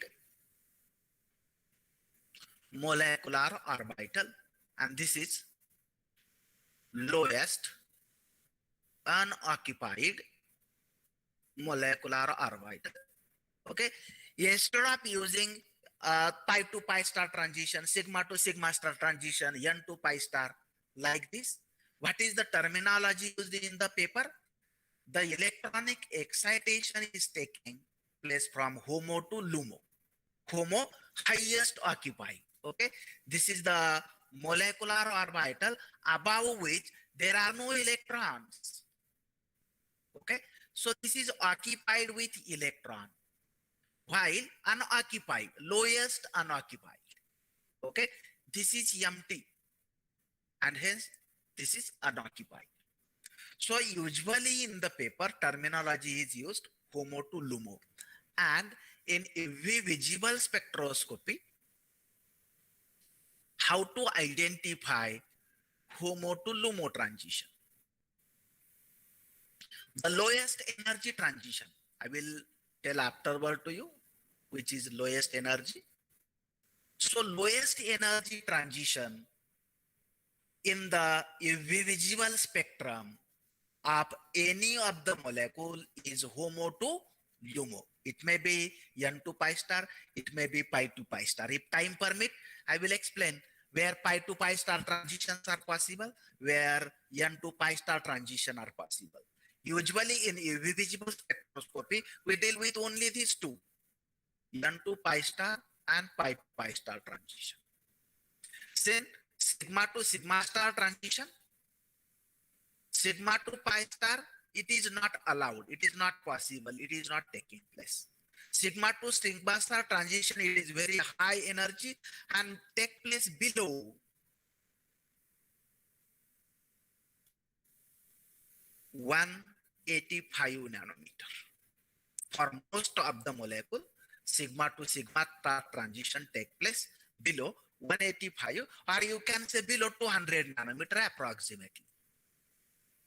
So when you are saying invisible spectroscopy, we deal with either N to pi star or the pi to pi star transition, and between these two, if N to pi star is there, it is always homo to LUMO transition, and if there is no N to pi star, it is ultimately pi to pi star transition, which is called as a homo to LUMO transition. Okay, so this is the case of acetone molecule.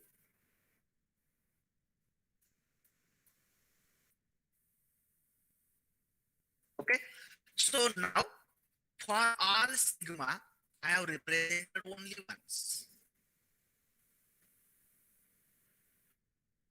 Okay, so what I have done, whatever all there are 9 sigma bonds or the 8 sigma bonds are there, I have represented by only one to make the simplification in the molecular orbital energy level diagram. So now, when this molecule acetone is exposed to the UV visible radiation, what is possible? N to pi star is possible and pi to pi star transition is possible. These two excitations are possible. Now what it shows? It shows only one peak in the invisible spectroscopy at 264 nanometer. Two are possible, but it shows only one. What it means that pi to pi star transition do not take place in acetone. Only N to pi star is possible. Why?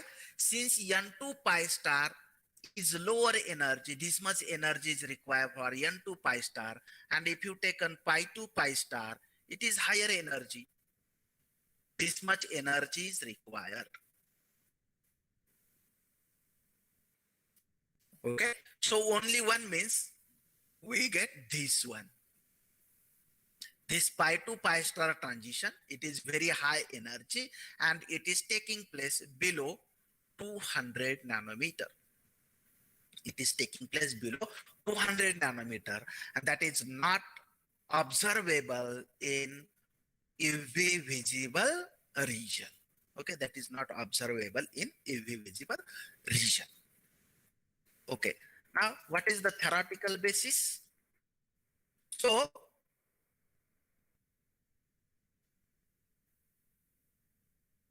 just a minute. So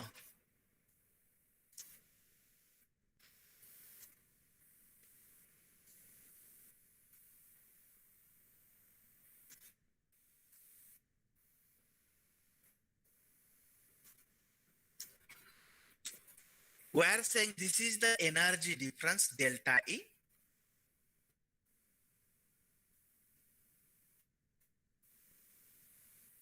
Energy difference between these molecular orbitals.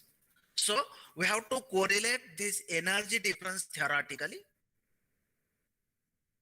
So we have delta E is equal to h nu. H is what? Planck's constant. And nu is what? Frequency. But nu is equal to c by lambda. Therefore, we have delta E is equal to sc upon lambda. where c is velocity of light.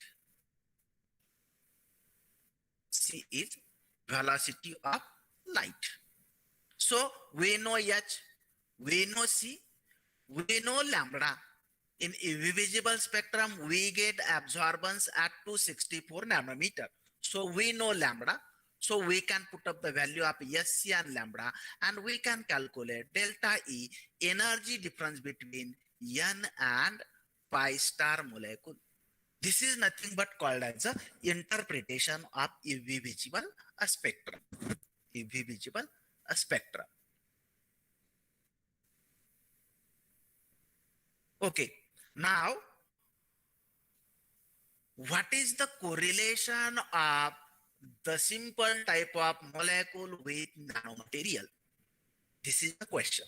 We have taken first upon molecule, and once we have completed with molecule, we'll go to the nanomaterial. Since whatever the molecular orbital theory is there, it is same applicable to nanomaterial.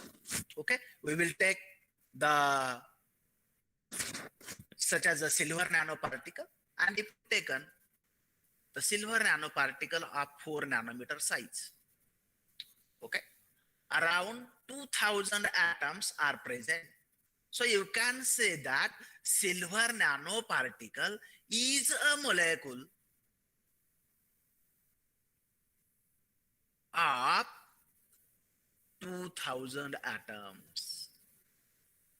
And when we are saying it as a molecule, whatever the classical molecular orbital theory is there, that is of molecule, it is applicable to the silver nanoparticle. Okay, now suppose we have these two silver nanoparticle, one, okay, and we have this 4s 5s atomic orbital of silver. Okay, two silver atom, we get one bonding and one anti-bonding. Now we have the 4 silver atoms. We have 4 silver atoms. We get 2 bonding molecular orbital, 2 anti-bonding. We have 6 silver atoms. Okay, 6 silver atoms. What we get?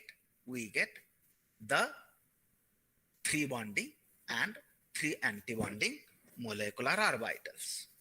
Like this, we have the 4. We get 4 bonding and 4 anti-bonding molecular orbital. Like this, we have the 5 silver atom on one side, 5 silver atom on other side. So 10 silver atom are forming nanoparticle. Okay, 10 are forming nanoparticle.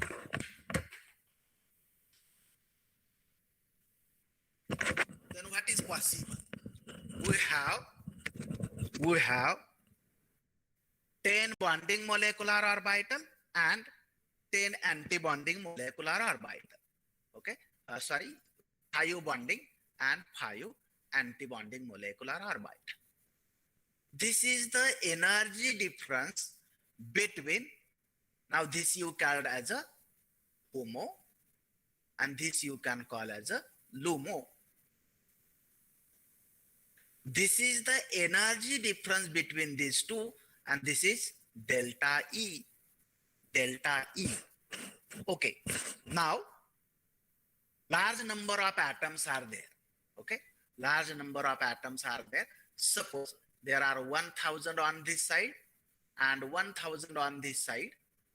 So here you will get 1000 bonding molecular orbital, 1000 anti-bonding molecular orbital. This is the case. Okay, now these molecular orbital, they are very closely spaced energy wise, and hence we are calling this as a band of molecular orbital. This is also a band of molecular orbital. Okay, so the large collection of molecular orbital, large collection of molecular orbitals which are closely spaced with each other gives rise formation of energy band. Okay, and hence instead of saying bonding and anti-bonding molecular orbital, it is called as a band of molecular orbital, and the band formed by the bonding molecular orbital is called as a valence band. And valence band, electrons are present. I will not take much more details as well as far as the biology peoples are concerned, so that you can understand the thing. Okay, valence band, electrons are present. This band formed by antibonding molecular orbital, it is called as a conduction band. It is called as a conduction band. Okay, when electrons are present in conduction band, the material show conductivity. Okay, when electrons are present in the conduction band, material show conductivity. When electrons are present only in valence band, it may be semiconductor or insulator. Okay, it may be semiconductor or insulator. Now, there is an energy gap between this valence and conduction band. Between this valence and conduction band. This gap is called as a band gap. So, if you see this band gap, is denoted by delta E. Band gap is denoted by delta E.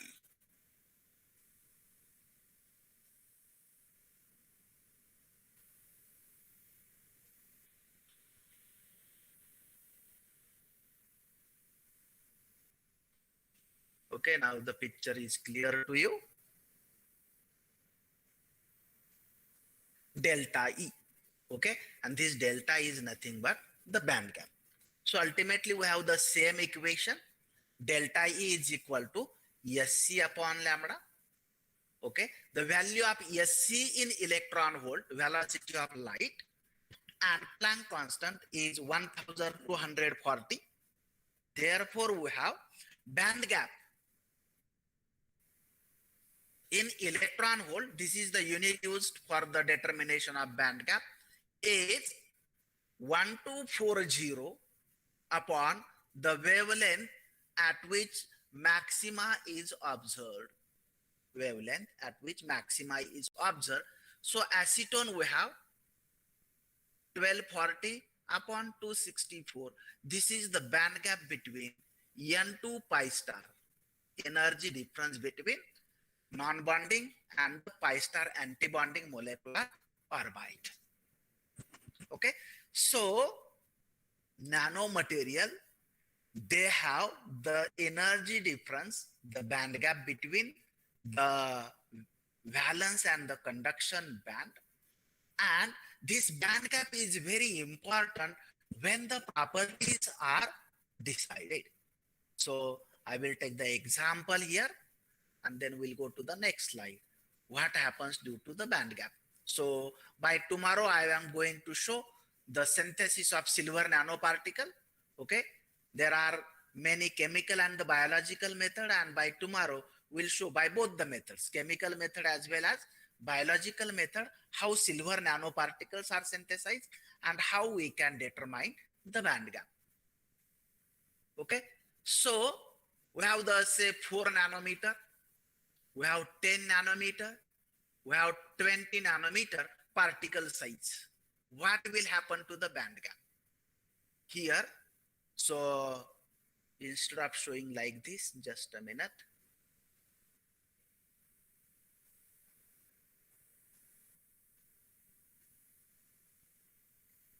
So we have this, suppose 4 nanometer. Then here say we have the 10 nanometer. Say we have the 20 nanometer.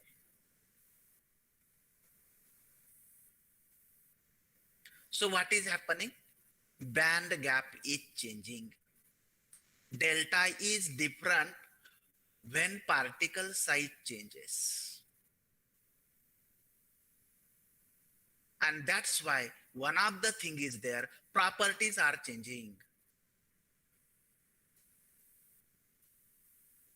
So if you taken the bulb, very large size of ZNO particle, it do not act as a photocatalyst. But if you taken the nano ZNO, it acts as a photocatalyst. Since in bulk very large crystal, band gap is very small and it is not able to absorb the UV or the visible light. But when the particle size is small, it is able to absorb ultraviolet or the visible radiation and that act as a photocatalyst. So with respect to band gap, this is the difference. When particle size increases, the band gap, the energy difference between valence and the conduction band decreases. And that's why with respect to the particle size, the nanometer size, the properties are changing. This is the important thing. Now, one more thing. Which type of material? In chemistry or physics, we have the two types of material, crystalline and amorphous. Crystalline and the amorphous. Only crystalline type of nanomaterial that can show the band gap, that can have such a well-organized conduction and the valence band. The amorphous material, it do not have such a well-organized valence and the conduction band, and it do not show the band gap. So many times what happens? We have to hit a material strongly up to 500 or sometimes even 700, 800 nanometer so that the amorphous material get converted to the crystalline material. In some cases, even at room temperature, silver nanoparticle, gold nanoparticle, they are possible crystalline form at room temperature or at boiling water temperature. Such is not the case with the for example, ZNO. ZNO, at least we have to heat up to 400 nanometer. Then and then you will get the well crystalline material. Okay. Copper oxide, CuO with plant extract material. So tomorrow I also show you the copper oxide nanoparticle, preparation of copper oxide nanoparticle. So in boiling water at 100 degrees Celsius, you will get crystalline copper oxide. Okay. Crystalline copper oxide. So the point is that the band gap is one of the important property of the crystalline material, the nanomaterial, and that can be determined with the help of UV visible spectroscopy. I will skip this part. Okay, I will explain for the latter. So UV visible spectrophotometer. There are the two types of the instrument available now. One for solution and another for the solid state. Okay, so we have the lamp, concave mirror, lens, diffraction grating, it is also called as a monochromator. These are the mirrors. Okay, so these are the mirrors. 1, 2, 3, 4, and 5. These are the mirrors, and the mirrors are used in equipment to direct the light at particular direction, the slit, the cell, and the detectors. And the detectors. These are the components. Okay, these are the components. We have to put bulb on. Okay, when we place the bulb on, the light is emerged, and that is directed on the diffraction grating. From the diffraction grating, we get monochromatic radiation, and that monochromatic radiation pass through the sample cell and the detector. Okay, once again see, the light will pass in this direction. From diffraction grating, we'll get monochromatic radiation. They will pass through the slit from the cell to the detectors. Okay, Once again, see the procedure. Okay, monochromatic radiation, and the just mirrors are used. Okay, so we have to rotate diffraction grating. We have to rotate diffraction grating, and you can select the wavelength. Select the wavelength. Okay, so now there are two ways to determine. There are two ways to determine the band gap. One, you can suspend nanoparticle and you have a suspension. You have a suspension and you can determine the band gap. Okay, in the cell we have to fill up the suspension. In the one cell, reference cell, we have to put up the solvent, and in the sample cell we have to fill up your suspension. For example, ZNO suspension can be prepared in 10% glycerol and 90% water, and you can record the UV visible spectrum. Similar is possible for ZNO. Similar is possible for silver nanoparticle. Similar is possible for gold nanoparticle. Okay, solution state. But point is that all the solid material band gap cannot be determined by using this suspension method. This is the problem. Some compounds have very low absorptivity, and such a low absorptivity material we require the solid state equipment. Okay, so before going to this, how the spectrum is recorded. Okay, fill up the blank in one, sample in, okay, so somewhat problem is there with this. Okay, but in one cuvette we have to fill sample, in another cuvette we have to fill up the blank. Okay, close the compartment and run the spectrum mode. Okay, here you can see now, here you can see the spectrum is recorded, and here you can see the wavelength is changing. So what is done? Diffraction grating is rotated with time by using motor. Electrical motor is used, diffraction grating is rotated, and hence wavelength is changing. And with time, absorbance is recorded, and we get the graph wavelength against absorbance. This is nothing but the UV visible spectrum. Now just see how the spectrum is recorded. You can see the wavelength is changing here, and here you will get the recorded spectrum. Here you will get the recorded spectrum. Okay, similar procedure is used on the instrument also. This is for the suspension state.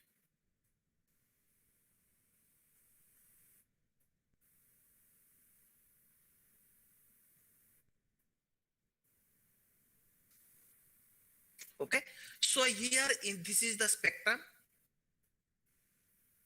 for methylene blue dye, MB dye, methylene blue dye. So this is the lambda max. This is the lambda max. What is meant by lambda max? At this wavelength, visible light is absorbed. In this part, there is no absorbance, so no absorption of radiation. So suppose lambda max is a 622 nanometer. So this belong to N to pi star transition, homo to LUMO transition for methylene blue dye. N to pi star transition in methylene blue dye. Sulfur is there, so sulfur to N star. Okay, the non-bonding electron of sulfur get excited to the pi star orbital. So you can interpret the spectrum. So when spectrum is in front of you, what you have to do? You have to find out lambda max. that is wavelength at lambda max. And once we know the wavelength at lambda max, what you can do, you can determine the band gap. Okay, you can determine the band gap or the energy difference between HOMO and LUMO, or the energy difference between the conduction and the valence band. Now, solid state. What is the difference in the solid state and the solution state? In the solution state, the radiations are allowed to pass through the solution.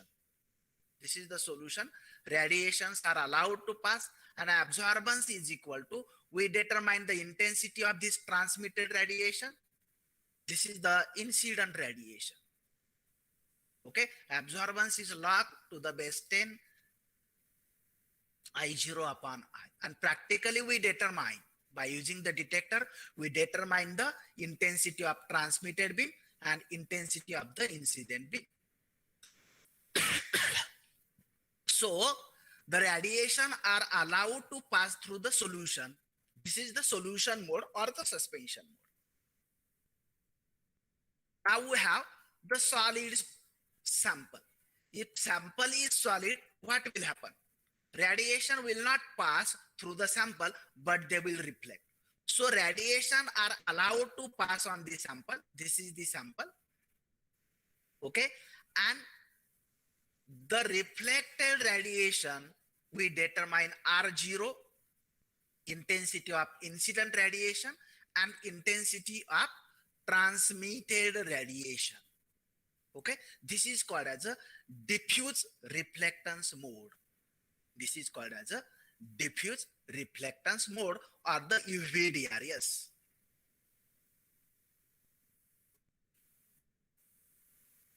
Okay, this is called as a UV-DRS, diffuse reflectance mode.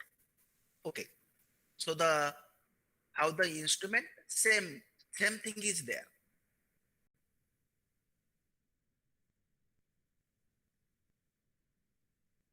So up to sample part, same thing is there. So in solution mode, detectors are here. In reflectance mode, detectors are placed at 45 degree. They are placed at 45 degree to the sample. Okay, bulb is put on, radiation will emerge, they will pass over the mirror.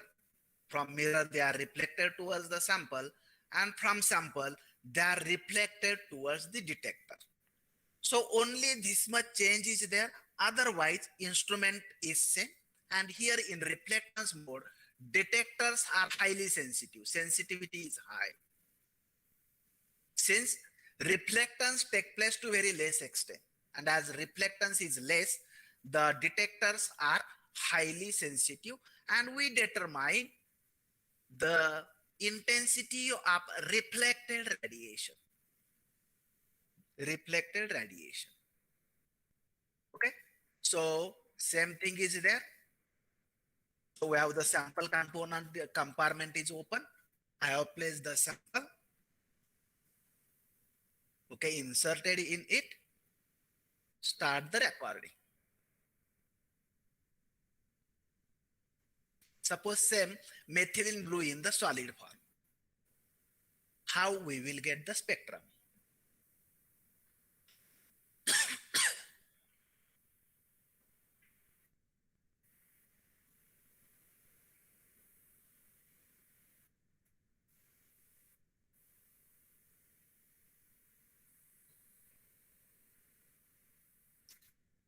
Okay, the spectrum in solution mode and the reflectance mode is different. You will get usually the high absorbance, and then it do not come down, but it usually becomes having the constant value or slight decrease is there. So reflectance spectrum and the solution or the suspension state spectrum is slightly different. Okay, slightly different. This is the absorbance mode, transmittance mode.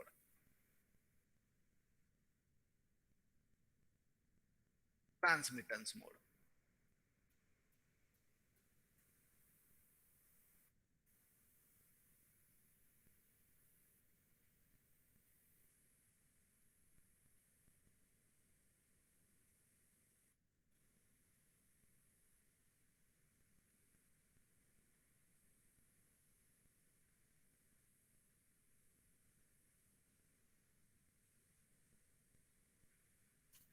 Okay, so if you see the reflectance mode and the transmittance mode, we get different spectrum.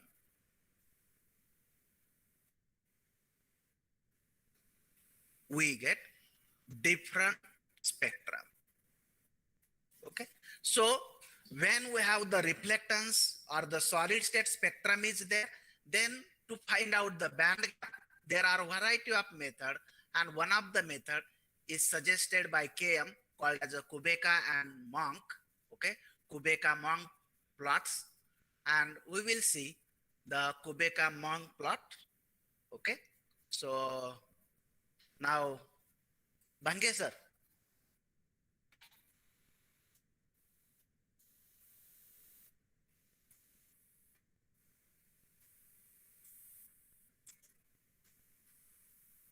भांगे sir आवाज येतोय? Hello hello hello video सुरू ठेव. माझा आवाज येतो का sir? मी presentation start करतो माझं. हॅलो तुमचा आवाज नाही येत. Hello. From Utur College, we have the Maulavi sir. And they have shared video with us of actual UV-visible UV-DRS, how UV-DRS recorded. So we have an actual video as recorded yesterday. Hello आवाज येतोय sir माझा? हा तुमचा आवाज येतोय. येतोय ना? Okay okay. Can I start? Share करा. Yes, yes.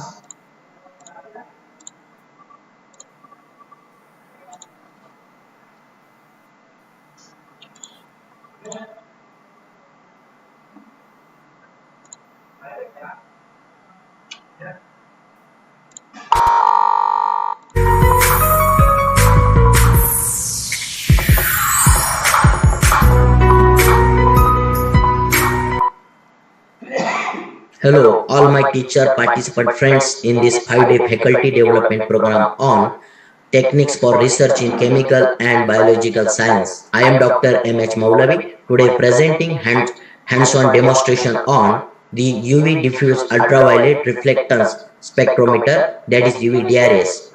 UV-DRS is very useful technique for analysis of solid for band gap calculation, and band gap is a very important property in the optical and the electrical application of the substance. UV diffuse reflectance spectroscopy is very similar technique to UV visible spectroscopy. So first let us look at the difference between the UV visible spectroscopy and the UV diffuse reflectance spectroscopy. UV visible spectroscopy is very useful for the analysis of the solution or for the liquid substances, while the UV diffuse reflectance spectroscopy is useful for the analysis of the solid or the opaque substance. So whenever the transparency of the substance or solution light is transmitted, so it is dealing with the measurement of transmitted light after absorption, where IT is intensity of transmitted radiation. While in case of the reflected light, useful in my research for this is the front view of it and the white body inside it for determination of the band gap of the materials. This is the front view of the instrument. This is the sample holder section, sample holder compartment. In this sample holder compartment, it contains very important accessories. This is the integrating sphere. Integrating spheres are the sphere which contains the mirror and the white body inside it. Over these holes, we can keep the analysis sample. Over this hole, we can keep the reference sample. And this is the detector system in the instrument. And this detector system is dealing with the measurement of the reflected radiation after absorption from the sample and the analysis sample. Detail of the integrating sphere. When the integrating sphere is removed from the sample holder compartment, it is looking like this. This is the front view. This is the back view.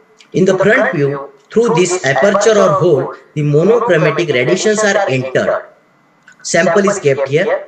Analysis sample is kept here. So using inside mirror, it is shown here. through this mirror, radiations are undergoes reflection with 100% intensity where they are incidenting upon the sample or reference. The radiations are reflected. These reflected radiations are coming out through these back view holes. These are the back view two holes where it's dealing with the coming out the reflected sample reflected light. This reflected light is measured.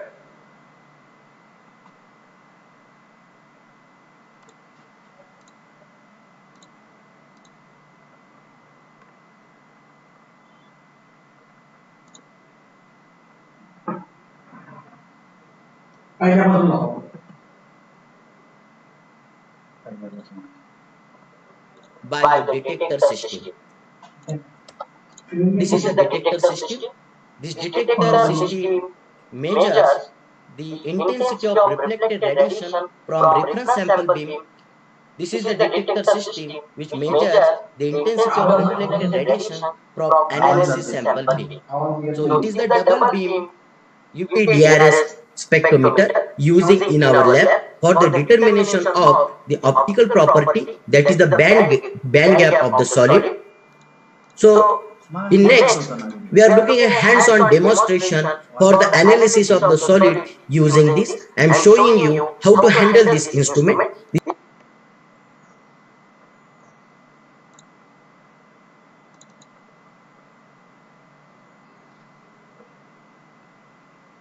Share करा screen.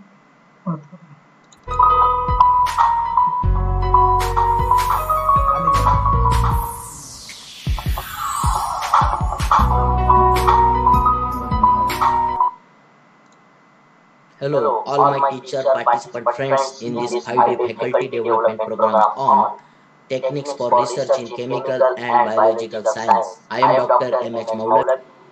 Radiation here. Kept. So ionosphere black.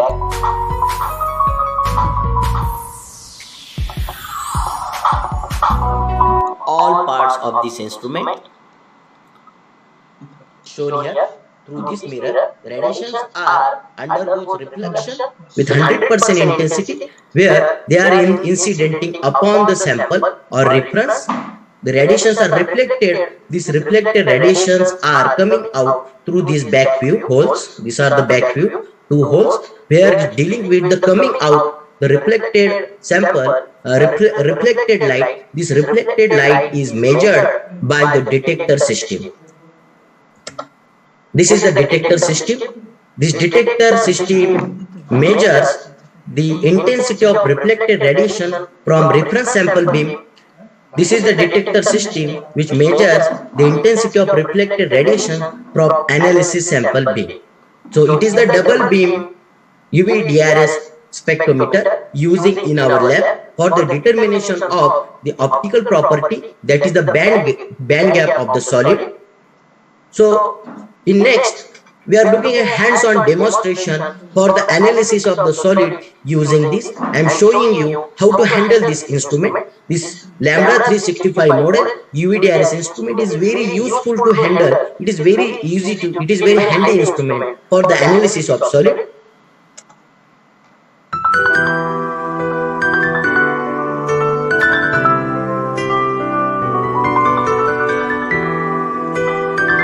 Welcome all my teacher, participant friends in this faculty development program. Now we are looking use of UVDRS instrument in analysis of solids for band gap calculation.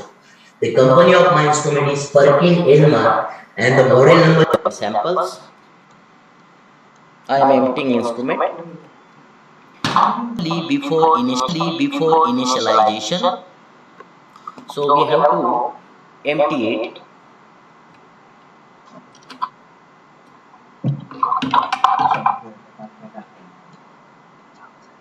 I am emptying instrument and I am passing it for checking of all parts of instrument.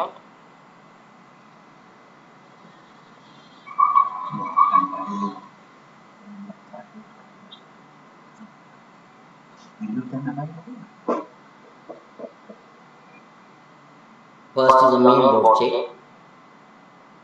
it is successful. Then for the visible radiations, we are using the tungsten lamp, so its intensity is also good. Then for the UV radiations, we are using the deuterium lamp, its intensity is also good. Then silk calibration. These are white bodies. These are the black bodies, halospheres. These two white bodies are used for the calibration of instrument. This white body may be of spectra-alone material or barium sulfate may be used. This is used for the adjustment of 100% reflectance, while this halosphere black body is used for the adjustment of the 100% absorbance. So after the calibration of instrument, one of these can be used and other can be set as the reference material so that 100% light can be reflected for the comparison. After the checking of instrument, our instrument is ready for the calibration. So we are initiating the calibration of instrument by keeping this integrating sphere inside.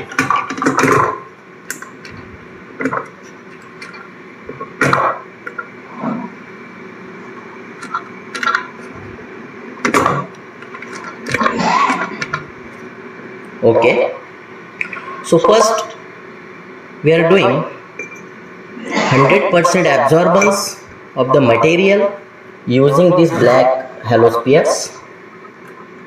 So instrument can instruct us for this.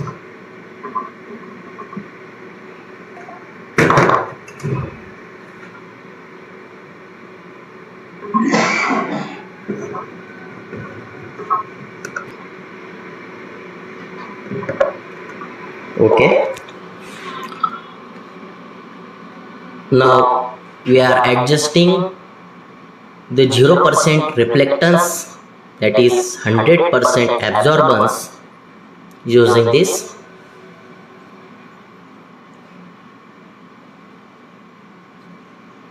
Major dark.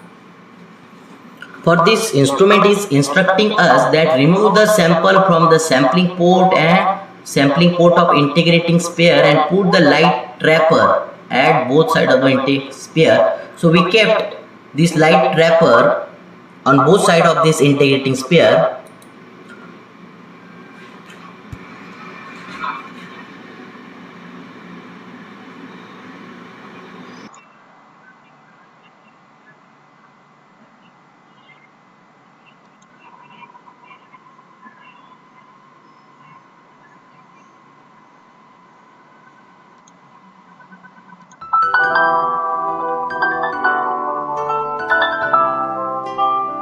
Using this.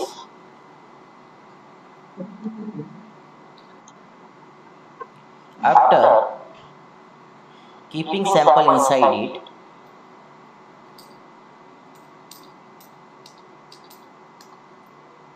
I can close it using this.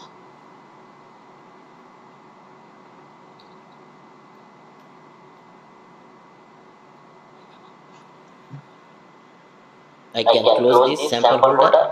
See, inside this I can hold the sample, and after tightly closing this, I can keep my sample holder over this integrating sphere after proper closing. Here, in addition this, I can hold this white body I can hold here for 100 plus 100% reflectance. So here 100% radiations are reflected. Here some radiations are absorbed while some radiations are reflected. So from this difference we can determine the absorbance and hence the properties of the materials.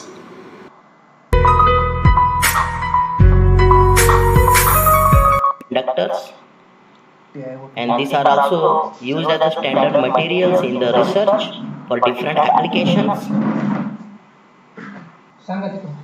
I am keeping first sample titanium dioxide TiO2 inside this sample holder.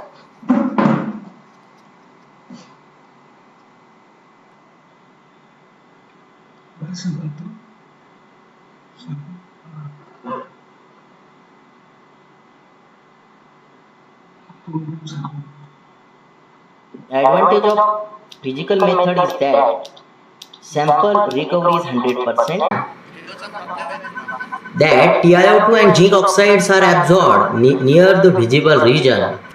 You are operating instrument in the absorbance mode. We can switch over the reflectance mode also. So an x-axis here. See the absorbance take place near the 400. We can convert this nanometer wavelength into the electron volt.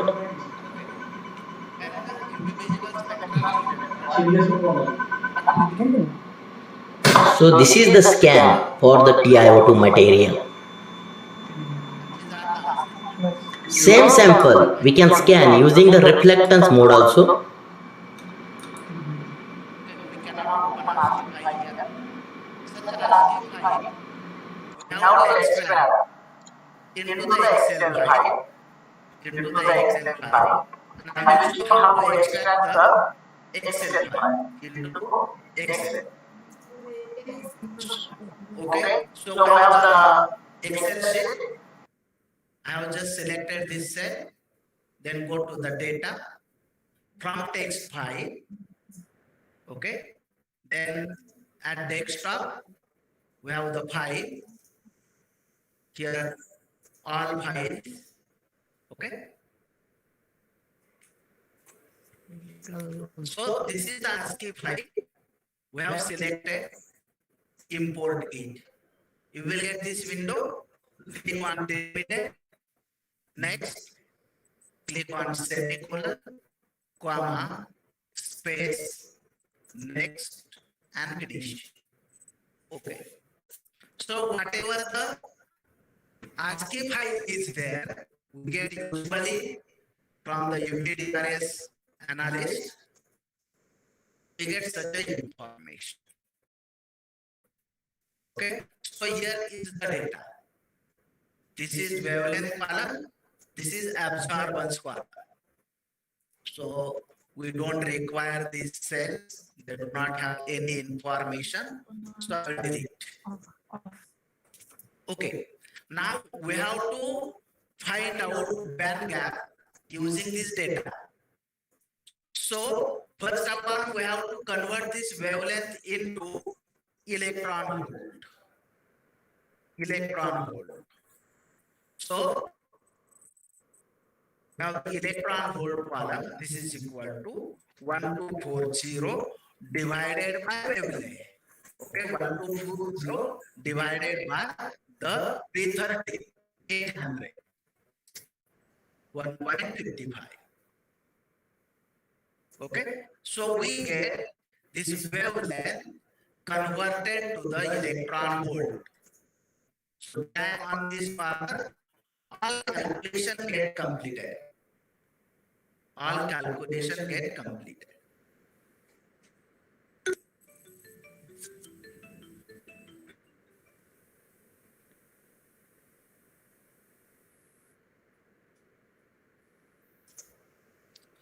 So we have x-axis is the electron volt. X-axis is the electron volt.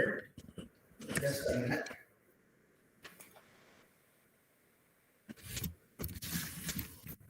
Okay. Now we have y-axis. Y-axis is alpha nu square. It is alpha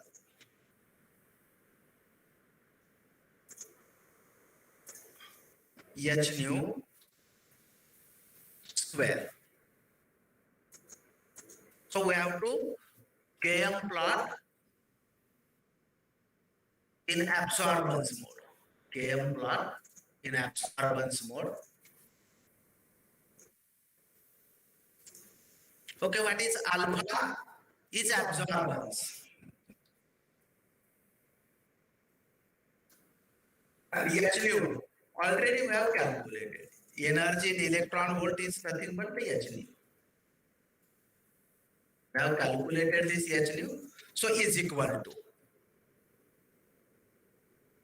absorbance star Hnu bracket square, and you can put e raised to 2. Otherwise, I can put again star this, star this. So simple way. So alpha Hnu, and we have the bracket square. We get this way. Drag the corner.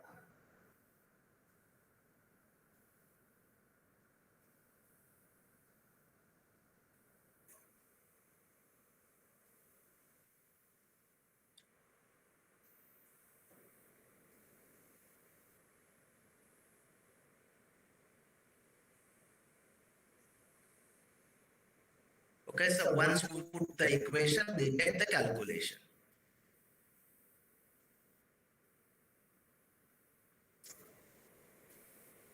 Okay.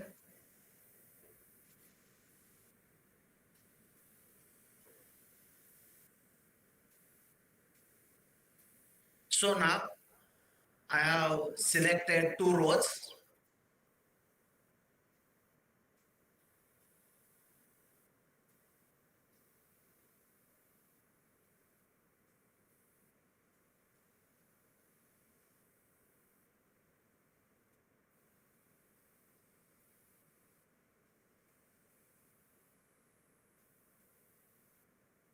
So I have to select 2 rows to plot the graph. Hnu, that is electron volt. Okay, the data is quite large.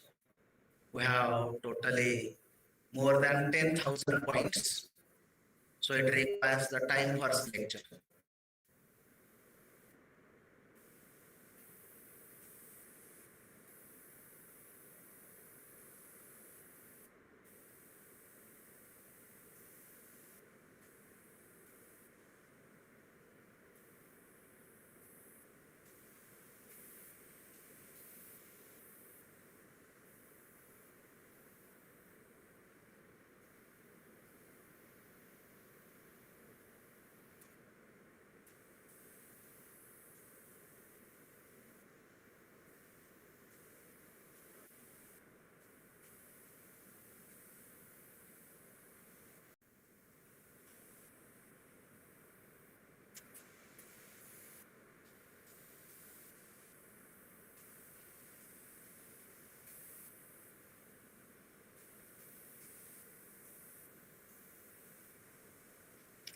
Okay.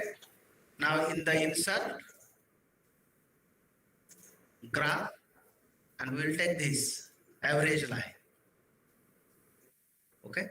So I will format the x-axis and y-axis. Format 1.5, 5.5,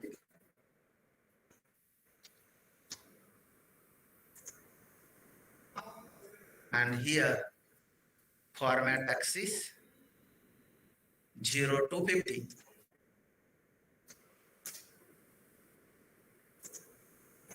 Okay. So we get the graph. You can label it design, axis titles,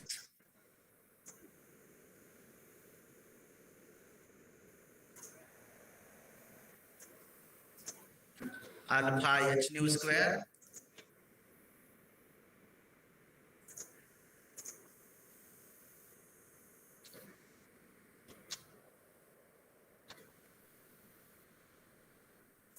in some tables you will get alpha Hnu raised to half.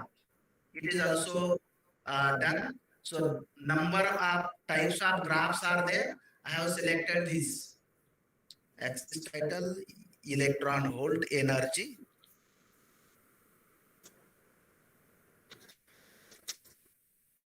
Electron volt. Okay, so we get this plot, and it is one of the form of KM plot. Kubeka Monk plot, it is one of the form. There are variety of forms are there.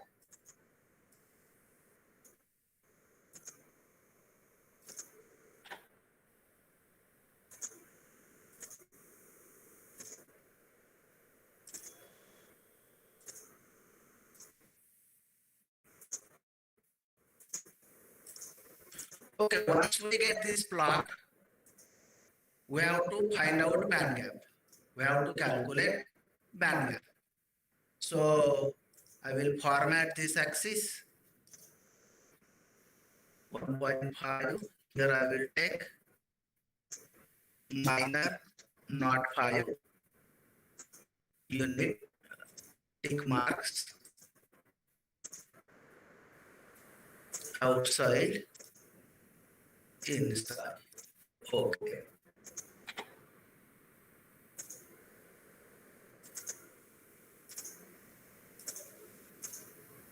Now we have to put up the line,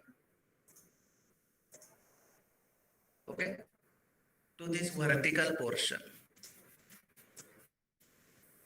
We have to put up tangent to this vertical portion. Okay, this cut to this axis. Just a minute. Here we have. Till we'll take the here 0.5. Okay, so you can find out the value here. It is 3.12325. It is 3.25 electron volt. So to band gap, active IO2, this is IO2 material, solid material, nano material. The band gap is around 3.25 nano electron volt. Okay.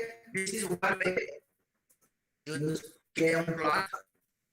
Another way, directly you can use the absorbance and wavelength. Okay. Select this class.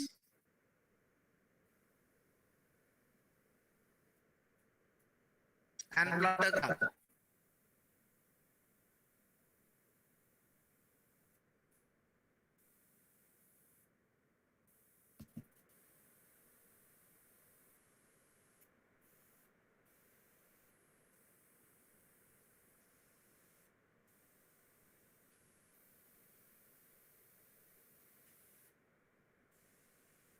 So within 5 minutes we will complete.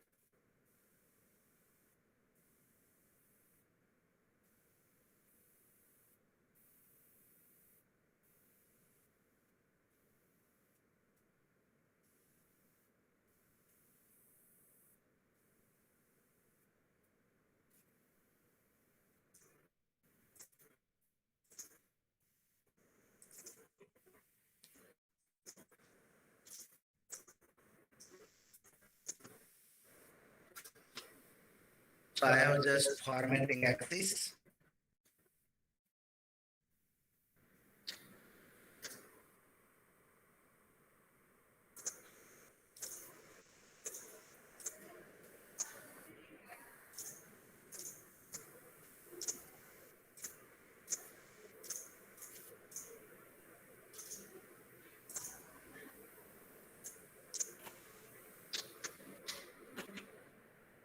Okay, so this is the graph. This is the absorbance axis. Y-axis is the absorbance axis. X-axis is the wavelength. Okay, so we will get this spectrum, and we can use this spectrum. So we have to put a perpendicular or the tangent here like this. and find out the wavelength. Okay, so I think it will be around 400 nanometer. So band gap is equal to 1240 divided by say 400, 3.1. Okay, it will be as such around 390 nanometer. Exactly we have to find out. Okay, you will get the band gap very quickly. So if you have the diffuse reflectance spectra for the solid state material, either use KM plot or use the direct diffuse reflectance spectra, find out the wavelength and calculate the band. So today's hands-on training is the how to use invisible spectroscopy for determination of the band gap. For this session, the principal of Uttar College, Dr. V.M. Shinde, and the one of our colleagues, Maulavi sir from Uttar College, has helped us, and they have generated beautiful video and shared with us for the reference purpose, for training purpose. The college, Deputy Star College Coordinator, the FDP Coordinator, Principal, all are thankful to the Uttar College Principal and the Maulavi sir. Okay, if you have any difficulties, if you have queries, you can ask now.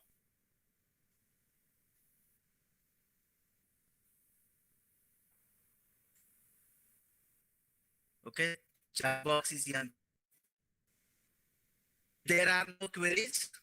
We will stop this last session here, and by tomorrow we have to join again at the time. Okay, thank you all participants and the organizer giving me a chance for this representation. Tomorrow we will meet again at 3 o'clock for the session, and early in the morning, it is in the morning, we have the 3 sessions on the theoretical, and again by tomorrow we have a 4th session, and I am going to show how to prepare the nanoparticles different size, how to find out their as well as how to synthesis simple way for the copper oxide nanoparticles. Okay, thank you all. Bange sir.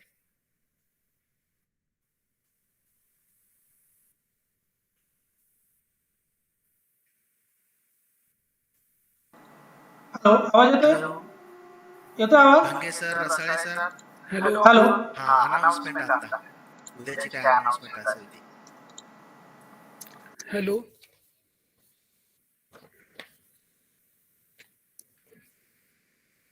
From today's session, total 4 sessions are there. So on that 4 session, assignment is given to you on classroom, and we have to submit assignment